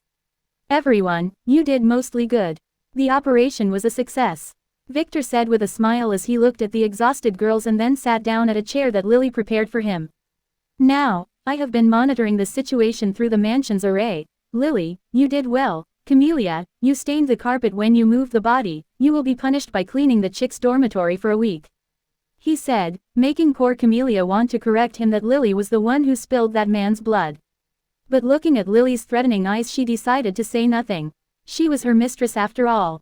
Next is Margaret. Your charming skill has improved. Those guys died with perfect erections.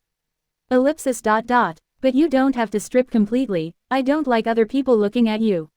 And you can be more charming and interesting for your target if you cover some areas. He started, making her blush a little. I understand, young master, she nodded with a sly smile. He is being a little jealous, and that means he really cares about her. Mina and Mana, you did great. Your footwork and movement have improved. I will give you a few manuals later to train in. As for the recording, I will watch it alone later, he said with a perverted smile, making them blush as Lily looked away in annoyance. She wanted to make a recording too. Now, Alpha, good job, he said briefly, causing her to utter a humph. She was tasked with monitoring and protecting Lara, but nothing happened to her, so she basically did nothing. Now, Beta, Gamma, and Delta.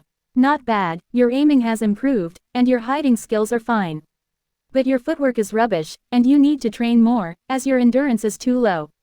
That can be fixed later though, he said as he gave Alpha a look.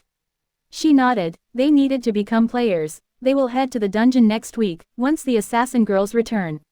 Next is Theta, Eta, Zeta and Epsilon. You did fine too, but you suffer from the same problem as your sisters. Train more, and Theta, gamble more carefully next time. Relying on your luck all the time might get you in trouble if you face someone with a higher fate, he stated, making Theta nod seriously, and Margaret looks at her with a slight frown. And Arya, you were late. Take more care of your health. Working so late is not good for you, he said. I understand, young master. The chicks need medical insurance. Some of them lost their teeth, she said. Okay, I am too lazy for that, so you arrange it, he said, then looked at the last member of his harem, Hilda. No, Alex. Finally, Alex. You were mostly useless today, only good as a distraction. Not only did you sprain your ankle, but you also lost the bet with Margaret. I don't even want to know what she was blackmailing you about, but it better look good on you by tomorrow's breakfast, or I will punish you by making you drive the car naked, he said, making her blush and look away with aggrieved eyes. Damn you, Margaret, how is she going to wear that thing? Ellipsis dot. Damn it. Now, as a reward, all of you will enjoy sleeping in my room tonight. Hilda should have arranged the room by now, he said, making the girls have very different reactions. Lily was jealous, but she was sure that she would take his side, so it didn't matter. Margaret had the same feelings as Lily. The twins only sighed. They were the ones who arranged the mattresses in the afternoon, so they have long known about his perverted plan. Theta was excited. Her sisters and Arya were nervous. Alpha was annoyed. How can this be considered a reward? Wasn't he rewarding himself? Alex was hesitant. Why are you acting like this? Victor asked her. Although I really like you, you are a man, you can't sleep with us. Don't be sad, I will give you a sleeping bag to sleep outside my door, he said with a nod, making her want to cry. Why the f***ck was she sad? And why does she have to sleep by his door? Young master, just that? Beta asked. She wanted something of more substance. Of course not. Next week I will take you on a trip to the sea. To Tetraquad City. How about that? He asked, making all the girls excited this time, except for Alpha, who cursed at him again. Wouldn't he be the one enjoying himself watching them in their swimsuits? He is only rewarding himself. Bastard. Only Lily, who overheard her young master's conversation with Kai, knew that he was using them as a cover to go to the auction. But what did he want to get from there? Now, the guys who got captured will be sent to the stronghold by the chicks. They will also dispose of the corpses. But before that, check them for tracking devices. Lily and Alpha, this would be your mission. After that, make sure to extract as much information as possible, and keep this discreet. Those guys probably belong to a very annoying guy, he stated. It was 6:30 in the morning when Victor opened his eyes and enjoyed the view in his room, where 14 scantily dressed girls were sleeping around him. He made sure to adjust the thermostat so that the room was a little warm. Too bad that the assassin sisters were outside, or the situation would have been better. Too bad he couldn't touch them yet, or their yin energy would interfere with his blood awakening. Hopefully, that thing in the auction is the one he needed. Young master, you are drooling, Margaret, who seemed to have woken up, said. She was hugging his left arm. Ah, before he could wipe his drool, someone gently did it for him. It was Lily, who was hugging his right arm. He couldn't move at all. Good morning, young master, Lily said, causing all the girls except Arya, who was too tired to wake up and cover their exposed skin a little too lazily. They didn't mind him looking at them, but they just felt a little shy. Good morning, young master, they saluted with blushing faces. Their young master looked very charming in his bed. Just a greeting, don't I get a morning kiss? He asked, making them freeze. Then, to Alpha's absolute annoyance, a new kind of morning ritual was created. Breakfast was served as usual, with Victor sitting at the head of the table and blushing girls sitting on both sides. Lily, is there something wrong? Elena, who came down, asked Lily, who was glaring hatefully at Margaret, who stole her young master's first morning kiss before her. Damn slut. Ah, nothing, mistress. She said Victor has instructed her to act as a maid all the time. As for the action in his room, all the spies saw was Lily sleeping on the floor near the door with an aggravated face. Poor girl, this was her family test. I told you, call me mother, you are too stubborn, like my son. Elena sighed, making Margaret a little jealous this time. She knew quite well that Elena didn't like her, but why does she like Lily? The breakfast started quickly as the twins prepared the table. Someone was missing. Where is Alex? Victor suddenly asked. Quote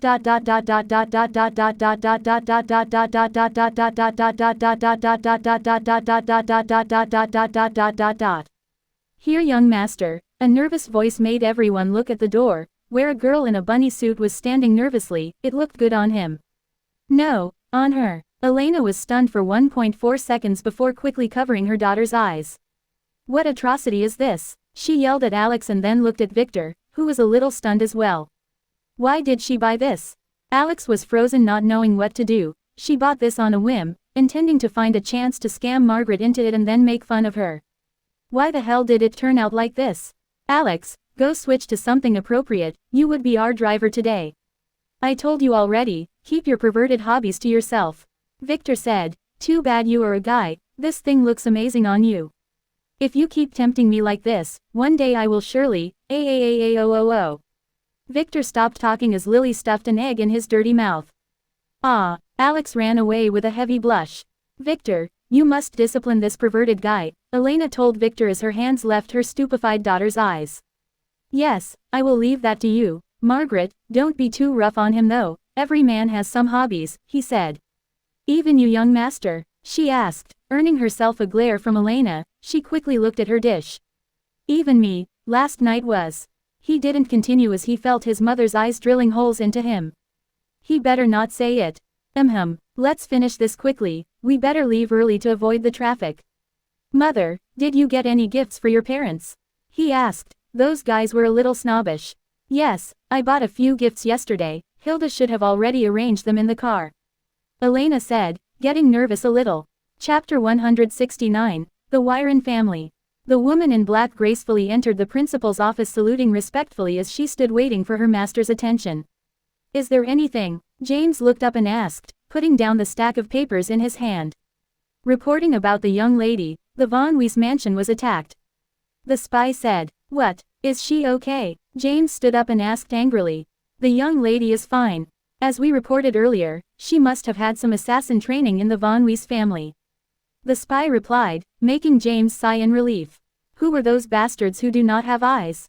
He asked. They belong to Prince Troy, the spy replied. Oh, that fool is still around. Did he get retarded enough to attack a Von Weiss elite heir?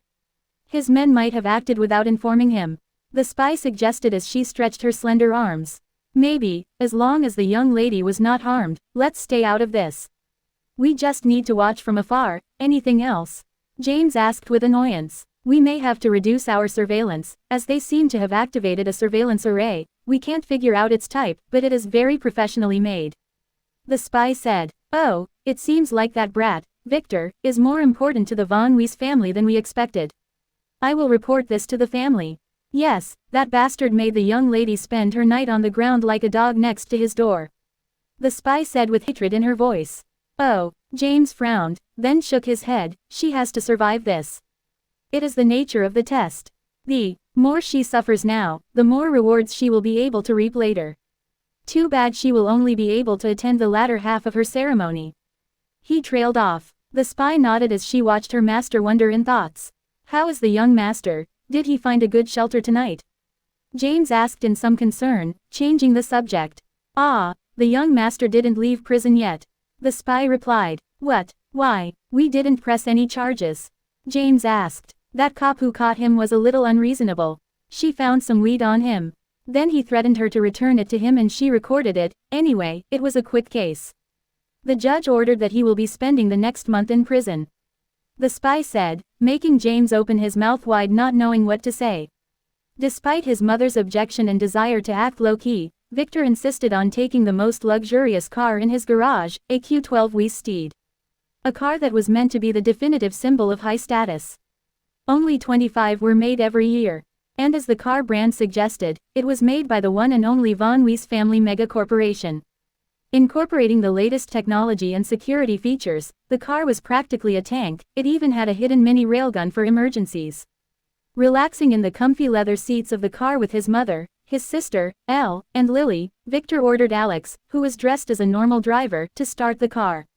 The trip was a little long, as his grandparents lived in a town a little far away from Vane City. Elena was very nervous as her daughter was excitedly watching the views out of the window with Elle, who will be her personal maid from now on. This was all new to them. After 5 minutes, Victor chose to nap on Lily's lap as usual, causing his mother to glare at him but say nothing.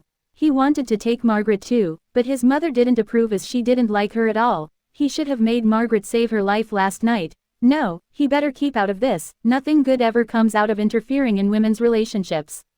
The uneventful trip took 4 hours, in which nothing important happened, as no car even dared to bypass theirs after seeing its brand. The reason Victor took this car was that he was worried about his mother's safety after yesterday's attack. Although the interrogation of the captured assassins didn't begin yet, Victor already knew who was behind him. Troy Wyron, the heir of the Wyron fallen family.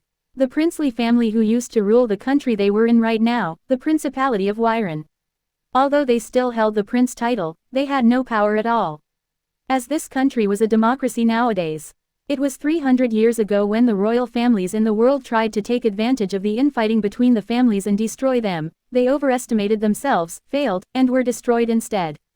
Since then, many kingdoms fell and were replaced by new democracies. The textbooks called this the Democratic Revolution, only the families who set this system knew better. Of course, the world was not ruled by the families directly, as this was one of the things they agreed upon to spare the world from destruction due to their battles. They decided to keep the status quo and only interact with the world through financial and business means. They even spared the remnants of those old royal families, granting them empty titles. All for the sake of stability. Of course, not all players and families were content with this arrangement. Some wanted total domination while others wanted the families to stay hidden. But those voices were the minorities.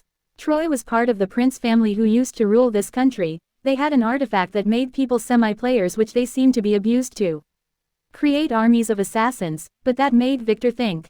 Where did Troy get the energy for this? The ceremony in the family can only be done once a year for a reason. It costs a lot of gems. That guy needed to be taught a lesson, Victor decided. Maybe he should check his vaults for any treasures at the same time. Should he go there himself or let Lily and Alpha do it? That would depend on the information that Klein might provide. In his past life, Troy Wyron was a nobody until the reckoning. Just a fool who wants to revive his defeated family and conquer the world. But when his army of semi-players turned into players, used it to conquer all the smaller families around him and carve a small kingdom in the early days, he succeeded in large because of the collapse of the Von Wise family. Of course, like the rest of the guys who wanted to play king, he was killed and cut into 1,000 pieces when the Von Krona family rose to power. Victor sighed and closed his eyes, enjoying Lily's delicate hands on his temples.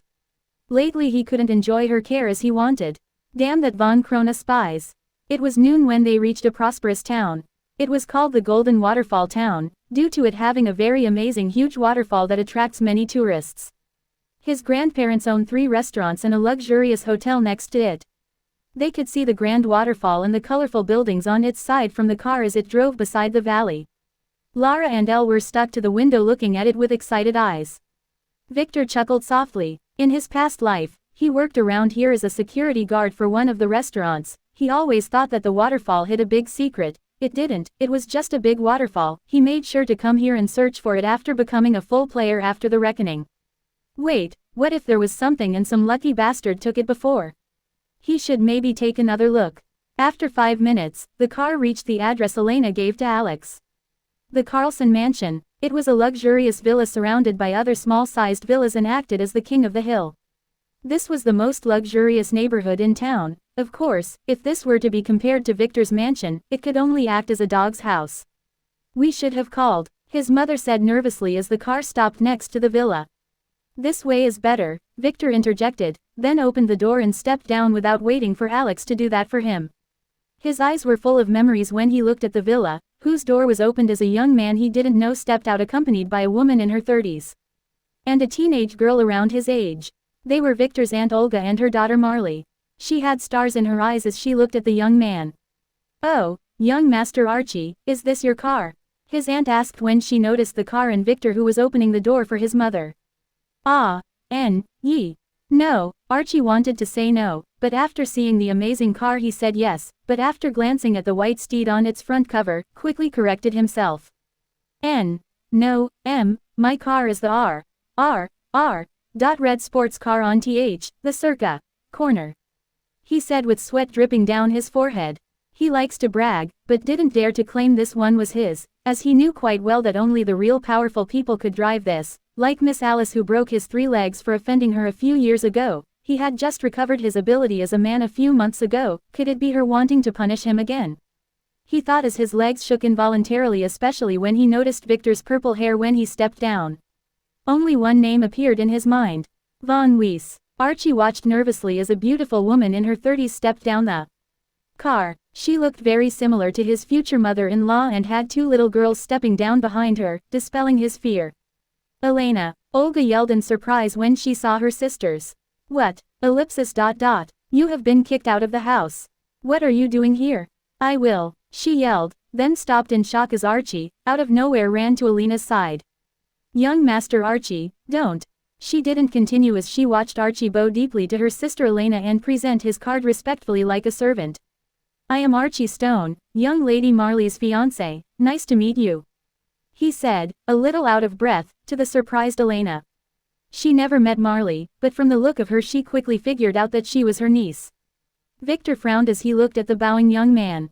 "Archie Wyron, STR 15. Int 19. Luck 4. Charm 22. Fate. Fate's power. E. Fate's direction. Negative. Fate's design. Death by the hands of Troy Wyron. Total. E. That Troy again. Was this a coincidence or fate? Victor thought as a shiver ran through his spine. Klein attacking his mansion was definitely not a coincidence. This was definitely a world backlash as it was setting him against Troy, but for what? It was definitely connected to this guy, but how? Archie was a Wyron and has not been awaked. That means his position in the family is not very high, but the destiny of getting killed by Troy is proof that he is important enough. Would Troy be a scion?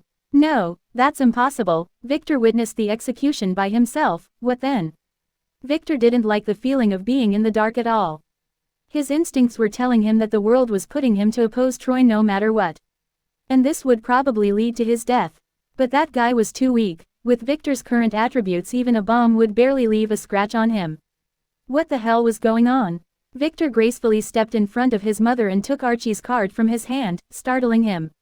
He didn't meet this guy in his previous life, but he has heard that his cousin Marley was dumped on her wedding day after getting discovered by the groom's friend. Quote. Stone, you think I am an idiot, you're definitely a Wyron. What's your relationship with Prince Armand? Victor asked nonchalantly, exposing Archie's secret, and making him shiver a little. He wanted to deny it, but looking at Victor's cold eyes and purple hair, he didn't dare to. He is my esteemed grandfather. I am forbidden from using the family name.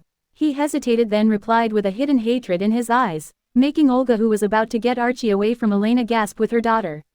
What, really? They only thought that Archie was a very successful young entrepreneur. No one told them that this rich future son-in-law belonged to the prince's family. They have just struck gold. Although their country was a democracy nowadays, it was still called a principality. The stars in Marley's eyes grew larger. Who doesn't want to marry a prince?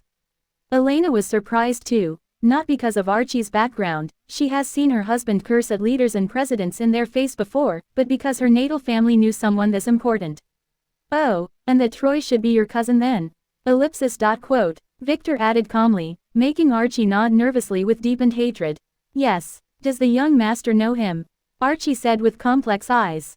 Not yet, but I will very soon. He owes me a few legs, Victor said calmly, making Archie shiver as he remembered his past. A hidden smile appeared on his lips as he pondered his hateful cousin's fate. Victor watched the changes on Archie's face with amusement and curiosity. Now, where are my manners? Let me introduce myself. I am Victor von Weiss, an elite heir of the von Weiss family. This is my mother, Elena. We were just passing around here when she wanted to visit her parents, so we made a little detour. He spoke, making his mother want to spank him for lying with a straight face. Archie shivered a little. He was right, this guy had the same evil eyes as Lady Alice. He is even an elite. Damn, when did his fiancée have an amazing aunt? He really struck gold. He deeply loves Marley, but his father was against him marrying her, calling her a slut. For that reason, he forbade him from exposing his true heritage and told him that his grandfather, the current head of the family, had ordered that he would be kicked out of the prince's family on the night of his wedding. He didn't care. He had enough private money to live happily with his beloved. No need for any of that anymore. His grandfather would never expel him from the family for a slut with a connection to the von Weiss family. Wait, did he just think of his Marley as a slut? She is not. Ah, nice to meet you, young master, my lady. Archie said respectfully as he bowed to Elena and kissed her hand in royal etiquette, making Olga, who was watching in surprise, grit her teeth. What is wrong here? Is this some kind of play or a misunderstanding? Young Master Archie, this is my sister. She is. Olga wanted to correct Archie that Elena was just a slut who was kicked out of the house, but her daughter, who had eyes that her mother completely lacked, stopped her. She also knew that car brand. Is that her cousin? Didn't her mother work as a hooker outside and was picked up by some pervert? When did she score this big? Let's go, Elena said embarrassingly. She knew her husband was very strong, but she was not used to this. Archie, you follow us too. I want to ask you about something, Victor commanded, making Olga, who didn't get what was going on, a little angry, expecting her future son-in-law to get angry for being commanded like a servant. To her surprise, he didn't. He just lowered his head and followed behind that purple-haired guy, who was ordering a veiled girl by his side to adjust his suit. One of the little girls was doing the same to the other one. Sister, nice to see you again, Elena said, making Olga break away from her thoughts. she didn't notice it when her sister approached her. "Don't get near me, slut, don't expect us to forgive you, you made us lose a very important business by running away back then. Father and mother had never forgiven you. Especially after marrying some dog outside." Olga spat with hatred as she scowled at her prettier sister. Elena didn't know what to say, she was angry but.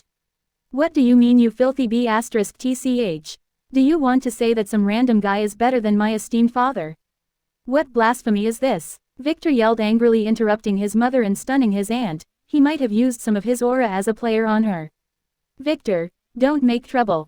His mother scolded him softly. He spoke the words she didn't dare to utter. Aunt, cousin, let's go inside and talk," Marley, who found out that the situation was getting out of hand, smartly said as she eyed her handsome cousin whose angry look only added to his charm.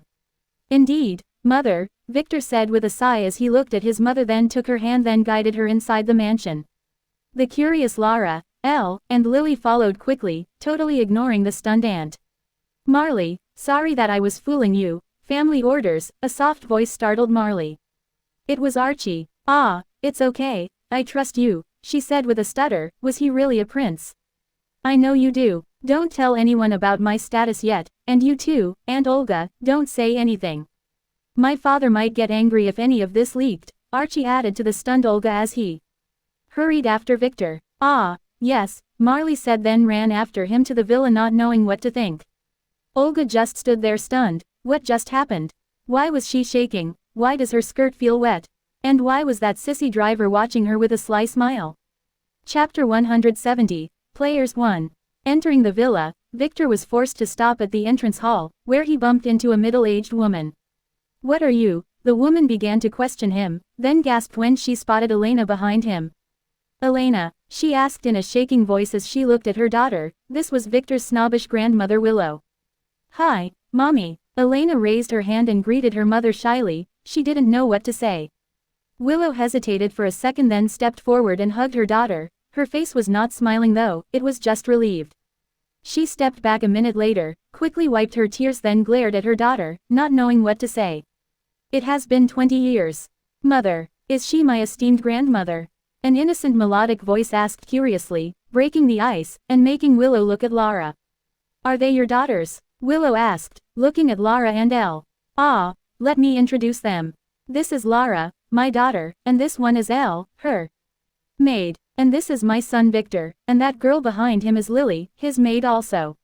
She added with some embarrassment, making her mother inspect Victor and the girls as her eyes grow wide. "Maids, are they rich? Didn't her daughter marry some small clerk?" Inspecting them thoroughly, she didn't recognize the brand of clothes they were wearing, though the material seems decent. Were they scamming her? Wait. She looked at her daughter's purse. Isn't that a LW purse? Could it be fake? It looked genuine. She needs to investigate. "Let's go and talk inside," she said with a complex look, guiding them to the empty living room while giving a maid who stood to the side some signals that the maid understood immediately. After entering the room, Elena, Victor, and Lara sat down on a wide couch as Lily and Elle stood behind them respectfully.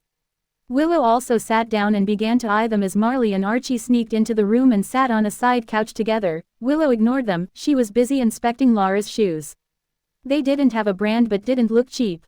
"Custom made. How is Daddy?" Elena asked timidly, making her mother look at her face. "He is fine. I heard you married," Willow asked her daughter, expecting her to explain what happened since then.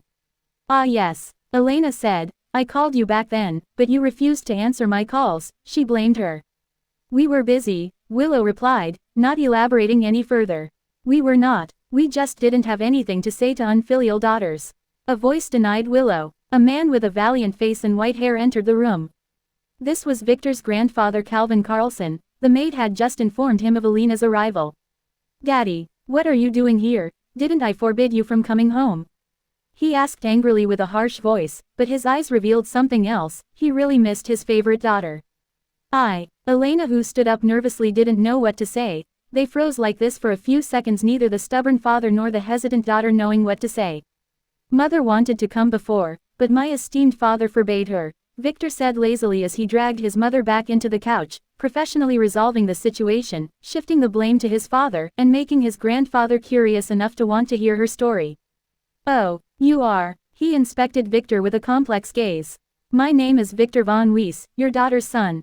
Victor said, knowing willingly that if he said, your grandson, his grandfather would scold him. Oh, Calvin said, not knowing how to reply to this young man whose eyes were not scared at all. He reminded him of his youth. Let's hear what you have to say then, Elena. If I don't like it, I will kick you out again. He said as he sat beside his wife, who didn't dare to speak when he was angry. He also gestured to the maid to bring them something to drink. When I left home that day, I was wrong. I made many mistakes. I had to sleep in the street a few times. She began. Didn't you go to that Nelly? Her father asked. This was a little different from what his son reported. I did, but when she found out I ran away from home. She kicked me out first. Then, she introduced me to a certain man, and that man introduced me to another, she said. Keep it short, her father ordered, not wanting to hear a sad story that was his fault. After a series of mishaps, I ended up falling into the grasp of a very evil man having to work for him. First as a model, then, she stopped as she watched the unchanging looks in her father's eyes, though his knuckles were getting whiter. He knew what she meant. Things happened, I will not speak of it.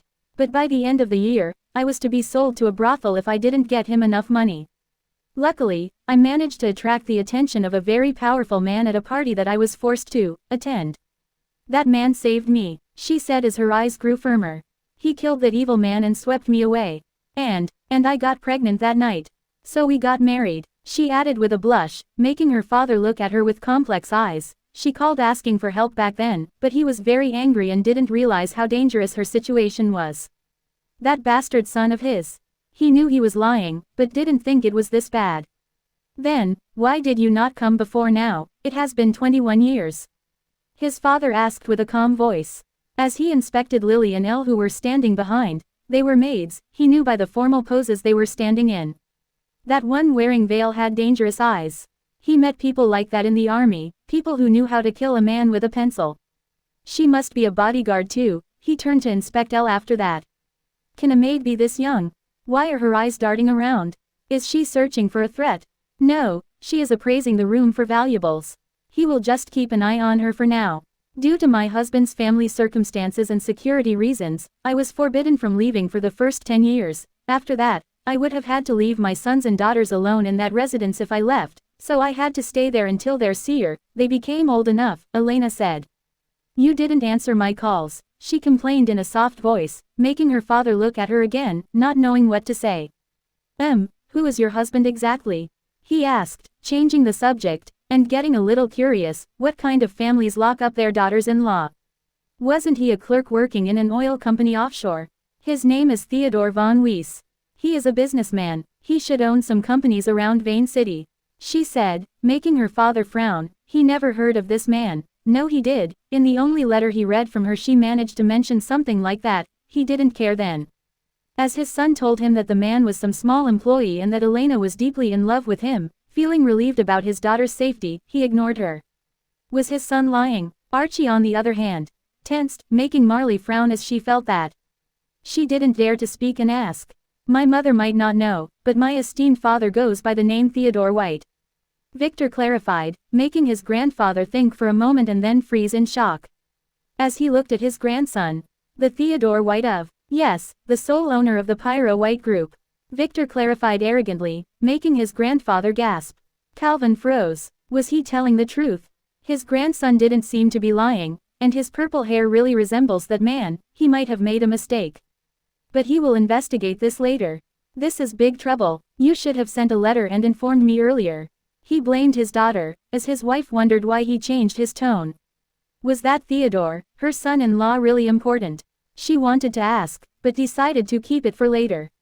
That grandson-in-law Archie was fidgeting too. Did he know something? I did send you letters. She complained. She didn't know her husband used the surname White outside. Oh, Calvin said with a frown, not knowing what to say. He only read one and then told his sons to take care of the others. Why didn't your husband come with you? He asked. Elena didn't know what to say. The answer was, you are not important enough, but she didn't dare to say it. His new wife is pregnant, so he chose to stay with her, Victor explained. New wife, how many does he have? His grandmother, who couldn't keep silent anymore, had to ask her daughter, who blushed and looked down. 3 official ones, now 4. About 20 concubines, another 100 lovers, and uncountable side women. Maybe all the hookers around Vane City. Something like that, Victor replied, making his grandmother open her mouth wide. If his grandfather was surprised, he didn't show it. Although he was not very familiar with Theodore White. He heard tales about him sleeping with 9 women every night. Now it turned out he was his son-in-law. Is he treating you well? Calvin asked his daughter. That's what mattered. Yes, I am one of his main wives, and he really takes care of me when he is not busy. She replied with a blush. Good, Calvin said, not wanting to know anything unnecessary about his daughter's love life. Are those 2 my grandchildren? He asked, looking at Victor and Laura. Yes, this is Laura, my youngest daughter. Elena, who was a little relieved by the change of subject, said as Laura stood up and gracefully bowed to her grandfather, who smiled softly then hid it quickly. No one can resist her cuteness. And this is my youngest son, Victor. He has already introduced himself. She said. Victor didn't stand up, he just nodded arrogantly, making both his mother and grandfather want to slap him. You have other children? Calvin asked. Yes, 2, my oldest son's name is Mike, he is 20 this year, he lives in New Lure City. And my oldest daughter, Alice, she didn't continue as a glass shattered on the floor behind them. It fell from the hand of Archie, who was listening to her. Sorry, he said with a slight shake, as the maid ran to clean the glass from the floor. Calvin felt something but ignored him for now. He didn't know what to say. He wanted his daughter to apologize for escaping back then, but he also wanted to apologize for forcing her to marry and then ignoring her. He was a little angry and guilt-ridden. I brought some gifts, you might like them, Elena said, changing the subject. Should I? She asked Victor, who just yelled. Alex, bring the gifts. He shouted in a somewhat loud voice, making them involuntarily put their hands on their ears. Who dares to yell in our house? 2 men appeared in the living room, Victor's first and third uncles. The family usually assembles at this house on weekends, and they were having a bowling match in the basement. Elena, before they could reply, Victor's third uncle Larry ran quickly and hugged Elena, his big sister. He was a hypocrite. A total and an absolute hypocrite. Victor learned that the hard way, as he was the one who got the police to arrest him on fake charges merely hours after his grandfather's death. Larry, nice to see you again, Elena said with a sweet smile. She loved her small brother. He was just a teenager when she left. What is she doing here? The other middle-aged man, Victor's first uncle Bob, said sternly, not noticing the dangerous look in his father's eyes when he looked at him. Elena didn't know what to say. It's okay, their father said sternly. The past is the past, it is time to forget it. He said sternly, making both of his sons look at him with surprise. Their father was the really stubborn kind. What made him change his mind this quickly? Damn, would their sister get to inherit again? That changes all their plans. But father, Bob wanted to say something, but noticing the look in his father's eyes he chose to swallow his words. He might be in trouble. He lost track of his sister some 20 years ago, but chose to hide this from his father. He told him that she went abroad with her new clerk husband. Hearing her father, Elena smiled sweetly. Just as Alex crossed the door carrying 2 big bags, pushing Uncle Bob to the side, making him almost stumble and fall, then casually, he put the bags on the floor and left. Calvin was a little surprised. Others didn't notice it, but he did. Those bags were extremely heavy. How could that sissy driver carry them this casually? Elena coughed a little as she opened one of the bags, hearing the gasps of her mother and elder sister, who had silently sneaked into the room after changing her skirt. The bag contained many expensive clothes and trinkets. I thought those would suit father and mother, so I bought them, she said, ignoring the stars that appeared in her sister's and grandmother's eyes. Marley too was stretching her neck, but she didn't dare to leave her new golden goose Archie, who was sitting as an obedient elementary school student. Calvin coughed a little. I have something to do in the study, you guys enjoy yourselves, he said as he retreated, keenly aware that he was completely ignored as his family clamored for gifts.